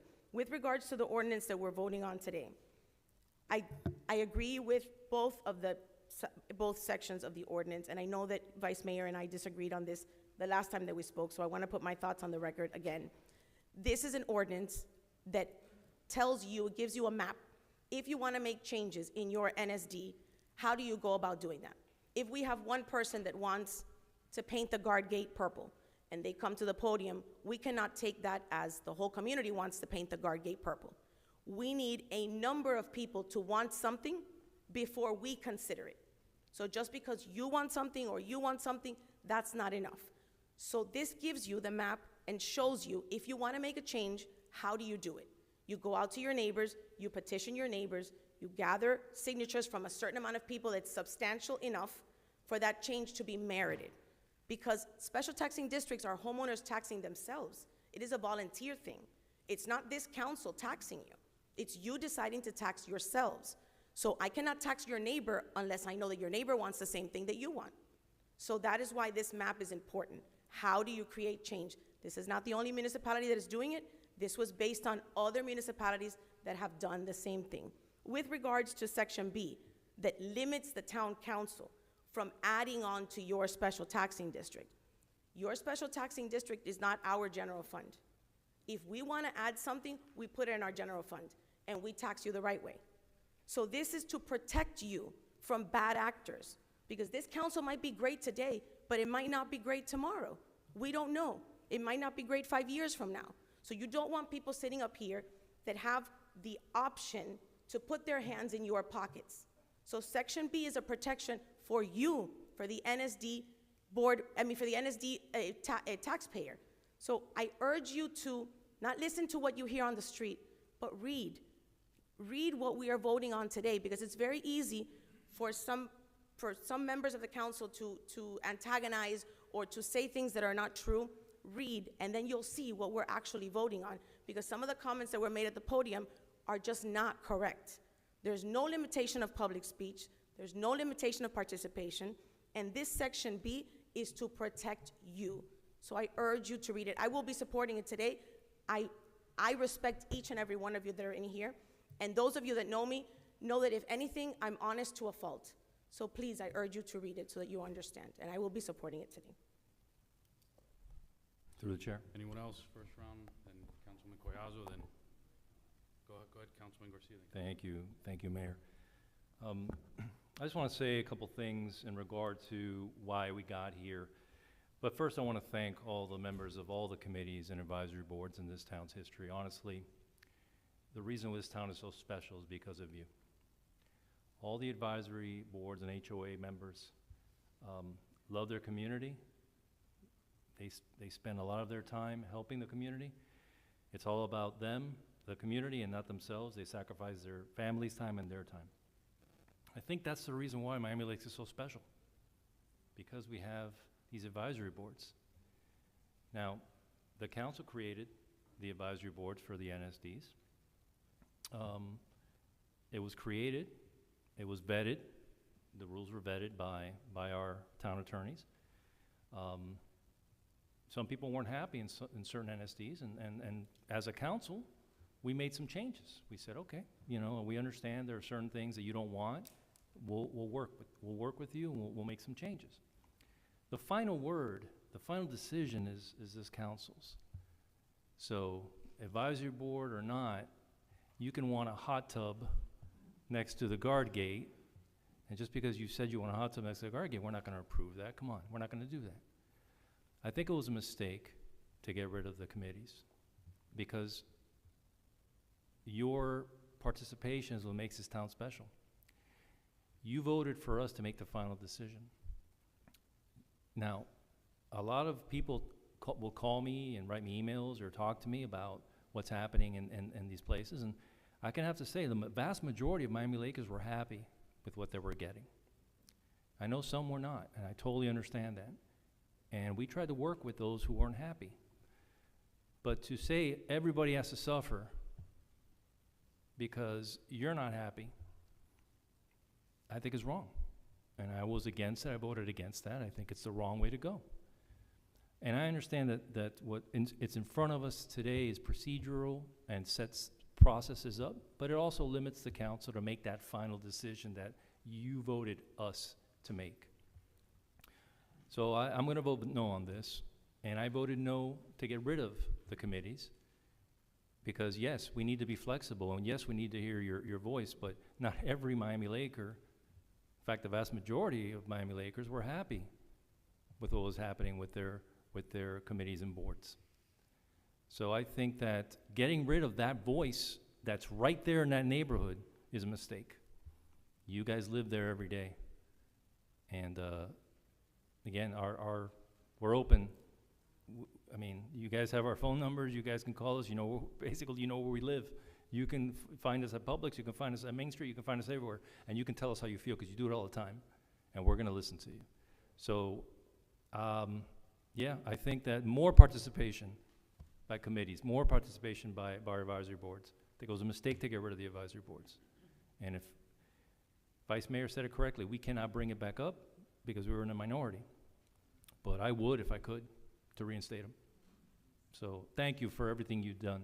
All of you that are here, listening at home, that participate in these advisory boards for decades, and your HOAs for decades, and continue. Please, do not get discouraged. Continue to participate in the process, and we're gonna, you know, we're gonna do everything we can to make it right by you. Thank you so much. Thank you, Councilman Garcia. Councilman Coelho. Thank you, Mayor. I'm going to echo some of the what everybody has said, right, and especially Councilwoman Arano, but I think everybody unilaterally here respects the people that have come up and talked to us. You have been the champions, right, in your respective communities. You have been the people that have voiced an opinion. I would hate to think that because you don't have a title next to your name, you're going to stop being a champion, because that would then force me to look at you very different, right? Just because you don't sit in an advisory board or don't have a title and you relinquish your role as an advocate, I would be greatly disappointed in each and every one of you. I'm going to echo the sentiment that Councilman Garcia just said and what Rudy Blanco said. What we need are more champions. We need more voices. We don't need 6, 7, 8. We need 700, 800. And that's what I would like to see. Unfortunately, for better or worse, sometimes some of these boards didn't reflect the will of the community. I would be open, even though this is my last meeting, I would be open if the community voted for it to have NSDs, right? NSD boards. If the community voted and said, hey, more than 50% of us want these boards active, I would champion that, because then your community is speaking for you. The issue that happened here, which I think is unique to any other board that sits here in the town, is these had very specific purposes. and people started getting very creative with the purpose of the board. Some of these boards took it upon themselves to pay for holiday lighting, holiday decorations, or make recommendations to that effect, right? And they were getting away from the initial purpose, fortunately or unfortunately, right? Security was a broad term that started being used, and we installed LPRs. I've been in favor of LPRs. I've never been in favor of the NSDs paying for the LPRs. I always believed they should have gone to a vote for those individuals because they were taxing themselves. I equally believe that we've never had an issue with the lake management districts. I applaud the work of Rudy Lloredo. Patrice, thank you for coming. You know, I believe the lakes are better than we've ever had them, and to the condition where we can jump back then. I remember those days at Lake Patricia. I don't think that's gonna go away. I don't think that somehow now we're gonna go backwards. And I think that's a demon that's kind of been present in all these public comments, that somehow your hard work is now gonna go away. I don't believe that. What I am concerned about is that exact comment that Rudy said. We don't have people interested enough to continue to get involved. Rudy, you got it. So they say, because Rudy's got it, they don't have to come. Patrice, you got it. We don't have to come. We want everybody on Lake Hilda involved. We want everyone in Lake Patricia involved. Everyone in Royal Oaks. Thank you for coming from Satori. Thank you. That's what we need. I think it's been highly politicized, you know, these demons that we create to kind of, at a very interesting time, right? Let's let this election pass.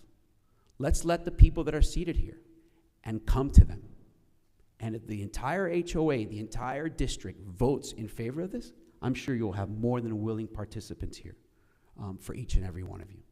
I want to close with the following remarks. Thank you, guys. You know, you are people that I respect. I gave 20 years of service to this community. I'm not going to stop. Please don't let the fact that a board or a title goes away quells your voice. Don't let that happen, because then you're letting things interfere with your true advocacy efforts, and I think that would be a disgrace. Thank you very much. Thank you, and I'll say a few remarks, then if Councilman Morera wants to close. So I want to add a little bit of history, because I was actually on the dais before discussing NSDs before anybody else up here got elected, right? So way back when we first started talking about it, because we had issues with two of our lakes. Rudy got involved. We made it happen. We had to go through a process. Everything was semi-okay until Miami-Dade County lost millions of dollars in the NSDs. To this day, nobody knows where that money's at. And that triggered with Commissioner Bovo. I went to meet with Commissioner Bovo, and that triggered a process that led to a countywide charter change.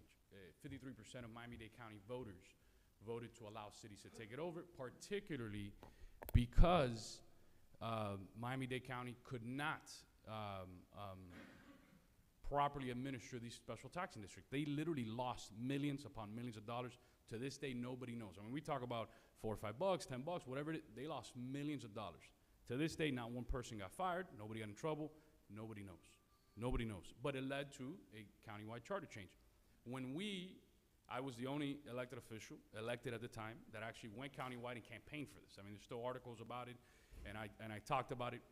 What some people feared, right, countywide, and why they voted no was kind of what's happening tonight, right? I mean, this type of sort of minutia politics, and one of the things that we said back then was we cannot govern NSDs the same way Miami-Dade County governed them. Because if we don't have more eyes on this, if we give what happened in Miami-Dade County, the bureaucracy, the full authority, the same exact thing could happen. Hence why former manager Alex Ray, myself, we all moved forward with an idea of, hey, we should empower our homeowners. The way that we did it was when we took over the lakes, hey, if you're on the lake board, if you want to be, we got people involved that lived on there. If you're in the Loch Lomond board, we put them on the special tax industry. If you're on the Royal Oaks board, we put you on there, and we tried to get folks from the east and the west. I'm not gonna lie, it worked. The process worked. Our guard gates are healthier. They're stronger than ever. They look nicer than ever.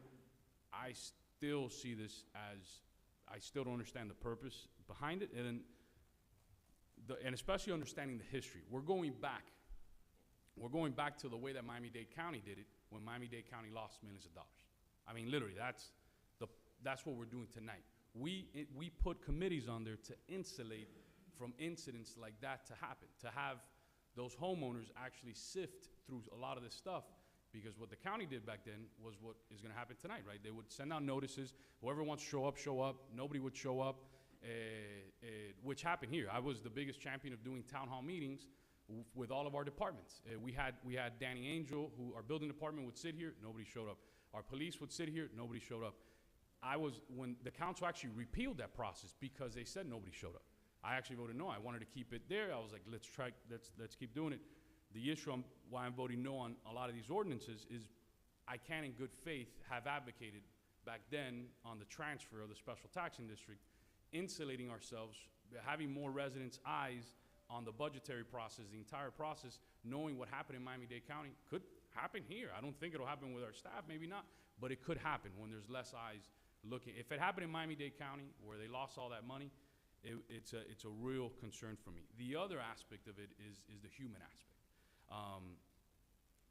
I'll never forget at the last council meeting when Jose and Gisela, I saw them and I went up to them, and the way that they felt. Because these folks have been serving 5, 6, 7 years, proudly, their committee. They literally got, with no notice, and JP, I know it wasn't your call, but they got an email from JP the next morning saying, I don't want to quote unquote, but your services are no longer needed. I mean, imagine you're a volunteer in this town and you've been working hard, everything's going well, and you just get an email saying, we don't no longer need your services. Every meeting, I remember getting all the calendar invites that morning. Every meeting that was set up was canceled immediately. And I was kind of taken aback because we celebrate our volunteers. Every time somebody gets appointed here, we clap for them. And it just pains me to see this, because here's what's going to happen. And I already foresee this. I'm not going to be here at the next meeting in January. Councilwoman Ruano's not going to be here. Councilman Collazo's not going to be here. But what will happen, because we already heard it, Councilman J.C. Fernandez has already said that he wants to see the committees here. Councilman Herzberg, the councilman-elect, has already said publicly that he wants more resident participation when he realizes nobody's going to show up. At some point next year, January, February, obviously there's no votes today, this is going to get repealed. I mean, it's a fact. This will get repealed regardless of what happens in the mayoral election. It's already moving forward. It'll get repealed because we cannot revert back. The reason it got sent to us is because of what Miami-Dade County did, losing all that money and not having enough oversight through that process. And that's what it's reverting back to, the same exact process that Miami-Dade County has. And that's my advice to Councilman Moreno. Regardless of what your position was, I would have at least talked to some of these folks that were served. So I'll give you a perfect example. One of the big issues that started this discussion was the LPRs, right? You had our police major advocating for them. You had some misinformation. You had people saying that it was going to cause speed chases in neighborhoods, that it was unnecessary, that nobody needs it. And you know what happened in Section 1? Everything changed. 2 incidents happened in Section 1 in the last 3 months that the LPRs caught. They caught a child predator, and then they caught a gentleman walking into people's homes, to the point where everybody on Section 1 is on a group chat now, forever. Like it's probably today more powerful than ever, and they're all talking to each other on a group chat because they saw how valuable it is. So I respect it. You're a council member. This is your position. I'm going to vote no, obviously. But people like Rudy, Luis, Homero, George, Helen Costa, Maribel, Patrice, Jose, Gisela, these are folks that were serving honorably, who literally got an email for something. And again, regardless of even the elections now, just based on what I'm hearing from council members that are already elected, it's probably going to get repealed in January or February, because the process that we're going back to is the same process that existed with the county, where the county lost millions of dollars. And that's the reason, again, I was the architect behind it. That was the reason we created the committees, is to insulate that entire process and have extra eyes in that process. So I'll be voting no on that. Yes, Councilwoman Ron. I just wanted to make something clear, and I understand that may have been the reason why we brought these committees over from the county, but I have zero fear the town of Miami Lakes is gonna lose any money. I have every confidence in our finance director, in our town manager, and the town of Miami Lakes has never lost any money. So I don't want that comment that is talking about the county that has, on many occasions, not just with special taxing districts, maybe done some accounting that was not clear. That does not happen in the town of Miami Lakes. So I don't want anyone to leave this room thinking that our staff or our management or this council or future councils are gonna lose any money. That does not happen here. JP, real quick, can I ask you a question? Can you come up, please?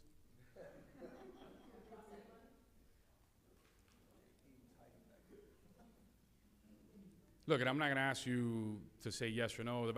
What role did the committees play with you on a daily basis? Like, what aspect would you, constant communication, was there value added? I'm not going to tell you you're in favor or against, or on the professional level, but did the committees, what was that interfacing look like with the committees, which was the main gist of your job there? Good evening, Mayor and Council. I would, as far as day-to-day, I would get communication from certain members of the boards for their own perspective of what they see. They would let me know if, you know, gain arm was down. I'd get the same thing from non-residents as well. So, yeah. You're just one employee of the year, so I don't want to, I'm not trying to put you on the spot. Yeah. But I just wanted that aspect to be added because they were the ones, in theory, that helped give you direction on some of the stuff. And I know the council ultimately had the final decision, but on the small operational side, right? Especially in the small bureaucratic operational side, they added value in the process. I would say that whatever decision is made, I am personally comfortable working either side, whether it's with a council, with an advisory board, without an advisory board. At the end of the day, my job is to do whatever is brought to me by you, the council. So whatever decision you make, I'm going to go ahead and tackle it full force. Very good to hear. Thank you. Councilman Diaz. Thank you. I just also wanted to opine one last time to push back on some of the comments that were made. And this has nothing to do with the service of any of the members on any of the committees, but rather with the structure with which they were created, right? You know, we've heard a lot about that these were created, and I was here when we voted for them, right? You know, so I think I can opine also on what their purpose was. But, you know, there was all this talk tonight about how these committees were created for oversight. There's nothing in terms of having a committee that makes them more able or more capable of performing oversight than any individual person out there in the audience today. If you have a question about the budget because you're worried that something's being misspent, you make a public records request. If you identify an anomaly with an accounting record or with the practice that is being utilized, you can contact any member of the council, you can contact the member of staff, and it will get addressed. And again, because now you're not operating under the stricture of the Sunshine Law, it is actually going to be even easier to do that. So again, the tools for accountability are the same. That's number one. Number two, again, I just want to reiterate one more time that this council just gave direction to staff to go ahead on the lake quality side to create minimum criteria to ensure that the lakes are safe for aquatic activities, whether it's swimming, fishing, you name it. So the council has actually taken a bigger step forward than it did previously by standardizing certain criteria to ensure the health and well-being of our residents as they enjoy these lakes than we have previously. So we're taking a step forward on accountability. We're taking a step forward when it comes to making sure that the districts are accountable to you, the residents, especially when they were created for a very specific purpose. Again, I look forward to working with everyone that cares about their lakes, that cares about their community. I can assure you that most residents, while they may be happy with generally what they were receiving, I can also guarantee that most residents, frankly, and this may come across a little rough, are not going to, feel one way or the other once, and frankly have not felt one way or the other once the committees were abolished, right? I don't know who else has received messages from a resident that said, I want these committees back. That was not someone that was already on these boards, right? Or somebody related or somehow connected with somebody on them. I remember walking this issue in the Lake Sandra area where my sister lives, right? And in the Lake Glen Ellen area for a while, 2 years ago. And most people, when I would ask them, like, how do you feel about adding speed humps, around the guard gate? How do you feel about these Christmas decorations? Most people actually were kind of like, whatever, they're indifferent, right? So before, again, I think we're spending a lot of time on this, and the truth is most residents, are really, they don't care, about whether or not these boards exist. And in my opinion, though, the truth is that actually the residents like Rudy and others that have given their time to these boards, their time is not going to be lost. They're going to be able to continue to be involved, and they're going to now be able to do so in a way that is more efficient and actually going to result in real accountability. Mr. Mayor, I'd like to reopen public comments. There's a resident that has something to add. I'll second. Public comments is open, and we have one resident, and anybody else that would like to chime in as well, you can line up. Esperanza Reynolds, Lake Glen Ellen. I have a great idea for you, Marilyn, in the future. How about if you become a person that guides us to do an audit so we will never lose a penny? Mayor Sid, thank you. Thank you. Public comments is open. If you have anybody else, if not, we'll close. Whoever's going to speak, you can line up. I'm going to make a comment. I think the people that are voting against it are wrong, okay? And the only bad comment that I heard in 3, 4, 5, 6 months, I don't know how many I have, is people from Royal Oak asking us to fix the problem with Bob Graham. And one of those lady, and I'm really bad with last name and name, got into the board, especially to see if we can start asking for license plate and driver license in the guard gate. Us, the residents, don't even have a sticker. And every time we go by, they have to take a picture. How in the hell can you get 750 license plate? There wouldn't be any movement in the entire Royal Oak would be locked out. And those persons, and I think some of you guys were supporting that we asked for driver's license into going to Royal Oaks. Some of you guys did because they told us that you guys were already moving toward that. And we, the NSD, say, you gotta be kidding me. And I supported her so she wouldn't feel bad because she went to the board with that agenda, okay? And I knew everybody was gonna vote against it. And I supported her, and I thought it was crazy. Because you have to have all the houses, all the cars that belong to Royal Oaks, they have to have sticker if you want to think about doing something like that. And that is the only complaint that I heard from, there were two ladies that were always complaining. And the problem is that those ladies are 2 votes, okay? And I'm retired. I have 10 hours a day to go door to door and explain my case. I have plenty of time, okay? And I already started working on it. Okay, thank you. Thank you, sir. Before I go, I just wanted to say something. I have almost 30 years of experience working in government, in outreach, in public involvement, communications. I will tell you that I will search back into my books, but it is the first time that a government entity is telling their residents, no, we do not want your involvement in our government.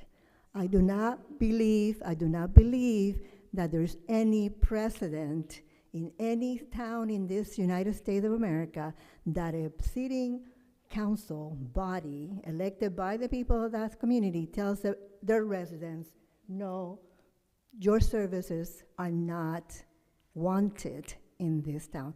I just realized that, and I just wanted to share it. This is amazing, and I will go back and research it, and I'll tell you, this is the first time. This is a precedent setting. Thank you, Marvel.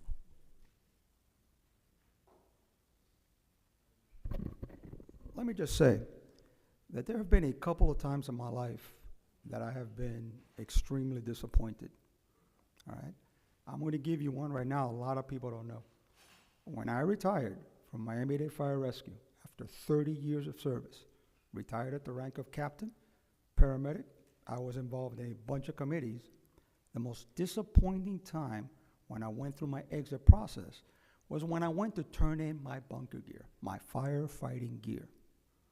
And I had to stand there with some clerk, which I didn't even know who it was, and basically checked off boxes, asked me if I wanted to keep my helmet, and said, see you later. Okay, to this day, I am still quite disappointed in that. The other time that I've been disappointed, I was appointed to that special taxing district, NSD, whatever you call it, by you, Councilman Collazo.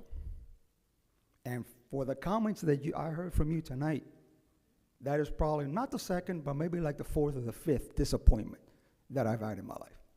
You appointed me, you knocked me off. Okay? Extremely disappointed. And for anybody that's sitting here to think that the cattle call now that is going to happen every 3 months, where all of these NSDs, where a lot of people that commented here today are subject matter experts. I can tell you that these people in these lakes, they can tell you what the proper level of chemicals need to be, what the pH needs to be. Okay? They can look at that water and know that there's a problem. Right? 5.5 years on that NSD board. I can tell you what was important. I can tell you what needed to be done. Extra eyes looking at the budget. From this town, I don't know exactly from whom, we used to, every year during budget, give SFM a 10% pay raise. Absolutely not. We decreased that. I believe the last time, we voted for a 1.6%, only because of the increase in the minimum wage. And guess what? In 5.5 years, not once did the council ever not follow with our recommendations. Some of the comments I've heard here are quite frankly disgusting, and some of you should be ashamed of yourselves. Thank you, George. It's the public hearing portion. Anyone else wishing to speak? If not, we're going to close it out and take a vote.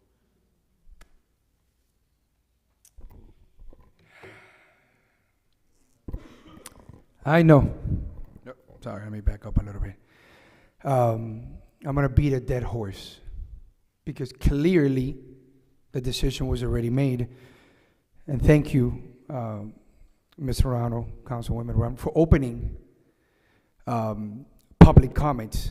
I'm just a little disappointed that the first comment that came up here was to make a comment with all due respect to the young lady back there, which I have nothing but love for her, is that to tell the mayor, we're going to hire your expert services to make sure that we don't lose any money in the county, in the town.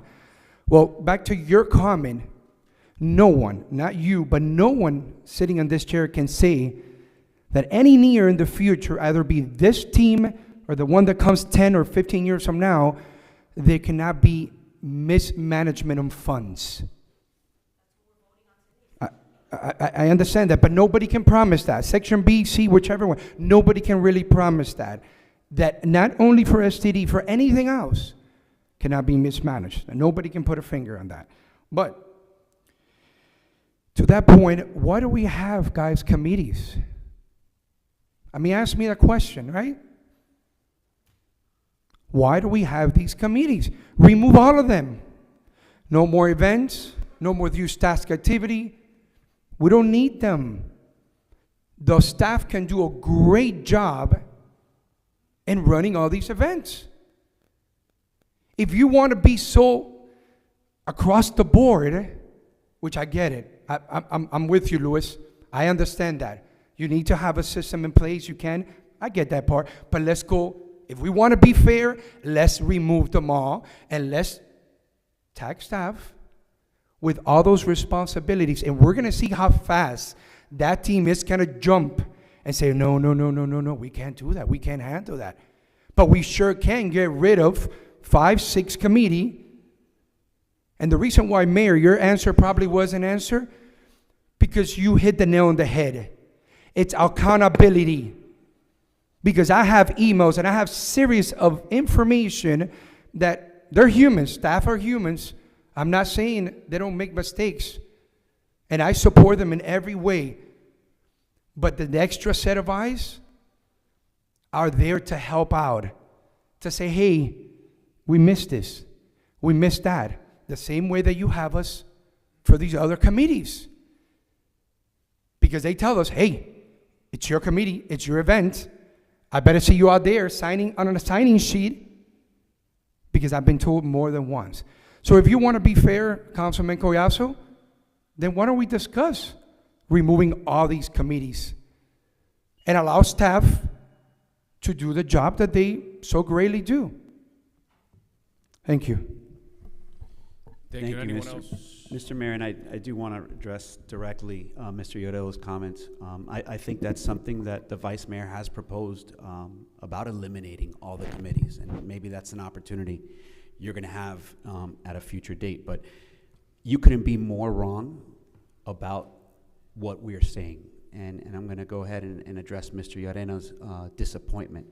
If that's what you're hearing from me, I'm disappointed in you as well, because that's not what I'm saying. That's absolutely incorrect. I'll be more than happy to discuss it with you one-on-one, because I think that's how we best have dialogue, right? But if you're hearing from me that I don't value your input or any of the input from your area, you haven't heard one thing that I've said. So I'll be more than happy to discuss with you one-on-one, and as well with you, Mr. Llorelo, because I think that is a conversation that has happened on this dais. And again, one-on-one, or if we ever have the opportunity to meet in public, however you want to discuss it, I'll be more than happy to discuss those ideas with you. Thank you. Well, hello again. I think like what I see, the problem is the way that these committees were taken out. I think that's you pointed it a couple of times. I think shouldn't be a good way to move forward to discuss this with the committees in a separate meeting, so they can expose what they have to say or what they report to these meetings. Because I believe what they have the right to be mad, because they've been putting so much effort in their communities like we do. And I'm surprised that Mr. Morera wants to do this, because like Councilman Morera support the advisory committee for our community when we were like in a board. So I'm surprised that he's against this. So I think it would be a good idea if you see this with these gentlemen, you don't know them, some of them, and discuss this before taking this part of the decision. It's just an advice. I think there are fine citizens in our town. We all love Miami Lakes, and we all want a port to be a beautiful community. Myself, the board that I work with in Satori always try to bring our community the best way we can. We get criticized the same way that you guys do. Probably not at the same scale, but I think it's working out things together that what it makes us great. That's the motto of our city, right? Growing beautifully. And we cannot do that if we don't do it together. Thank you. Thank you, Mario. There's no other further public comments. Like the word of the Lord says that the last will be the first. That's why hopefully I'll be the last one tonight. It is a shame that we're going to have to end up your departure, yours, and perhaps one of you too. We don't know yet. This way. Okay. Like the gentleman said, I believe that the biggest problem is the way you have disposed all of us and the way that this has been done from day one. Marcos Gutierrez Lewis came here in front of this committee with me about a year and a half ago. He was my vice chairman. He was disappointed at you as well, the way you handle yourself. Marilyn, you tried to explain the best you could how the system works. I understood from the first time you explained to us and the first time that I came into the committee what my responsibilities were, and they are. I'm only going to say one thing. The four of you can make it right tonight. Not just for 4 or 5 people. I realize that the people on Section 1, Hope, you guys are having a lot of problems. Was not right having the Special Taxing District Committee pay for Christmas lights. We don't do that in Royal Oaks. The HOA does that, because we know how the committee works. And that's the biggest problem, that a lot of these folks never understood that how the committee works. And perhaps that's what I was hoping for, those workshops. But the workshop lasted 3 hours, and a decision was made. And the decision was made, and it was made here by the four of you that were gone. Make it right. God bless you all. Thank you, Homero. Seeing no further public comments, nobody else from the public wishing to speak, going once, going twice. The public hearing for this ordinance is closed. We could just go straight to a vote, Madam Clerk, if nobody else has. Ordinance. If I may, is it, are we in the proper posture for me to make a motion to defer this until the next meeting? To the parliamentarian. You can always do that. I'd like to make a motion that we defer this item until the next regular council meeting. I'll second. Madam Clerk, please call the roll. Yep, if you want to discuss it. I can absolutely give some perspective as to why I want to defer this, and it's for 3 reasons. Reason number 1, as Councilman Collazo pointed out, I want to take politics out of this conversation, right? And I think having this discussion after our upcoming election achieves that. Number 2, as the mayor put on the record, we are assured to have Councilman J.C. Fernandez and Councilman Stephen Hertzberg join this body at our next regular council meeting, both of which have expressed a desire to not do a lot of this, right? And both of which just so happens that both of them live inside special taxing districts, right? So I think on those 2 reasons alone, and on the reason that Mr. Cruz expressed, you know, maybe we need to allow Councilman Morera a little bit more time. Maybe, you know, he needs another opportunity to speak to the entire community, not just those that we've heard from today. Maybe something a future council wants to consider if this is the route that is considered. So these special taxing districts have had 2 opportunities in their lifetime to opine about their structure.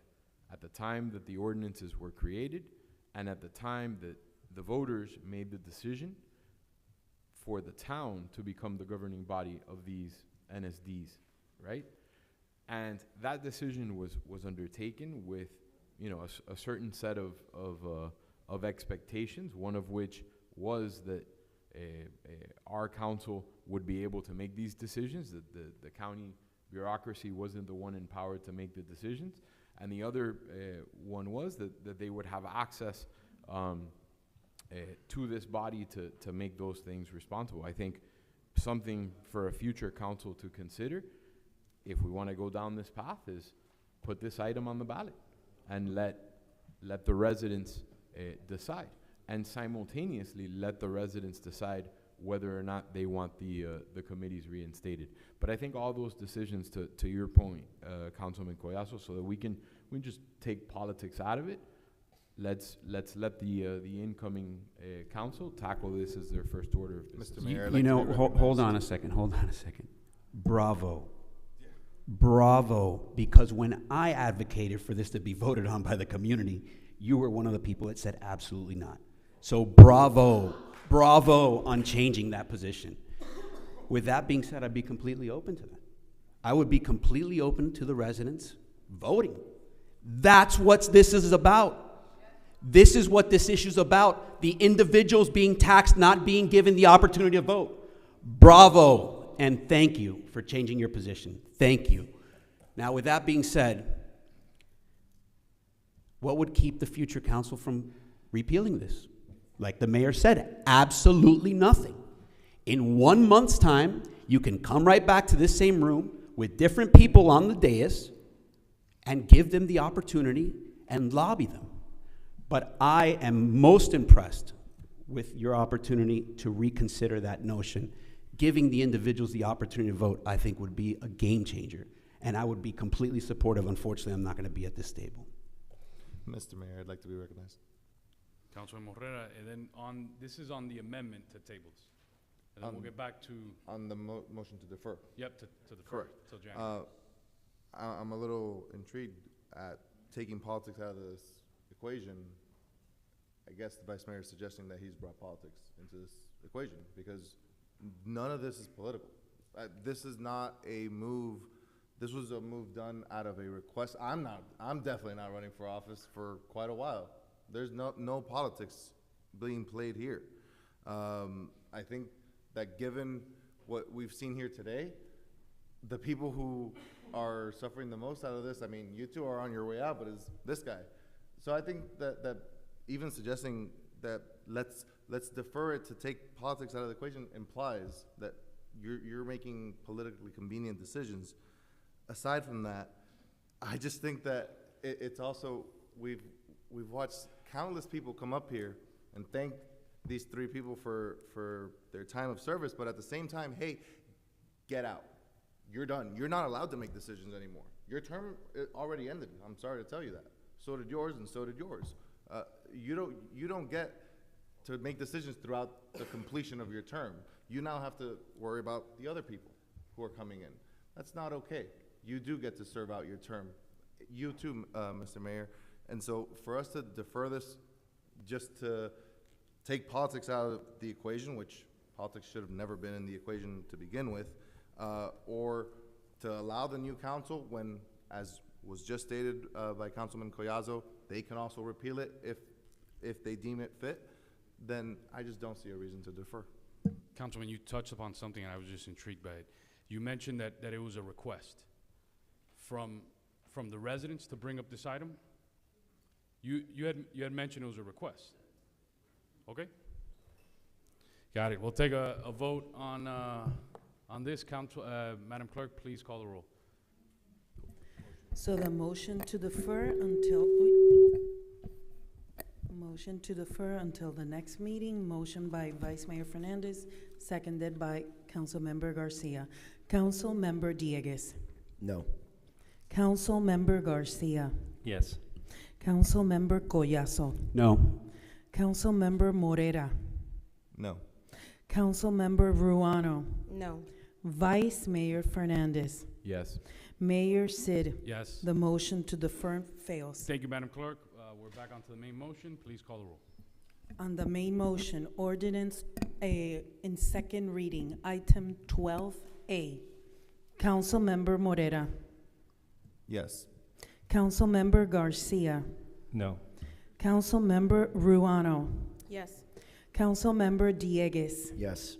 Councilmember Collazo. Yes. Vice Mayor Fernandez. No. Mayor Sid. No. The ordinance in second reading passes. Item 12A. Thank you, Madam Clerk. We're back on to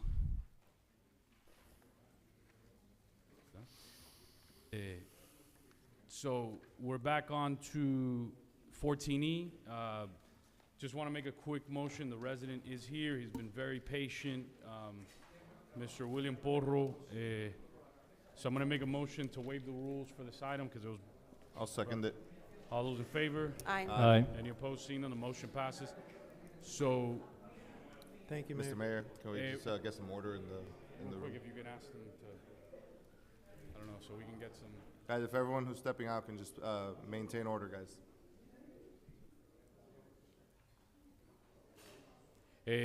So this item, William Porro's a great town resident, actually an amazing public servant who does great things throughout Miami-Dade County. Great man of faith and somebody who really loves his community. So he brought this to my attention, and I thought it was perfect timing because we're actually in the process of doing some roadway repairs and expansion there. So I think this all fits in there, and I wanted to hand it off to Mr. Porro because I think this could be integrated into that design process. Thank you, that, Mayor. I appreciate that, and congratulations to all of you that are moving on to another phase of life. So William Porro, 15185 Montrose Road. I don't know the protocol, Mayor. I brought copies here for the, if you want to, I can pass them out. You all have it in your packet? I will be very brief, less than a minute. I believe that there's an amazing asset that the town of Miami Lakes has coming into Miami Lakes underneath the overpass on 154th. And I just think it's an amazing asset that you did with very little work. It can be improved and beautification be done to it. In a previous life when I was with the city of Miami, I did something but for totally different reasons in terms of lighting. But what I'm proposing is to have the residents donate the rocks and the plants for that particular area after it's repaired. And what the town can do is just replace the lighting to LED lighting, where it can light up the plants and the rock areas and also the underpass of the expressway. I've done it in others, but again, for totally different reasons at the city. And with the LED lighting, it improves the area substantially, the people walking, bike riding or whatever, and also it's a welcome mat for anybody that's coming off of the Palmetto into Miami Lakes. So in a sense, that's what I'm proposing. So to put us in the proper posture, I wanted to make a motion to direct staff to begin integrating this into the design process of that new roadway expansion and to actually get to the community involvement portion to get the neighborhood improvement committee. Second. Any discussion on this? Any discussion? Mayor? Yes. Just for your own edification, this project has already been designed, and I'm not sure the project that the mayor referred to, which is the extension of the turn lane, the westbound turn lane to get onto southbound Palmetto. Yes, sir. That double turn lane is one of them is going to be extended under the Palmetto. So from the columns, the north side will be taken away. Will be taken away. Okay. The design that we currently have encompasses the elimination of the existing planters because nothing has ever grown there, so it's just been a pile of dirt. Okay. So I agree with you that the aesthetics is horrendous. Yes. So part of this program, part of this current design of the lane extension is to take the pavers that are going to be removed from the north side of the columns and use them to get rid of what's remaining of the planters on the south side of the column. Okay. So there will not be any planters on the south side. So that pile of dirt that remains south of the columns will be gone. So on the eastbound lanes, there won't be any planters left there.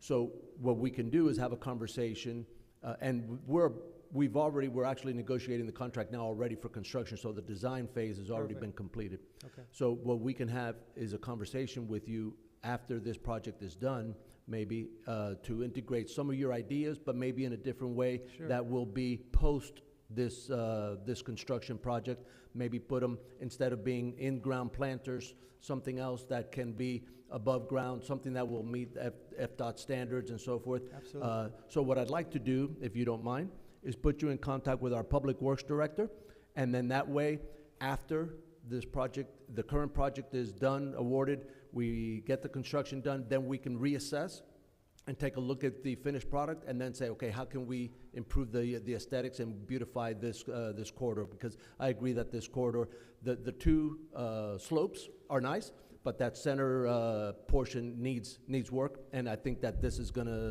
we'll be able to integrate some of your ideas into this, but I think after this construction project's done, because we're on the construction is about to break ground within probably now in November. Great minds think alike. Well, I appreciate it, sir. I'll work with them. So. Okay, so perfect. I'll put you in contact with them. Thank you, Mayor, for the opportunity. And there's aspects there like the lighting. I mean, there's a lot of aspects that can get. I just wanted to confirm with Director Santos. Does the town have access to power here for those lighting fixtures, or is it in the plans already for. Those lights are FDOT lights? Correct. So any modification to them, we can do, we'd have to have an agreement with FDOT, but we'd have to pay for? But the power that supplies those lights, that's FDOT's power. It's not our FDOT. power. Right. So. But we can work with them. Okay. We just, any change to them, like an improvement or a new light or? I just want to make sure we that have to pay for it. before we spend all the money on doing the opening of the lane, that if we did need to drag power into there, that we did, because I really like the idea. Okay. Yeah, we'll work all that out. Thank you, sir. Okay. Appreciate it. Thank you, everybody. Awesome idea. We appreciate it. All those in favor? Aye. Aye. Any opposed? Seeing none, the motion passes. Mayor, just a point of order or personal privilege. I know the EAB is going to give a report right now. The chair is not feeling well, and she is going to be brief, but she did want us to make sure that we heard one particular item. So if you can come up and if she can be heard, but she's not feeling education, well. they're up right now. They're up right now, but she's not feeling well, so she's going to be extremely brief. No worries. I'll be extremely brief. Good evening, Mayor and Council, and good evening. I can't even speak straight. I'm sorry. I have a cold and I'm feeling horrible. We came to present our report, and we basically wanted to ask over just one thing: the spelling bee. I wasn't told that you guys had already voted on the spelling bee, so we were going to try to tell you about the spelling bee and why you should vote yes for it. But since I was already approved and we didn't know, can we use this place to have the spelling bee on Friday, the chambers, on Friday, January 24th? I'll make a motion for the EAB to be able to use the chamber for the spelling bee. All those in favor? As long as Aye. it's subject to Any opposed? availability. Seeing none, the motion Yeah. passes. Yeah, it was Subject to checked by availability. Iowa. Yeah. Okay. She checked it, yeah. Oh, it Okay. passed. Thank you so much. No Good problem. evening. Thank you. That was the easiest Feel better. question we'll ever have. Next time, let us know sooner. And Mayor, the special presentation, Ms. Taylor Fowler, she worked all day Saturday and has to work early tomorrow. She also asked for her introduction to be postponed to our next regular council meeting in January. I wish I were here another year so she could play on the basketball team. She played college basketball, so. Yeah. Taylor's good people. Welcome to the town. Very true, very true, very true. We're on to the consent calendar. There were several items pulled. 10B was my item. I just want to vote no on it. I think especially being a contract city, these are smaller contracts that are very easily procured. I'm not a big fan of the piggyback aspect when we can easily procure them. So I just wanted to stay consistent and just vote no on this. Any motions to move 10B forward? I'll move 10B. All those in favor? But, I'm sorry. Aye. I have a quick question to the manager. What is the size of this contract, Mr. Manager, as far as $27,000. $27,000? Okay. Can you go back a little bit on just the mindset of why you're piggybacking and not, how often do you, for example, contract comes up, do you have a mechanism that says every once in a while we're going to go ahead and put it to bid just to see if we're getting the best cost? Yeah, and we did. We took a look at, for instance, these are Toshiba. We took a look at Sharp. Sharp was going to be more expensive. This is a national contract it's by the state of Colorado. There's a slew of cities that have already exercised the option to tap into this contract. With this contract, they cannot do higher than the piggyback rate. They can do lower, and we have negotiated this rate, which is the same rate that we are paying now. So we have that now tied in for the next 3 years with 1 year renewal. So we can actually get this rate for the next 4 years, which is exactly the same rate, no increase in rate for the printers and copiers. And just to add another question, in the process of procurement, do we ever take a look at local vendors, any copier vendors here in Miami Lakes, or any local vendors that actually are based out of Miami Lakes? And yeah, we do that all the time. Yeah, I mean, we put out the solicitation. Nothing. There was one other one, like I said, the Sharp one, which if I'm not mistaken, it may be somebody who is based in, obviously Sharp is a national, international brand, but the rep it may be based in Miami Lakes, and the rate was going to be higher than this piggyback rate. When you say higher, can you give me a percentage of how much higher it would be?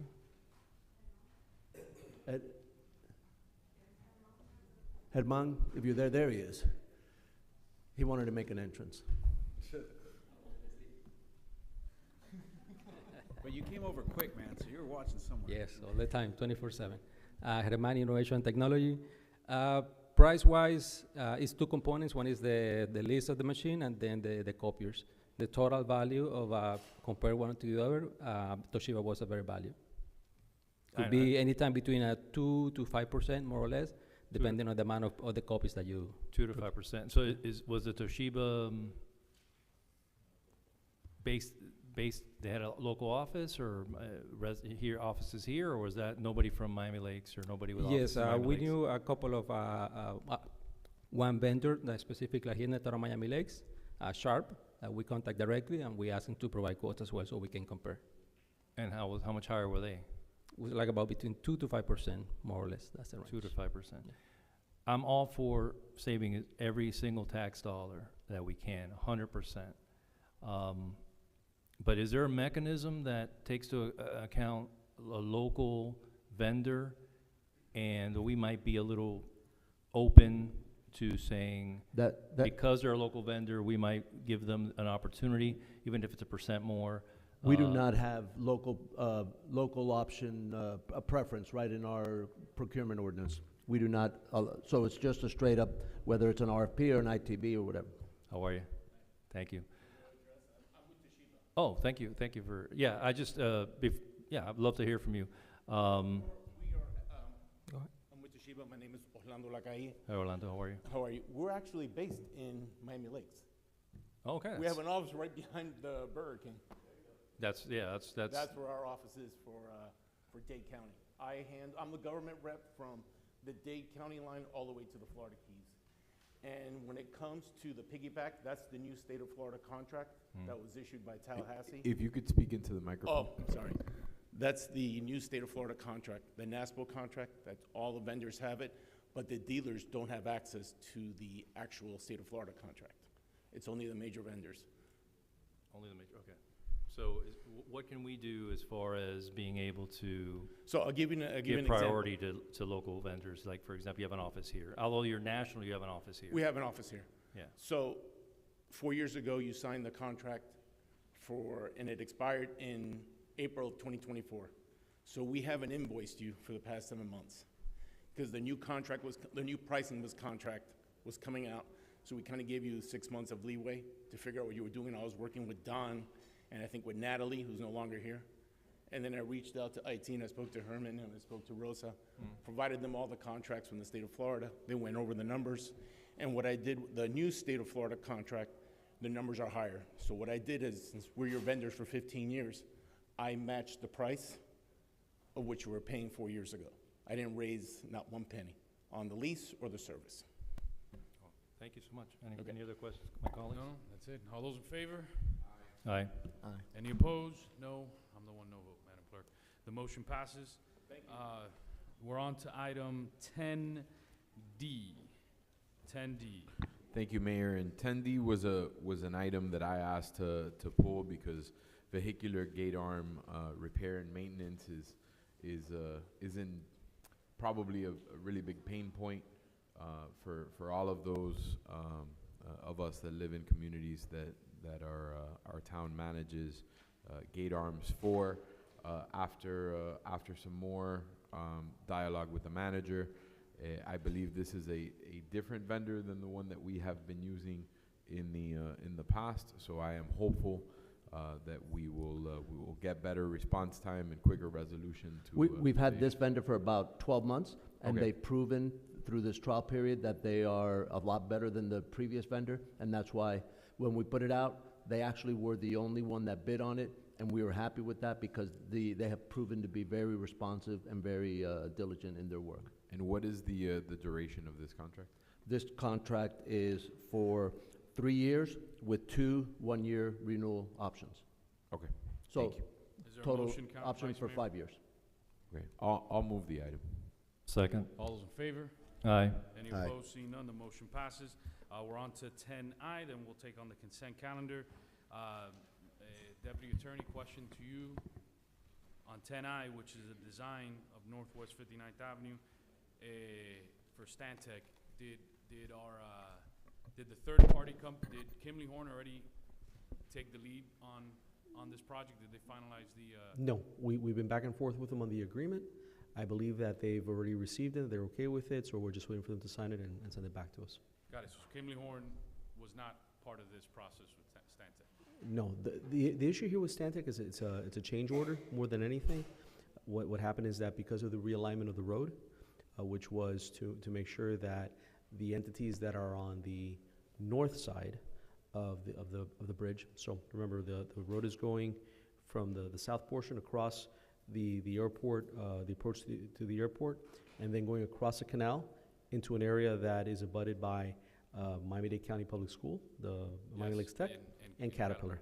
So we wanted to make sure that we didn't affect Caterpillar, and so that's what the realignment is. They approved this already, Caterpillar? Because I know they had. No, they they're had not going to approve challenges it. with this, and they had challenges with the elevation. No, for trucks.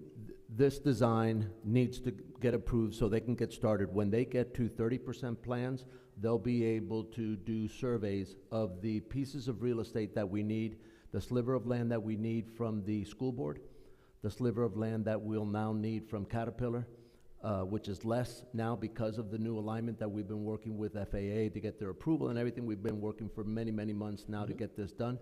And then they'll also identify the piece of real estate that we need for the license agreement with Miami-Dade Aviation. That will happen at 30% plans, which will take about 2 to 3 months, Omar, to get to that point. And then we'll be able to sit down with something concrete with Caterpillar. They know all this. We have told them all of this, and they are good. They are waiting on us to get to that point so we can have that conversation about the amount of real estate and any mitigation that will be needed for that southern driveway in Caterpillar's property, on Caterpillar. If any.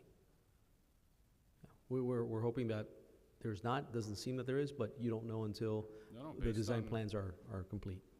I just would have hoped that their comments would have been incorporated even at this early stage with Stantec, because one of the issues that they brought up was not only the mitigation and the cost of that and how much, but even smaller things as to their trucks making a right on 59th Avenue, being able to have enough clearance to get over the bridge, right? And at this point, Mr. Mayor, I'm sorry, I didn't mean to interrupt you. I'm just saying it, I get at this point, but you always want to incorporate knowing what's coming ahead and knowing that they give us a heads up, but. Right, so this is just to make the plans, and Kimley Horn is going to be coming on board soon, so.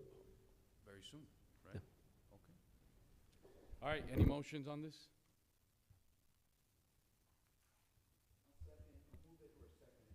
There's a motion by Councilman Collazo. I'll second. There's a second. All those in favor? Aye. I'm a no. I'm a no. 4-2. The vice mayor and I voted no. Moving on to the consent calendar. Any motions on the consent calendar? I'll move the consent. I'll second. All those in favor? Aye. Aye. Any opposed? Seeing none, the motion passes. We're on to ordinances in first reading. This is not a public hearing, which is item 11A. Ready? An ordinance, an ordinance of the Town Council of the Town of Miami Lakes, Florida, amending Chapter 13, Section 13-1607, titled Commercial and Recreational Vehicles of the Town of Miami Lakes Code, providing for inclusion into the code, providing for severability, and providing for an effective date. Director Angel, you care to explain this item? Do you want to put some comments on? Well, this was started by the vice mayor. The vice mayor is the one who brought this item. There's the commercial vehicle one. Yeah, good evening, Mayor, Council.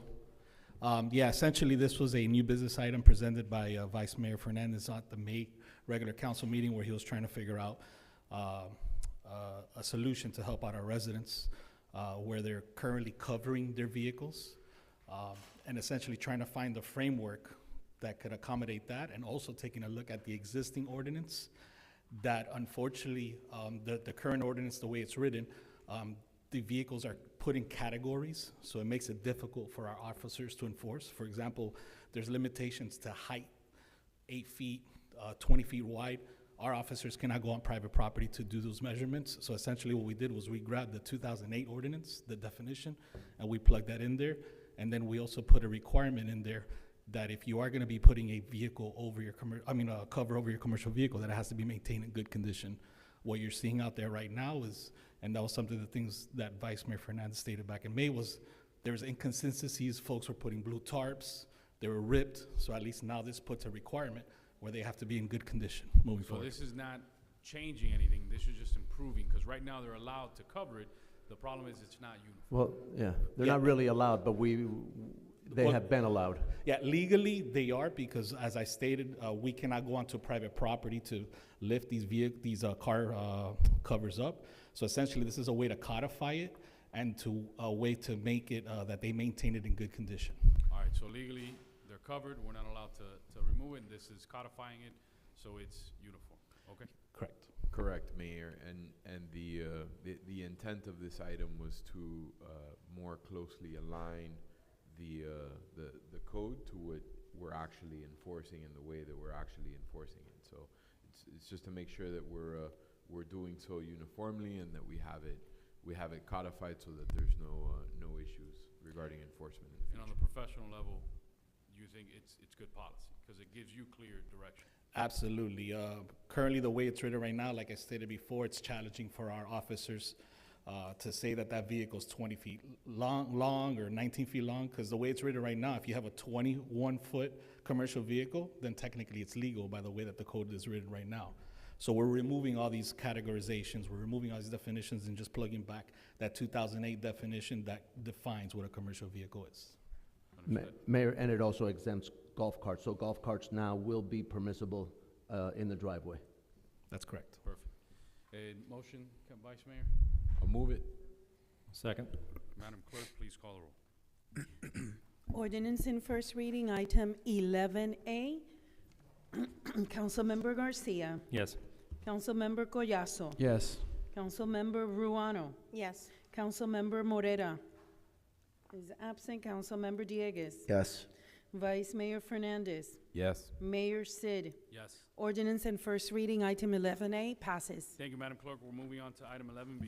An ordinance of the Town Council of the Town of Miami Lakes, Florida, amending Chapter 16, Section 16.1, titled Unnecessary and Excessive Noises of the Town of Miami Lakes Code, providing for inclusion into the code, providing severability, and providing for an effective date. This was also done, proposed by the Vice Mayor, and what this does, it allows 1 extra hour of quiet time from landscaping equipment and so forth, Monday through Friday. It extends it from 7 a.m. to 8 a.m. So landscapers now have to wait until 8 a.m. before using their power equipment and so forth. Could not have explained that better myself. So moved. Second. Madam Clerk, please call the roll. Mr. Mayor, Oh, I just sorry, want to sorry, be, Councilman Cuellar. yeah, I'm going to be voting no on this item just because I've spoken to 2 independent landscape vendors, and they said that this may create a cost issue for them, at least to the private residences that they deal with. So my vote is going to be no. I would just encourage the town manager to check with our vendors to see if the shifting of times would create a hardship for them. So my initial vote is going to be no, but I'm not going to be here for the second vote, and just would encourage the town manager to look into our landscape vendors to see if this would create an additional hardship where they would start incurring additional costs, which might be subject to our budget. Yeah, the director of parks is shaking his head no, that he does not believe there will be any impact. Yeah, you already checked? Okay. Got it. Thank you. Madam Clerk, please call the roll. Ordinance in first reading, item 11B. Councilmember Collazo. No. Councilmember Dieguez. No. Councilmember Ruano. No. Councilmember Garcia. Yes. Councilmember Morera is absent. Vice Mayor Fernandez. Yes. Mayor Sid. Yes. The ordinance in first reading fails. Thank you, Madam Clerk. We're moving on to the next item, item 11C. An ordinance of the Town of Miami Lakes, Florida, amending Chapter 13, Article 4, Division 3, titled Short-Term Rentals, providing for inclusion into the code, providing for repeal of ordinances in conflict, providing for severability, and providing for an effective date. Councilman Garcia, do we have any motions on the table? Yes, I'll move it. I'll second. There's a motion, a second. Councilman Garcia, any quick words before we take a vote? This is just a way for us to be able to make sure that we're holding short-term rentals accountable. Well, oh, go ahead, sir. Sorry. No, we're on item B. We should be on item B, lien reduction. Well, no, man. No? Oh, I'm sorry. 11 C. Councilmember 11 9, something? you are Sorry. out of order, Councilmember 9. Yeah, I think we're C, sir. Okay. Number 8, you gotta stay on point too. So basically, this was what we brought up, and we all agreed that we want to make sure that we put residents first and do everything we can to make it to hold, bad actors accountable when it comes to short-term rentals, and make sure we are doing what we're supposed to be doing, which is protecting, the peace of mind and quality of life of our residents, and especially those who are next to these short-term rentals that continue to have issues. So that was the reason, the heart of the ordinance. Thank you, Madam Clerk, please call the roll. Ordinance in first reading, item 11C. Councilmember Garcia. Yes. Councilmember Collazo. Yes. Councilmember Diegues. Yes. Councilmember Morera. Yes. Councilmember Ruano. Vice Mayor Fernandez. Yes. Mayor Sid. Yes. The ordinance in first reading, item 11C, passes. We're on to item 12B. 12B is a public hearing. 12B is a public hearing. Anyone from the public wishing to speak on item 12B? Anyone from the public online or anywhere, Madam Clerk, wishing to speak on 12B? Is there someone online? No, there's Seeing no none, one in line. The public hearing is closed. An ordinance of the Town of Miami Lakes, Florida, creating, amending Chapter 8, Section 8-7 of the Town of Miami Lakes Code of Ordinances, titled Recovery of Unpaid Civil Penalties, Unpaid Penalty to Constitute a Lien, Interest to be Paid on Liens, Foreclosure, Prohibition of the Issuance of Permits, Licenses, Certificates of Use and Occupancy, or Zoning Approvals to Violators with Unpaid Civil Penalties or Civil Liens, Civil Penalty Reduction, providing for inclusion into the code, providing for repeal of ordinances in conflict, providing for severability, and providing for an effective date. Councilman Morano, any motion on the table? For I'll move. I'll second. Mr. Manager, quick explanation on the record of this. Yep, this is we have a lien reduction schedule. On the second page of the memo, there is a table that distinguishes between owner-occupied properties, non-owner occupied properties, and bank-owned properties. It has the current reduction schedule as well as the proposed schedule for each of those three types of scenarios. And what it does, it shortens the time frame, and it makes it more stringent for the lien reduction process. Understood. Just a question for Councilman town attorney, and it's everything with the proposed ordinance is kosher in terms of distinguishing between owner-occupied and non-owner occupied? Councilmember, currently the code is set this way. So Oh, okay, we currently distinguish between owner-occupied and non-owner occupied. The main distinction that this does is, as you'll notice in the chart that was very well done by, I think it was done by Mr. Angel, it shows as currently, regardless of how long you have the fine unpaid or without compliance, the reduction is usually 1 day's fine if it's owner occupied. But under this, what it does is if it's more than 6 months, you go from 1 day's fine to 75%. If it's 12 to 18 months, 50%. 18 to 24, 25%, and more than 24 months, we don't give any reduction whatsoever. And it's similar for non-owner occupied. Now, this is not going to go into effect immediately. There's going to be a 6-month period if it passes today to give folks time, to do what they need to do, and then it'll go into effect. Mr. Manager, do we have any communications plan in place for that 6-month period? Danny, do we have a way of notifying everybody who's got an outstanding lien about this change? Yeah, it was essentially language that was also added within the ordinance where we're going to be notifying them first-class mail. We're also going to be boots on the ground knocking on the door. There's about over 500, maybe 600 folks that fall within this category. So our hope is to get them through the door by April 1st to get a bite at this apple. If not, this new ordinance will kick in if it gets approved. That all being said, to my colleagues, this is something at the county level that I've exploited on behalf of my clients. The lack of teeth and the lack of having something in place saying, hey, look, if you don't pay, there are going to be consequences, or if you don't comply, there's going to be consequences. So I think that this adds teeth to our code, ensures our beautification standards, our safety standards throughout the town, as well as our uniformity standards. So, I'm in complete support. I have a comment. Is there a motion, Councilwoman Rowe, you made a motion? Yes, I move. There's a motion and there's a second. Yeah, I thought that was already. Yeah, there was a motion, second. Got it. Madam Clerk, please call the roll. Wait. No. I had a comment.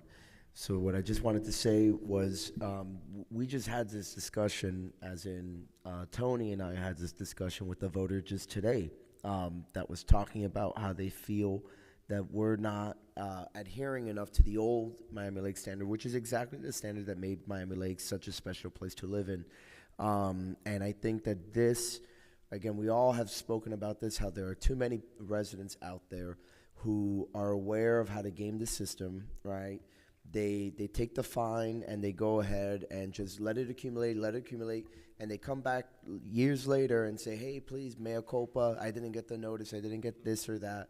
And, you know, our future council goes ahead and grants it, right? With the best of intentions, but ultimately defeating the purposes of code compliance, right? In fact, there was in the West Lakes area when I was knocking on doors, a gentleman there told him an attorney advised him to do exactly that. Like, yeah, just brush off the fine, and just, you know, years later when your children, if you've passed, you know, go to sell the property, or when you choose to sell the property, you can go ahead and just, you know, ask for forgiveness, and everything, that big accumulating fine will go away. It's about time that we need to, and I hate to be, you know, mean, and that's certainly not where I'm coming from, but rather from a fair-minded and a tough love sort of perspective. I think this is necessary, right? It's not going to be popular perhaps with everybody, but the rules need to be followed, right? I have another resident on Leaning Pine Drive, pissed off that there's somebody parking a commercial vehicle with the trailer, right, with impunity. There's already a lien on the property, and it's just accumulating, and they probably know, again, nothing's going to happen really long term under the current code. So it's about time that we update it and that we go ahead and actually make it meaningful. So with that, I urge everyone to support this. I believe both myself and my colleague there in the line today both indicated to this resident we were supportive of a more fair but also firm approach to code enforcement in the town. And so I don't see a reason why any of us would oppose it. Yeah, So I and urge you to as a side note to this, nobody is even entitled to a reduction, a lien reduction, until they come into compliance. So anybody who has something outstanding, they would have to make the property compliant before they can even apply for the lien reduction. Councilman Coelho. With regard, two questions. With regard to notice, when we go through the re-notification process, is that with certified return receipt? Is that something that's going to legally hold water? I'd hate to be just a regular first-class mail and say, well, I didn't know about it, and then, you know, 2 years later when something happens, they're again claiming that they weren't informed. So, Councilman, we follow statute. State statute prescribes what is the correct notice that needs to be provided. It is usually certified mail return receipt, and it's also posting. And I know that our code enforcement team does a wonderful job of making sure that those items are posted, and also that we follow the statute as far as mailing a return receipt. My question, I guess, is to be more specific, to the re-notification of the change in enforcement, I guess we're going to be following the same standard of, okay, hey, this is a new process. By the way, your lien that you haven't paid for the past 10 years, you're no longer going to have this window to reduce it by, you know, up to 75% or 1 day's. That notice that Danny explained is for that, to let them know that this is changing and that they have X number of days or months to comply. If not, you're going to be subject to the new standard. And that's going to be certified return receipt as Correct. well? Correct. Okay, thank you. So the X number of days, talk to us about that, because I know when I was first elected, we had about $4 million worth of liens around town. Mr. Mayor, I think your mic's not on. It's not? I didn't hear anything. Oh. We had about $4 million worth of liens around town, and the original lien reduction, lien amnesty program, right? Councilman Daubert, I'll never forget, that was an idea he got from the League of Cities, brought it. It was highly successful, but we wore kid hands, right? We really educated the residents. We massaged it in, and a lot of people complied. What is that value today? How many liens do we have? Because at one point we quantified it, and it was at $4 million when I first got here. And today, what is that? That's a question that I think Stranger can answer. I don't know what the amount is. We currently have about over 600 liens on the docket right now, and they're probably valued at $10 to $15 million. Again, that's if they're fully paid. Now, if we're giving folks this opportunity to comply within 6 months, if they're homesteaded, they're just gonna get a one-day fine. So that $10 million is gonna be $500,000, $400,000. What's? Yes. And I didn't hear you. Can you repeat the question? That's a good point, and I think you just hit a good opportunity, right? If we want to save these residents a ton of money, vote against this will continue to cost $10 million, right? If we want to help our residents out, we would vote in favor of this and start a massive education campaign so they can come into compliance with the new notice, with the new requirement, because we're basically resetting the clock, correct? Yes. I think, and Danny, one Thank thing you. that, off your comments at the State of the Town, your video, that concerned me is that your percentage of the amount of people that complied actually went down this year, right? You had a higher, last year you were at 82, this year you're at 72, right? And I think it's 76. 76, but 6% of that, and you're starting to see a decline. I don't know if it's the economy, but it's one of the challenges that I'm concerned, because I'm not gonna be here by the time those letter comes out, so whoever's here is gonna have to deal with some of those challenges. But it is, as insurance gets more expensive, as taxes continue to go up, and affordability is a challenge, I think we're gonna see challenges there, so. Correct. We're starting the clock 6 months. They got 6 months to come into the doors, and we'll still conform to the existing ordinance. After that, May 1st, this new That's ordinance a will kick in. huge lien amnesty program. That's great. Thank you so much. Let me just make sure I understood this part of it. If 6 months and a day after this ordinance goes into effect, someone comes in to reduce a lien, are they at 1 day fine, or are they at a 2-year fine at that point? It depends how old the lien No, is. but that's an important. If somebody right now has fines accumulated for something that's 3 years old today, and then 6 months and a day after this ordinance goes into effect, they come in to get a lien reduction, are they getting it reduced from 1 day or from 3 years? Yeah, 0. From 0. Okay, beautiful. That's a really good program for the residents then. They have the 6 months, and then you said at 6 months and a day, It goes to the new schedule. and that schedule would look like for somebody traditionally, if they don't comply within 6 months? After 24 months, it's 0, so it depends on the age of how old the lien is. So if it's a 3-year lien, then they would be 0 reduction. Okay. Madam Clerk, please call the roll. Ordinance in second reading, 12B, item 12B. Councilmember Ruano. Yes. Councilmember Morera. Yes. Councilmember Collazo. Yes. Councilmember Dieguez. Yes. Councilmember Garcia. Yes. Vice Mayor Fernandez. Yes. Mayor Sid. No. The ordinance in second reading passes. Item 12B. We're on to item 12C, Mr. Attorney. An ordinance of the Town of Miami Lakes, Florida, approving the devising of certain land owned by the Town of Miami Lakes in consideration for land owned by Miami-Dade County, providing for severability, providing for expenditure of budgeted funds, and providing for an effective date. Yeah, this is the land swap with Miami-Dade Water and Sewer. They currently have a pump station at the Pocket Park there on Lake Patricia Drive. What this is, they want to put in a new pump station. They would relocate it. Right now, it's more centralized. It's almost in the center of the park, right? They want to relocate it over towards the west a little bit, and it would be, actually, come to the west side of the park. It would be almost an even land swap, and that's all this is. I'll move it. I'll second. Madam Clerk, please call the roll. Item 12C, ordinance in second reading. Councilmember Ruano. Yes. Councilmember Garcia. Yes. Councilmember Collazo. Yes. Councilmember Morera. Yes. Councilmember Dieguez. Yes. Vice Mayor Fernandez. Yes. Mayor Sid. No. The ordinance in second reading passes. Item 12C. We're on to item 13A. Madam Mr. Clerk. Mr. Mayor, Point of order. point of order. You can go first, Vice Mayor. You spoke first. I was going to ask the parliamentarian if it's proper for Councilman Dieguez and I to participate in this discussion.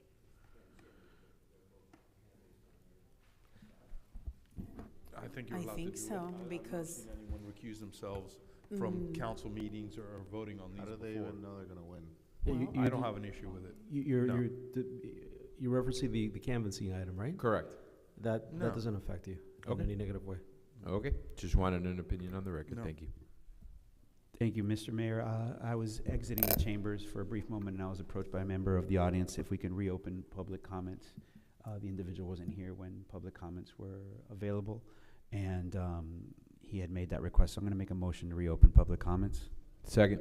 All those in favor? Aye. Aye. Any opposed? Seeing none, the motion passes.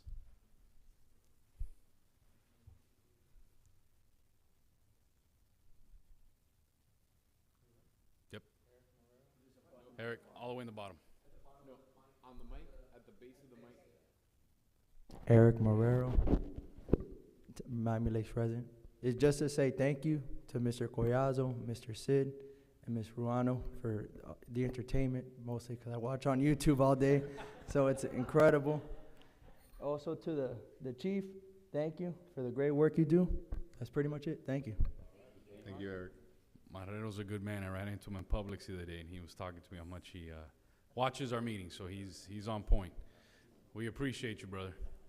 But that, by the way, that is true. That's how this guy got started to my left. He would watch it on YouTube until he was like, I got to get in there. So you never know. All right, we're on to the next item, 13A. This is the resolution. Doesn't have to be read. Lorenzo, you want to explain it? Yes. We Council. need So basically, this is just, it's required by Florida law. For the regular election that we're going to have, it's a Miami-Dade There's County already a canvassing election, board so that's meeting. exactly. So there's already a canvassing board. But should there be a runoff, this would be something special for the town, and therefore we need a canvassing board. And the law prescribes that it needs to be a county court judge picked by the chief judge.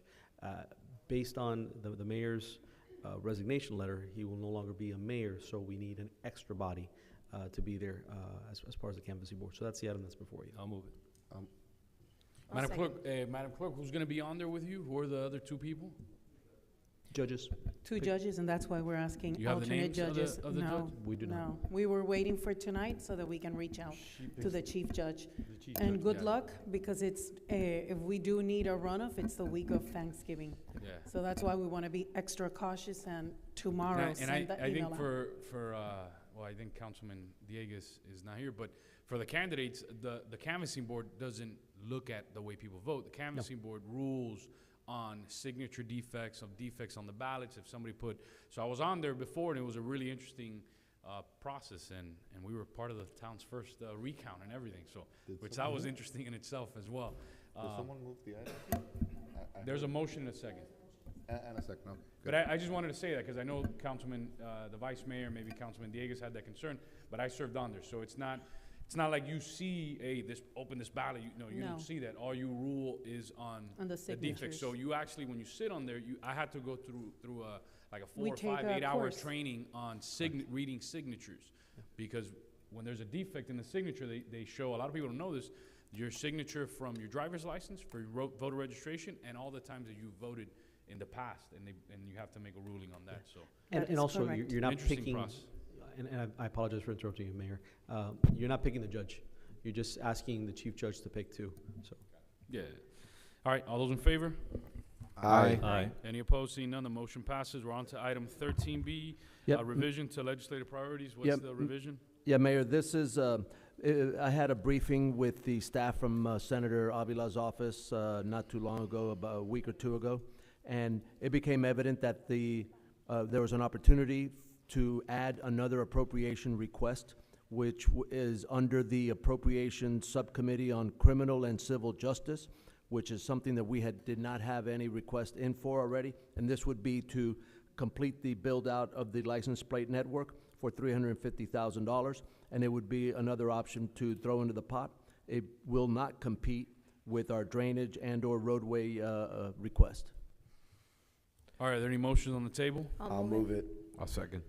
All those in favor? Aye. Aye. Any opposed? Seeing none, the motion passes. We're on to item 13C. Yeah, Mayor, this was presented to you last month. The motion on the dais last month was for us to bring this back today, but in the meantime, to speak to Miami-Dade County and see if they would include language in the agreement that allows for a reopener so that in the future, conversations can be had about changing the formula for the overhead fee. When we took the item back and we looked at the existing agreement, there already exists language in the current agreement that says either party may request to reopen the agreement during this period. So the reopener language is already contained in the agreement, so it's back before you for consideration with the language that you requested. So the conversations that I had were definitely well received, especially the arguments on the fluctuating fee, especially them understanding that we are a donor community and there's a way to move that over, especially noticing how high our millage rate is for county services, general services, which fall into police as well, and so we pay double. The challenge is nobody wanted to touch it at the moment, even though it was very well received because of the election and the uncertainty of the election. So the challenge is that, so whoever is the next mayor, you have a tremendous opportunity to change it, because I think either candidate in the race for sheriff is going to be very favorable. Actually, one of them already said that they're going to move to Miami Lakes if they're both Broward residents, actually, so they both got to move. And I think both will probably move to Miami Lakes. One of them for sure already told me. So, but definitely the argument's very well received. So whoever's up here, I think that should be your first point of business in December. Go meet with those folks, have breakfast with them, go see them, talk about the transition, but talk about how important it is to make that change. Any motions on the table? Mr. Mayor, I'll move 13C. Second. All those in favor? Aye. Any opposed? See none, the motion passes. We're on to the next item, 13D. Yep, Mayor, this is the year-end budget revision. This is the closeout of last fiscal year, closing out all the line items. This is by statute required to be completed by the end of November. Since there is no scheduled meeting in November, it's here before you now at the second meeting in October for you to consider. I'll Any move it. motions? I'll move it. Second. Any discussion? All those in favor? Aye. Aye. Any opposed? I'm a no. Put me down as a no, Mr. Deputy Attorney. The motion passes. We're on to item 14B. Council, I wanted to bring this up. Our banking services was initially 14A, no? What happened to 14A? Oh, portable speed cameras. Yeah. I was looking at the wrong. I was looking Yeah. at 14E. No worries, Portable and I'll be speed camera. brief, though. The intent of this item is simply just for the town to look into acquiring a traffic counter system in order to try to deploy it at roads like Alamanda and 86 that are known for speeding, to get a better read on just how much speeding is occurring there, which can help our police officers be alerted to the fact that maybe they need to have more directed patrols in a given area. And also, I was told from our Public Works Director, Omar, that can also help us be able to get even more of the speed studies done for the speed humps that many residents are requesting. It's relatively cheap, as I understand it. But again, this is more exploratory because, again, I've been having a lot of people from Alamanda lately that are just really complaining about the amount of speeding as younger families continue to move in greater numbers there and in other areas. I have a question. I'll second the item. Oh, yes, thank you. I do have a question for Councilman Diaz. These are cameras to passively monitor speed, right? Not automated ticket issuing devices. That's correct. Okay. Okay. Then I can support the item in its current form. Thank you. I have an amendment that I'd like to propose to the item. It has to do with one of the resolutions that we just passed with respect to legislative priorities and us tapping into the resources that Brian Avila discussed about as far as public safety, and have that be a potential mechanism for funding the purchasing of these cameras through the legislative budget request process. I'll second the proposed amendment.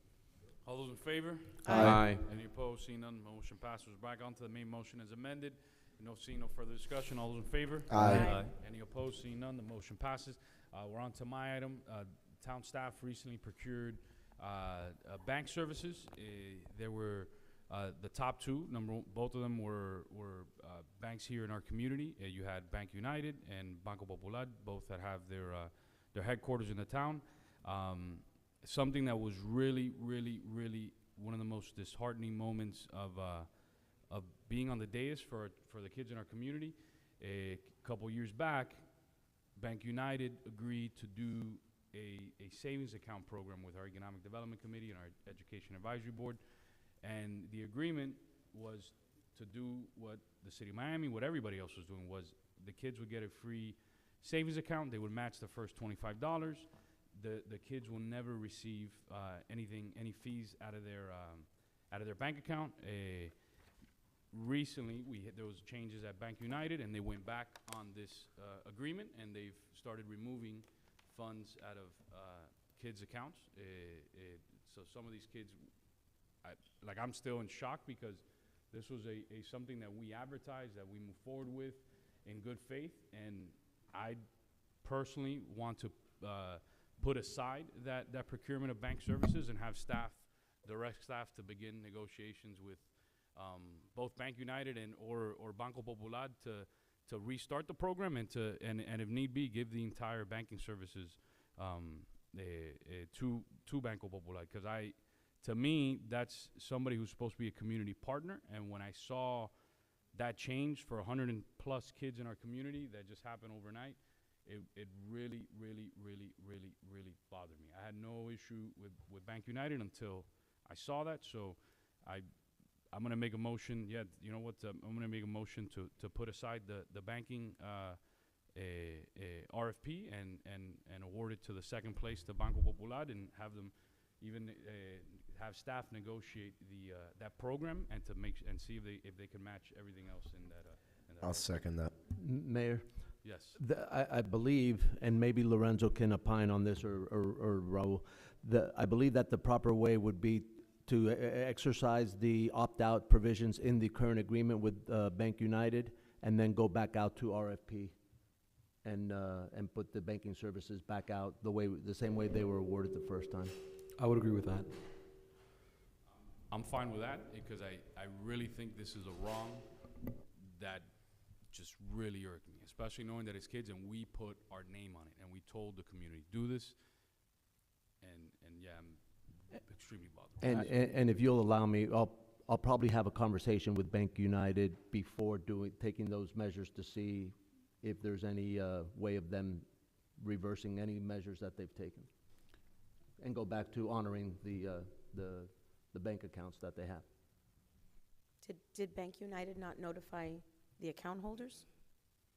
So that's what ended up happening. They just start sending statements and they're removing $20+ a month from a lot of these kids. Most people didn't even pay attention to them because the agreement that they signed was no fees. So most people had electronic, they kept it electronic. Nobody was paying attention to it until at one point somebody noticed. And then that's what it was. There was no money left in the account. And that was, to me, I'm still really bothered by it. So it was the fee.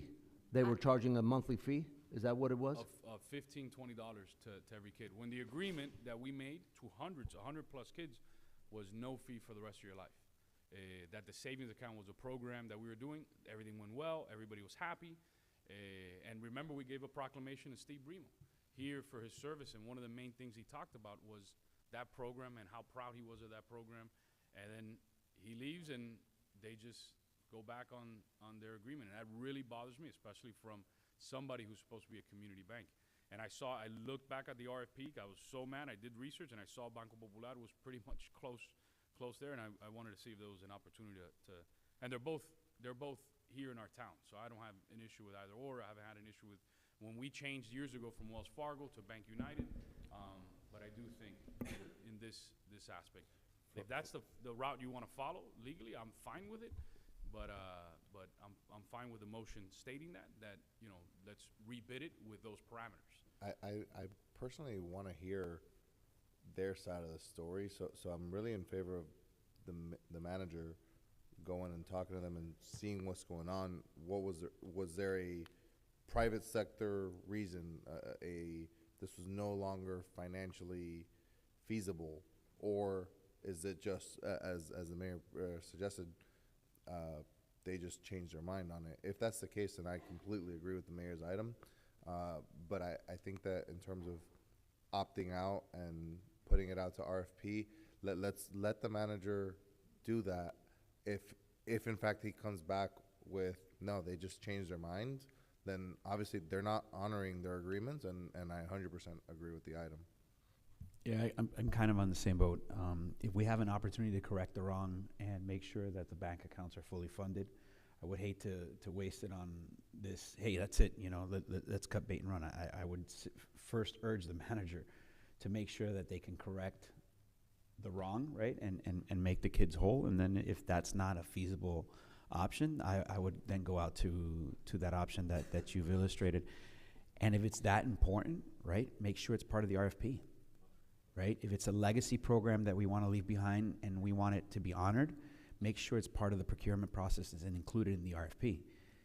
Let me ask the question. Was the program included in the RFP? No. Okay, so you can't fault the bank, right? I mean, you can fault the bank for maybe not understanding how important it was for the town, but we didn't necessarily let them know how important it was, or we would have built it into the RFP, right?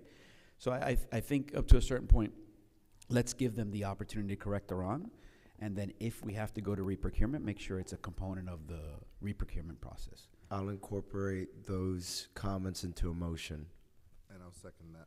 And again, I'm fine with that route. And I know the reason it wasn't added into the RFP because it was a separate agreement that was supposed to be honored, right? You shouldn't have to reprocure that aspect of it, regardless if they get the banking services contract or not.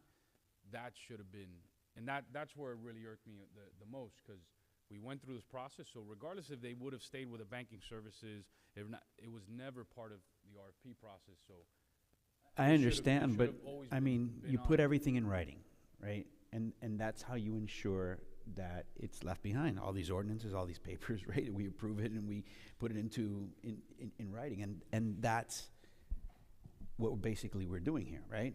Is saying whoever comes after, right? If this is a legacy program that we want to make sure that our kids continue to benefit from, right? Have it be part of the RFP process to ensure that any banking services that come through the door, right? This is the number one thing that we're trying to do: correct the wrong, and then make sure it never happens again. So I'm in favor of supporting the amendment. So the amendment is we're gonna try to correct that. If they say no, then we go back to procure with this in the RFP. That is correct. Okay, then I'm fine with that. All those in favor? Aye. Aye. Any opposed? Seeing none, the motion passes. Northwest 166. Oh, wait, the main motion, I think that was an amendment to the main motion. But I took it as a strike off. So I mean, there's nothing else really to Okay. Northwest 166 Terrace brought this up. Resident brought this to my attention. I went out there. Very dangerous. I don't know if you've all driven by there. I could not believe how tall it was terrible. Like, I was really taken aback. The resident made me carry. He was like, "You're not leaving here till you carry these." And he made me carry them, and it's really, really so. I just want to make a motion to have staff begin the process. Jeremy, I'm sure you saw it out there, of removing these palm. There wasn't a resident there who wanted to keep them. It's that dangerous. So removing these palm trees and coming up with a game plan. Obviously, we got to fund it, but to reforest that area with something that doesn't grow as big. Second. Discussion. Yes, very brief discussion. So in spending a lot of time in that neighborhood recently, there are most of the trees are on 166, but there are a smattering of trees on 167 and 168 that are of the same type and height. So I would want to go through and have staff check the adjoining blocks if we're gonna reforest that street, knock out. It's no more than 7 or 8 trees in the other streets, but they're of the same age, the same type. And I think if it's a safety hazard for the ones on 166, we should do it across the board. Yeah, we'll do an assessment of that whole neighborhood to see all the palms, and then come back and report back to the council and say, this is what we found, this is what it'll cost to remove, this is our plan for any reforestation post-removal, and then we'll seek direction from the council at that point. So if I may add, in Royal Palm Estates, we have the royal palms that are very tall. The palm fronds are very large and very dangerous. And we hire a company that wraps the top of the tree to avoid the palm fronds from falling on the sidewalk. It only happens 4 times a year. I would want staff to look into that option as well. Perhaps it's more cost-effective than removing and reforesting the area. They put bands around the top so that when the palm frond starts to dry out, it stays attached to the tree. And then 4 times a year, they remove the bands, remove the palm, the dry ones, and then reband them.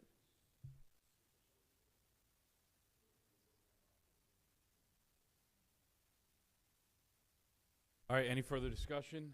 Seeing none, all those in favor? Aye. Aye. Any opposed? The motion passes. The owner of Doghouse Miami came to see me. I spoke to him, and he said that he wanted to offer to the town that if there's ever, and we used to have a lost pets portal on our website that was really popular, and people used to post a lot, and we would then post it on our social media. But they offered that if we ever come across or a resident calls that, hey, we found the lost dog, that they'll be happy to board it for free at no cost to the town. I thought it was a very nice gesture. They're like, look, that's part of us giving back. We see it all the time on neighborhood app, on the different Facebook groups, this and that. And he goes, we'll be more than happy to board those dogs for free and then help relocate the owner. So they offered that, no cost to us, and I thought just direct staff, so make a motion, direct staff to begin exploring this and seeing what's the best way forward with Doghouse Miami. Second. Discussion. Seeing none, all those in favor? Aye. Any opposed? The motion passes. We're on to 16A, adoption of 2025 council meetings agenda. Wasn't there? Oh, I'm an sorry, additional- Councilman Garcia's item that was placed on the agenda. Thank you. You need a motion for the rules, or we did that already? We did that in the beginning. Done. Thank you. Mr. Mayor, in our continued effort to help support and protect our law enforcement heroes here in Miami Lakes, I'm asking the town manager to research how we can provide our officers Narcan doses to treat an accidental overdose to fentanyl that they might be exposed to in a line of duty. Right now, they don't have that access to it. There is a program with the state of Florida called the Heroes Program that provides free doses to any police department that wishes it. What we would have to do is find out if the department would look through how we can get that done, the training involved. We need the county to approve that. So I direct the manager if he can look into that. I think our officers deserve this, to be protected. Even waiting 3 or 4 minutes for our rescue to get there could be too late. And I think they deserve for us to do everything we can to provide all the tools necessary to keep them safe in the line of duty. Second. Discussion. Just a very brief question for the major, because Councilmember Garcia, I love the idea. I just don't know, are we allowed to do this? Because I know that you guys have your rules from the Miami-Dade Police Department. Can we just give you Narcan?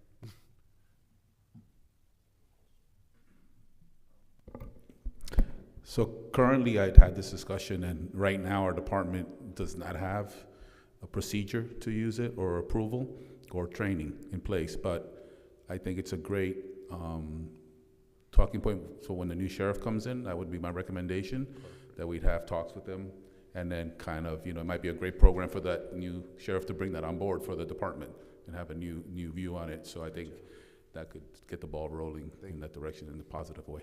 So I would ask my motion that we ask the new, as a council, or ask the manager, I'll do it myself, ask the new sheriff, whoever it is, to incorporate this. Yeah, we'll have that conversation with them and float the idea and see how we can, whether it's through their training bureau or whatever, and then we'll talk to them. I would. And Councilman Garcia, your original motion was just to get the ball rolling, right?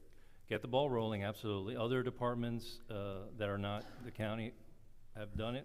They already have an SOP in place. They have a training in place. They have it's just a matter of guess of talking to the other departments and see how they did it. The procedures have already been done all over the country. It's honestly, I don't think it's that complicated. And if they push back, then we need to push harder and say, no, we want this, and we got to make it happen for the entire county, all the officers in the county. So that's just my 2 cents. Sounds good. All those in favor? Aye. Any opposed? Seeing none, the motion passes. Item 16A, any motions on item 16A for adoption of 2025 council meetings? I'll move it. I'll move it. But with the caveat that the new council that actually has to deal with the calendar be consulted. Yeah, Gina and I sat down, and both the clerk and I recommend that we move the standard date to the third Tuesday of every month. We believe there'll be fewer conflicts with any holidays. We also believe that it'll be more efficient and effective during the budget season with the different reportings that Melissa has to do with the state and so forth. So what we would like to do is have this standard calendar adopted. If the incoming council has conflicts, then I think we can address them in May, but at least this gives us a roadmap for 2025. As one of the only two people who will definitely be staying here, I actually like this change, especially with the confusion that is sometimes created with our new business items being due at the end of September for the October meeting. That sometimes gets pretty confusing. But yeah, and my understanding is this also conflicts with less holidays.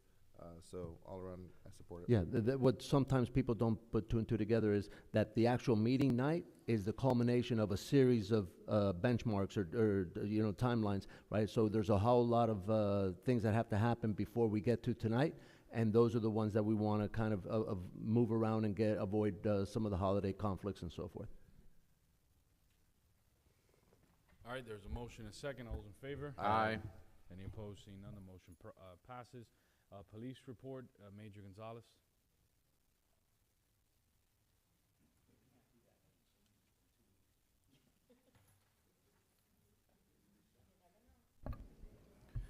Good evening, Major Gonzalez, your town commander with the police report. Before I give the police report, I really want to give a special thanks to Mayor Sid, Councilwoman Ruano, and Councilman Collazo.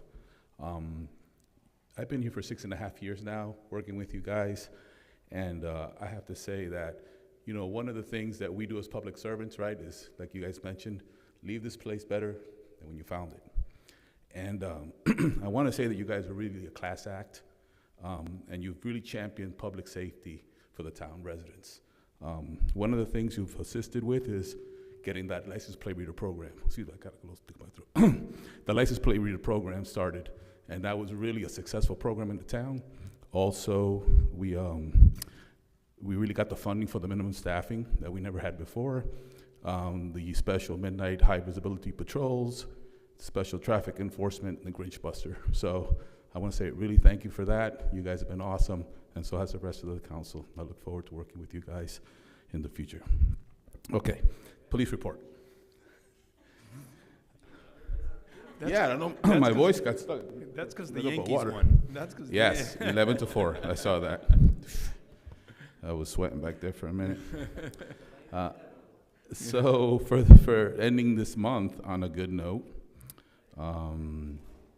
the auto thefts have been down 5 compared to last year at this time, and the vehicle burglaries have been down 17. So we have a reduction of 17 compared to October's numbers. So that's been really good. We have not had any residential burglaries, thank you, sir. No robberies and no commercial burglaries. So that's been a really good month for October. I want your out to go pleasantly with low crime rates to really attribute to your guys' success and support. We just finished up with the Halloween event that went well, no issues. Everybody had a good time. And now we're planning for our Veterans Day parade. Coming up soon, so we'll be ready for that. And with that said, I'll open it up for any questions. No questions, but it has been an absolute pleasure to work for you. I'm so happy that you chose to stay in Miami Lakes, and we'll continue to see each other. Thank you. Yeah, likewise, I was going to echo a very similar sentiment. Been grateful to serve with you, just how responsive you've been to our community. I actually think it's backwards. We are the ones that are grateful to have you and the men and women that you represent serving our community. And just to a testament of that, Officer Amador, who's been here in our chambers and been staying here till the late hours, he came up with a personal request, and he said, I want to have a picture with you guys before you leave. And I think that's a mutual respect that we share among each other. Although, you know, you guys are a contracted piece of our town, you are the heart of our town as well, and we thank you. So thank you so much. Thank you. We're family. 100%, man. We appreciate you, and you always go above and beyond. Like I said the other day, I mean, there's folks who do their job right. You're told to be a major. There's a certain level of that, and then there's folks that go above and beyond, and that's you. So appreciate you always, man. We're on to the SNAP request. Yep, Special Needs this is a request from the Special Needs Advisory Board. Instead of them having and doing a whole presentation, they just asked me to make this request. They'd like to transfer $750 from the social and recreation line item and use it for the purchase of a 10-person table sponsorship for the Hope for Autism Gala, $750, and the gala is in March of 2025. So moved. I'll second. All those in favor? Aye. Any opposed? See none, the motion passes. So council, as tradition, you have something, Mr. Attorney? I do. Okay, go ahead. Yes. It's just one simple thing. Huh? It's just one simple thing. I wanted to thank you guys for your support. The three of you, everything you guys, we haven't always agreed, but I can tell you it's been respectful, courteous. You've supported my firm, and we're eternally grateful to you. We think you've done a great public service to the town, and you're going to be missed. But, you know, I really want to thank all three of you. The support that you guys have given us throughout really makes me proud. This is probably the proudest part of my practice, believe it or not, is representing the town where I live. All right. Yep. No, we appreciate you, Raul. I'll never forget you came in during a very tumultuous time, and you took it on, right? There was a lot happening, and you took it on. And what makes me proud of you and is how when Lorenzo came on board, when the council approved it, I mean, not only have you guys done a great job, right? And sometimes people don't see it at first, but now everybody's like, all right, we're more efficient, we work a lot faster. And what you're doing is appreciated so much. You guys are in another city already. You know what I mean? You're taking, which is a part that I'm super proud of you guys, right? So, you know, you have a friend here forever, and I'm sure Councilman Ruano and Councilman Collazo echo those statements. And thank you for all your efforts. As is, we did this years ago, so we're gonna adjourn. But if Councilwoman Ruano and Councilman Collazo can join me, so we can all adjourn together and get moving forward.